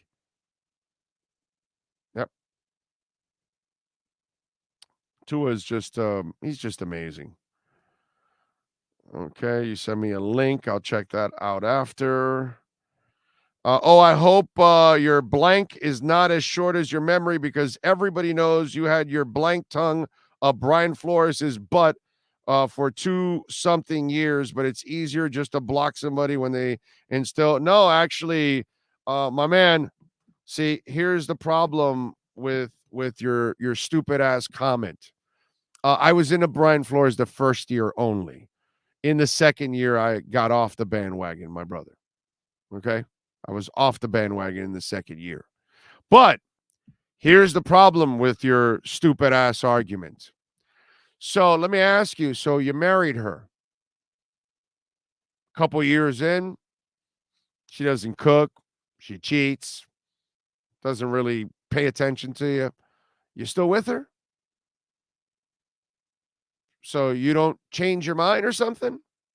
I liked Adam Gase the first year too. Didn't like him after that. What can I tell you? Didn't know much about Sperano the first year. Yeah, they adjusted. After that, couldn't stand the man. Nice guy, but his coaching was, terrible, weak, settling for field goals constantly.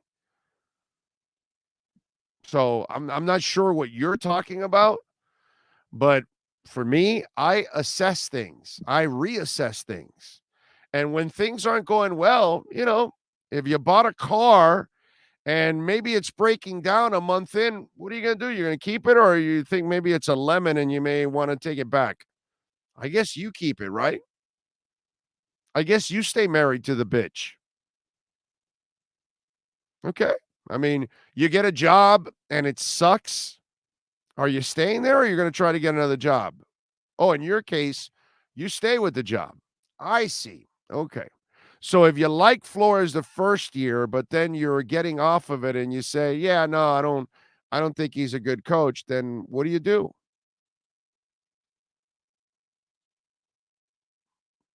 You know what I'm saying? But that's all right, dude. I get it. You're not a very smart guy. So when you make a mistake, you continue to make a mistake. Because, of course, that's really smart to continually make mistakes. Boy. Yeah. You're not the brightest bulb in the chandelier I can see. But that's all right, my brother. Don't worry about it. Spin it however you want to spin it. I'm not going to deny that I liked him the first year. How are you not going to like it? But as it went on, got off the bandwagon.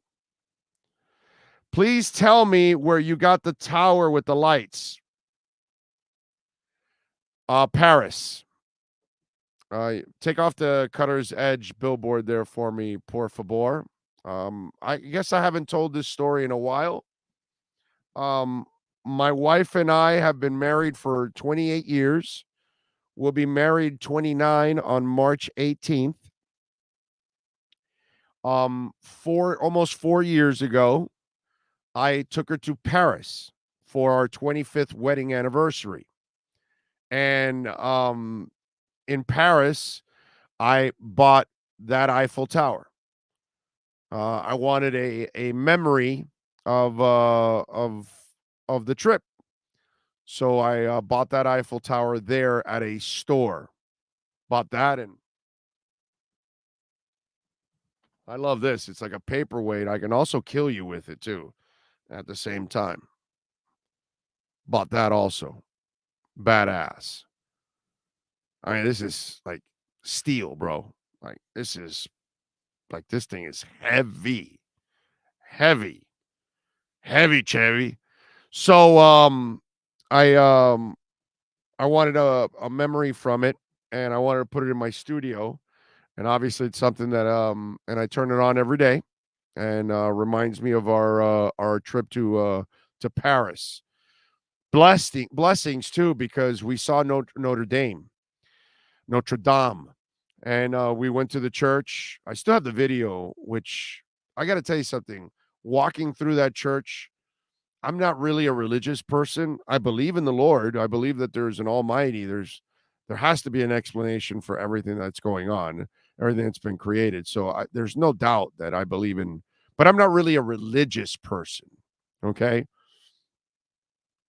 That I felt something in that place. Yeah. Something was going on in that place. Can't explain it. It's just one of those things. Can't explain. And so I got to see it before it had the fire, unfortunately. So there you go. So yeah, it was fun too. I had to sneak in my I gave my wife also a new wedding ring for that day, and I had to sneak it in through 2 metal detectors in the Eiffel Tower. So I had my wife behind me as I was walking, and I had this long jacket.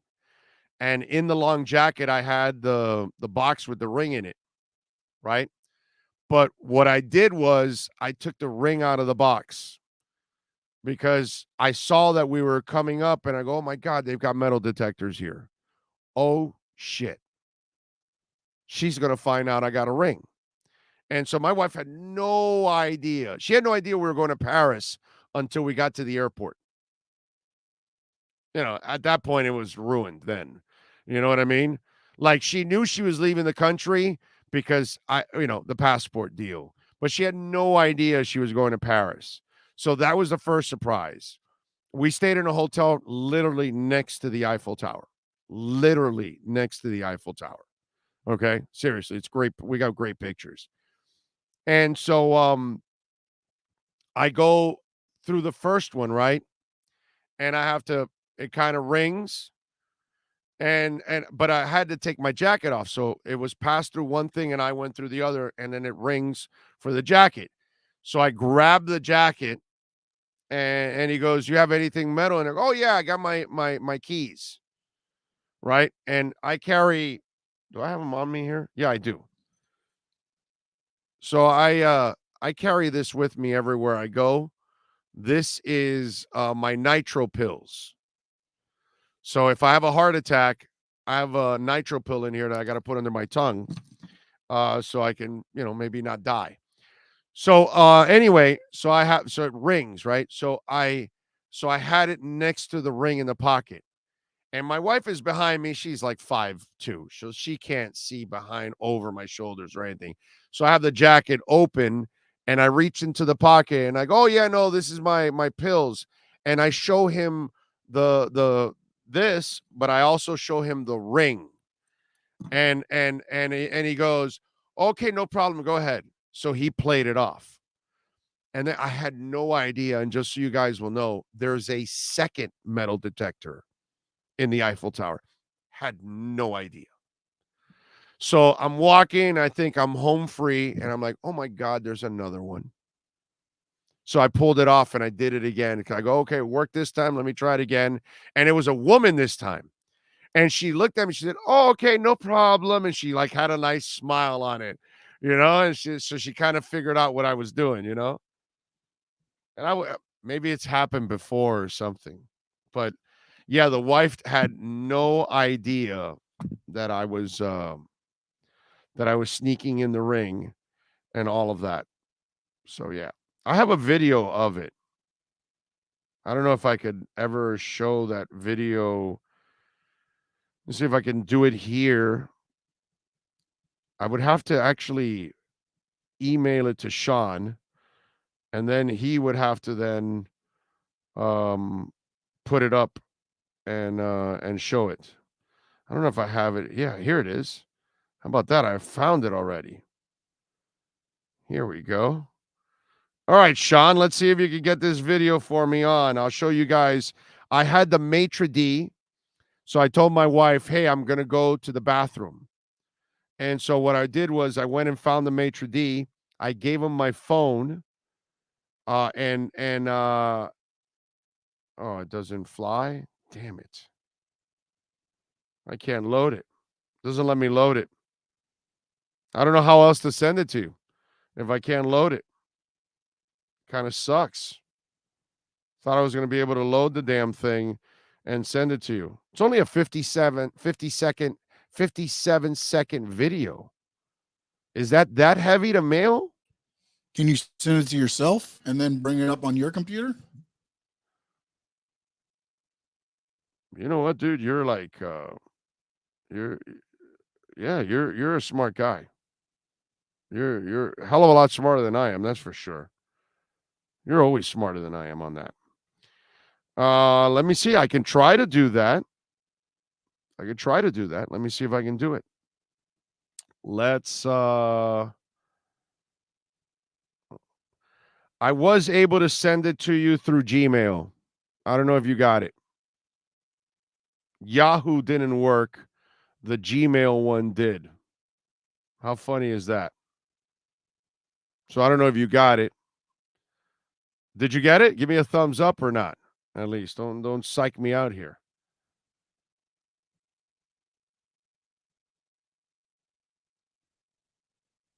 See if I can show you guys the video. I was able to send it also to myself. So I don't know if I'll be able to. You haven't received it? Okay. All right. I mean, it is heavy, right? It's a video of 57 seconds. So it's not a normal video. So it might take a little bit for it to get there, if it gets there. I don't even know if it does. We're about to wrap it up. Well, let me see. Marino retired with the second most records. No. Okay. Does anybody know the CBS commentary crew for the Ravens game? They were way better than the Arch. Oh, the Arch. Please don't give me the Archuleta guy again. I never want to see the Archuleta guy again. Big O, the X Factor is going to get one of the 3 interceptions this Sunday that Josh Allen's going to throw. Holland is going to get the other 2 INTs. Remember my prediction, Big O. You got him, Mike Barnes. Brother, if you nail that prediction, that's a hell of a prediction if you're able to nail it. Okay? Any luck there, Sean? I have not received it on my end. And I sent it to myself. Let's see. Big O, no disrespect. The other day you said a good QB wins in playoffs. According to that view, then, by your own definition, even Marino he got to the Super Bowl, sir. He got to the Super Bowl. Does Lamar Jackson get to the Super Bowl? Hell, does Lamar Jackson even win in the first round? Nathan. Come on, bro. Come on. A quarterback may not win it all by himself, That's hard when you don't have a great team, and Marino never had a great team around him. Okay, but he got to AFC Championship games. He got to a Super Bowl. You know, he won games in the playoffs. Lamar Jackson doesn't win in the playoffs. That's all. And even when Tannehill wins, it's really Derrick Henry dominating and Tannehill throwing for like 60 yards or 80 yards or 100 in a game where he barely does anything. Nathan? Oh, speaking of memories, what happened to Bill's Devo mask that protected all of your microphones from his coughing fits? The hat is there. The mask is here. I just don't put on the mask because it falls off. It's too big. The mask gets in the way of everything, and with it bending and all that, so it's hard on Stanley.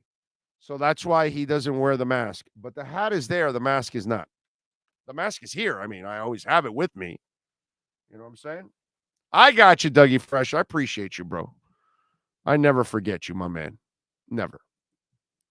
I got you. I got you. It's always there. All the stuff you guys give me, man, it's here.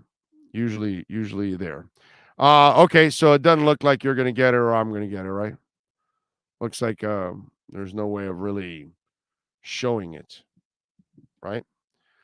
Although, how about this? How about if you send me a link and then I play it off my phone? Would it work that way?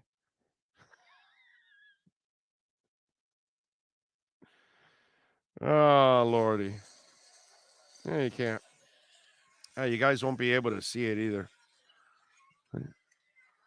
Yeah, you can't. You can't. There's no way that comes out on the camera, right? No freaking way. Oh, it does. That's me walking in the restaurant in the Eiffel Tower. She's looking out. There you go. And then I surprise her with the ring. There you go. And they're filming. There you go.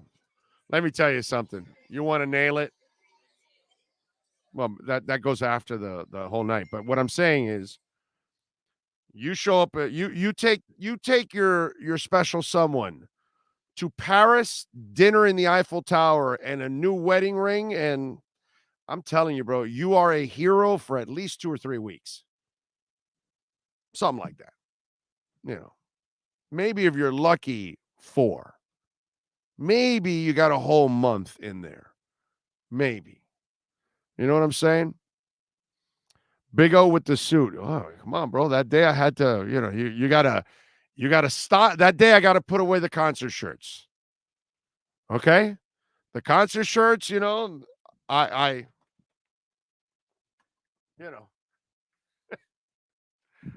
will be buried in a concert shirt. Okay? I haven't decided yet if it's a U2 or an Iron Maiden concert shirt. I may not do the Iron Maiden one because, the people that walk up to the casket and then they see Eddie and all that, they're like, is he going to hell or what's the deal? So maybe I'll just do a U2 one or something, but just to kind of, be easy on the folks. But yeah.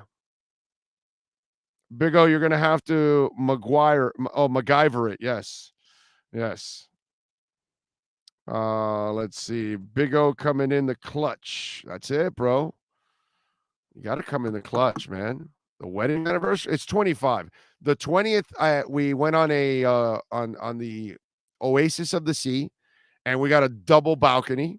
So I set it up perfect. It was great for our 20th anniversary. Great week. And man, it is so cool to have a double balcony and just sit out and relax in the ocean, all that. It's so good. And then the 25th, it's Paris. I don't know what I'm going to do for 30. 30's next. I'm a little over a year away. I'm almost thinking I'm already starting in the planning stages because remember, I got to pay for this shit ahead of time, bro. Little by little. I'm not a rich guy, man. I'm a working stiff. So I got to pay for this kind of stuff. I think I was buying that ring, like 2 years ahead of time or something, a year and a half or something. I don't know. Oh, man. So there you go. Oh, that Tua trading card is looking nice this week. Yes, sir, Eric. Thank you. Thank you. Where is my Tua trading card? Where do I have my Tua trading card? I know I got it somewhere here. You know what? I gotta have a quicker. Where the hell is my Tua trading card? I know I have it somewhere around here. Damn it.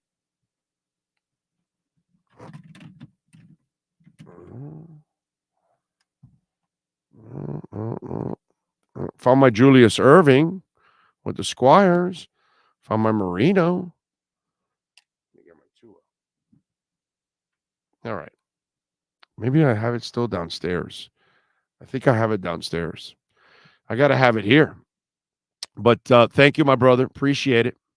Appreciate you. I wonder, I don't follow that stuff because, I have cards, but I don't really know the prices of them or anything. I wonder if the value of Tua's cards went up this past week. Does anybody know that? Like his rookie card, did it jump a little bit in value this week? Did like the stock value of it go up that people like, oh, you know what, man, let me go buy a Tua rookie card or whatever, that kind of stuff. I wonder if that's the case. It's interesting. Sean, add it to Google Drive, then compose a mail in Gmail, and then click the Google Drive icon and attach the file to the mail. I do this all of the time. I got to tell you, this man, Dougie Fresh, has answers for everything and anything that goes on technically. He's amazing. You never got it, right, Sean? No, but if I'm sending it, I can do, because once any file, I have Gmail, so once I slide a file over, if it's large, it automatically goes to my Google Drive. Problem is always sending it. Right. That's the problem.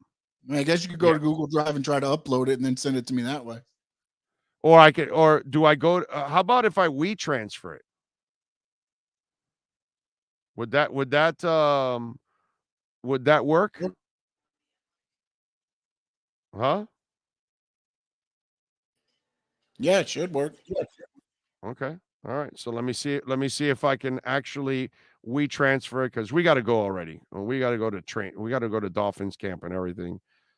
So now I have to find it again, because this was years ago. So I got to go back and find it one more time here. The good thing is there's so many pictures of Paris that as I'm scrolling, it might be a little easier to find, because I can see the Paris pictures right away. And then it's kind of let's see. Here we go. I'm sorry about this. Okay, I found it again. Damn it. That's pretty good. All right. So now let's see if WeTransfer works now with all of this. So if this does work, for those of you that are still tuning into this lame ass attempt of mine here. Okay, now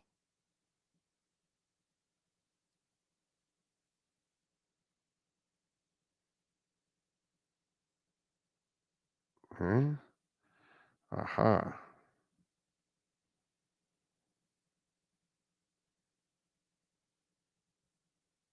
And I have to remember your email too at the same time.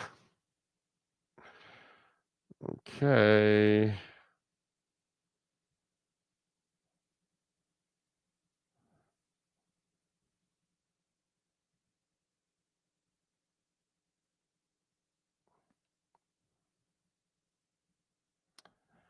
I'm sorry, but I think it's going to work. It's transferring. I think it's going to work. All right, while it transfers, let me make sure I got all the questions that you guys were sending in. Let me check the Welt and Realm text line here, because I know we've got a couple more. coming in. You know what's one of the biggest compliments Tua got when you consider how good a guy he is? The fact that Keyshawn Johnson hates him, one of the biggest pieces of trash to ever play in the NFL.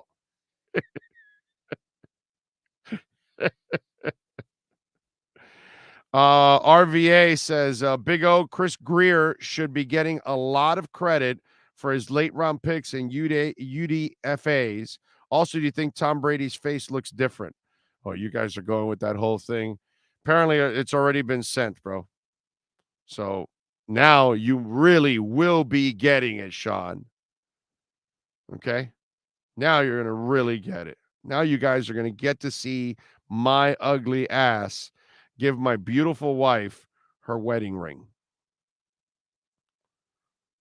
Love the show, Big O. I'm officially out on Colin Cowherd. What a flip-flapper bashing Tua. Yeah. You guys, those are all phony shows, man. They're all just phony shows, lazy hosts that don't really follow shit, producers that do most of the work for them. And hey, God bless them. Like Craig Mish says, they're making tons and tons of money on it. So, you should have been playing the Jeopardy song in the background, says Eddie Lepp. Oh, let's see. What is it? Yeah, Keyshawn Johnson is terrible. His credibility is crap. Was it ever any good?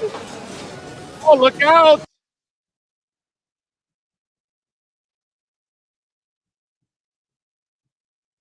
Okay, there we go.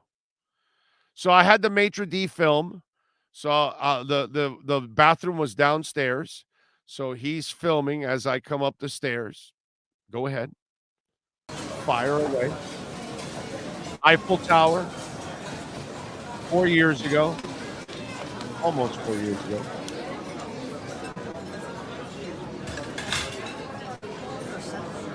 I had to get a window seat.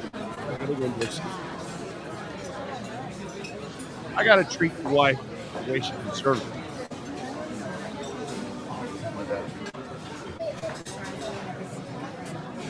Surprise, surprise, surprise.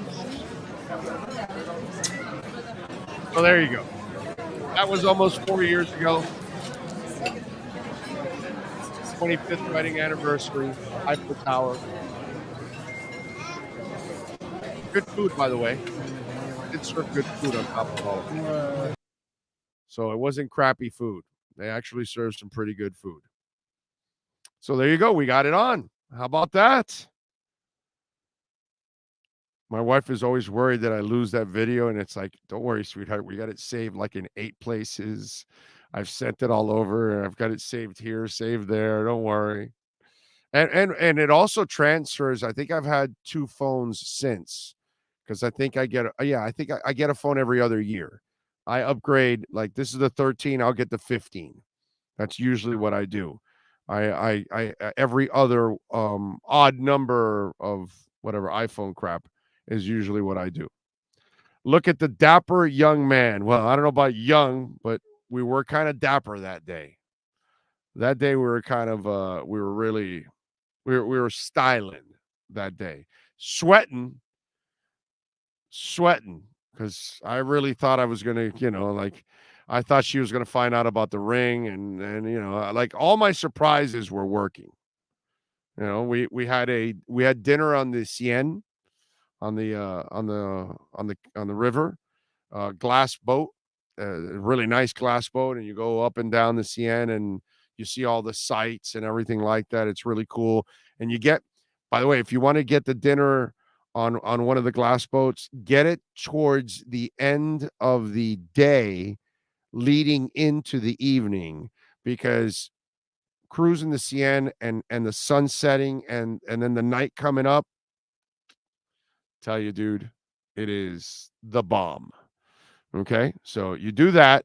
You get a hotel near the Eiffel Tower. You get dinner at the Eiffel Tower. You also get dinner another day on the river and in a glass boat. And the rest is cake, bro. That's it. Big O, you married up. Oh, yeah, dude. I outkicked my coverage by miles. There's no doubt about that. All right, we're out of here. We will see you all tomorrow. We'll be in the afternoon, by the way. See you right there. Hialeah Park Casino, baby. That's right. Tomorrow, join us. It is happy hour with the Big O. Get some drink specials going. Drink una fria. Nice little beer. We'll be hanging out there. Second floor poker room. Maybe we'll be at the Flamingo Lounge in the first floor. You never know. They might move us around over the next couple of weeks. But from now on Thursdays, we're going to be doing the show in the afternoon at beautiful Hialeah Park. So you can enjoy all of the gaming action. They've got about over 900 machines. Smoke-free casino. They've got the outside part with the smoking hot slots. Second floor poker room is gorgeous. They've got the captain's chairs, the beautiful ladies that will bring you some food and drink. They've got the Champions Lounge, so you can wager on any of the tracks around the country. And it's so comfortable. Parking is easy to get to. Beautiful place, beautiful people, and a great atmosphere. And by the way, the loosest slots in the state. Can't beat that. Hialeah Park, baby. We'll be there tomorrow from 3 to 6 p.m. broadcasting live, and every Thursday now broadcasting out there. Maybe my man Steve Calabro will come out and hang out with us a little bit. Anyway, we will see you tomorrow out there, man. So come on out and join us at Hialeah Park. All right, time to wrap it up here on the show. We thank, of course, Sean Stanley, always getting it done. C-Man also helping out. And, of course, we thank all of you for tuning in, supporting our sponsors, clicking the like button, hitting the notification bell, and subscribing. We love you all. If you're watching on the Cuts channel or on the home base, either one, we love you. We will see you tomorrow at 3 o'clock, baby. Same place, same bat channel. Have a good one.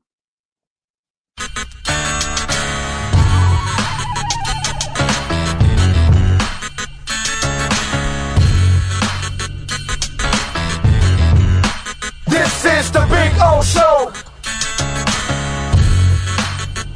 This is the Big O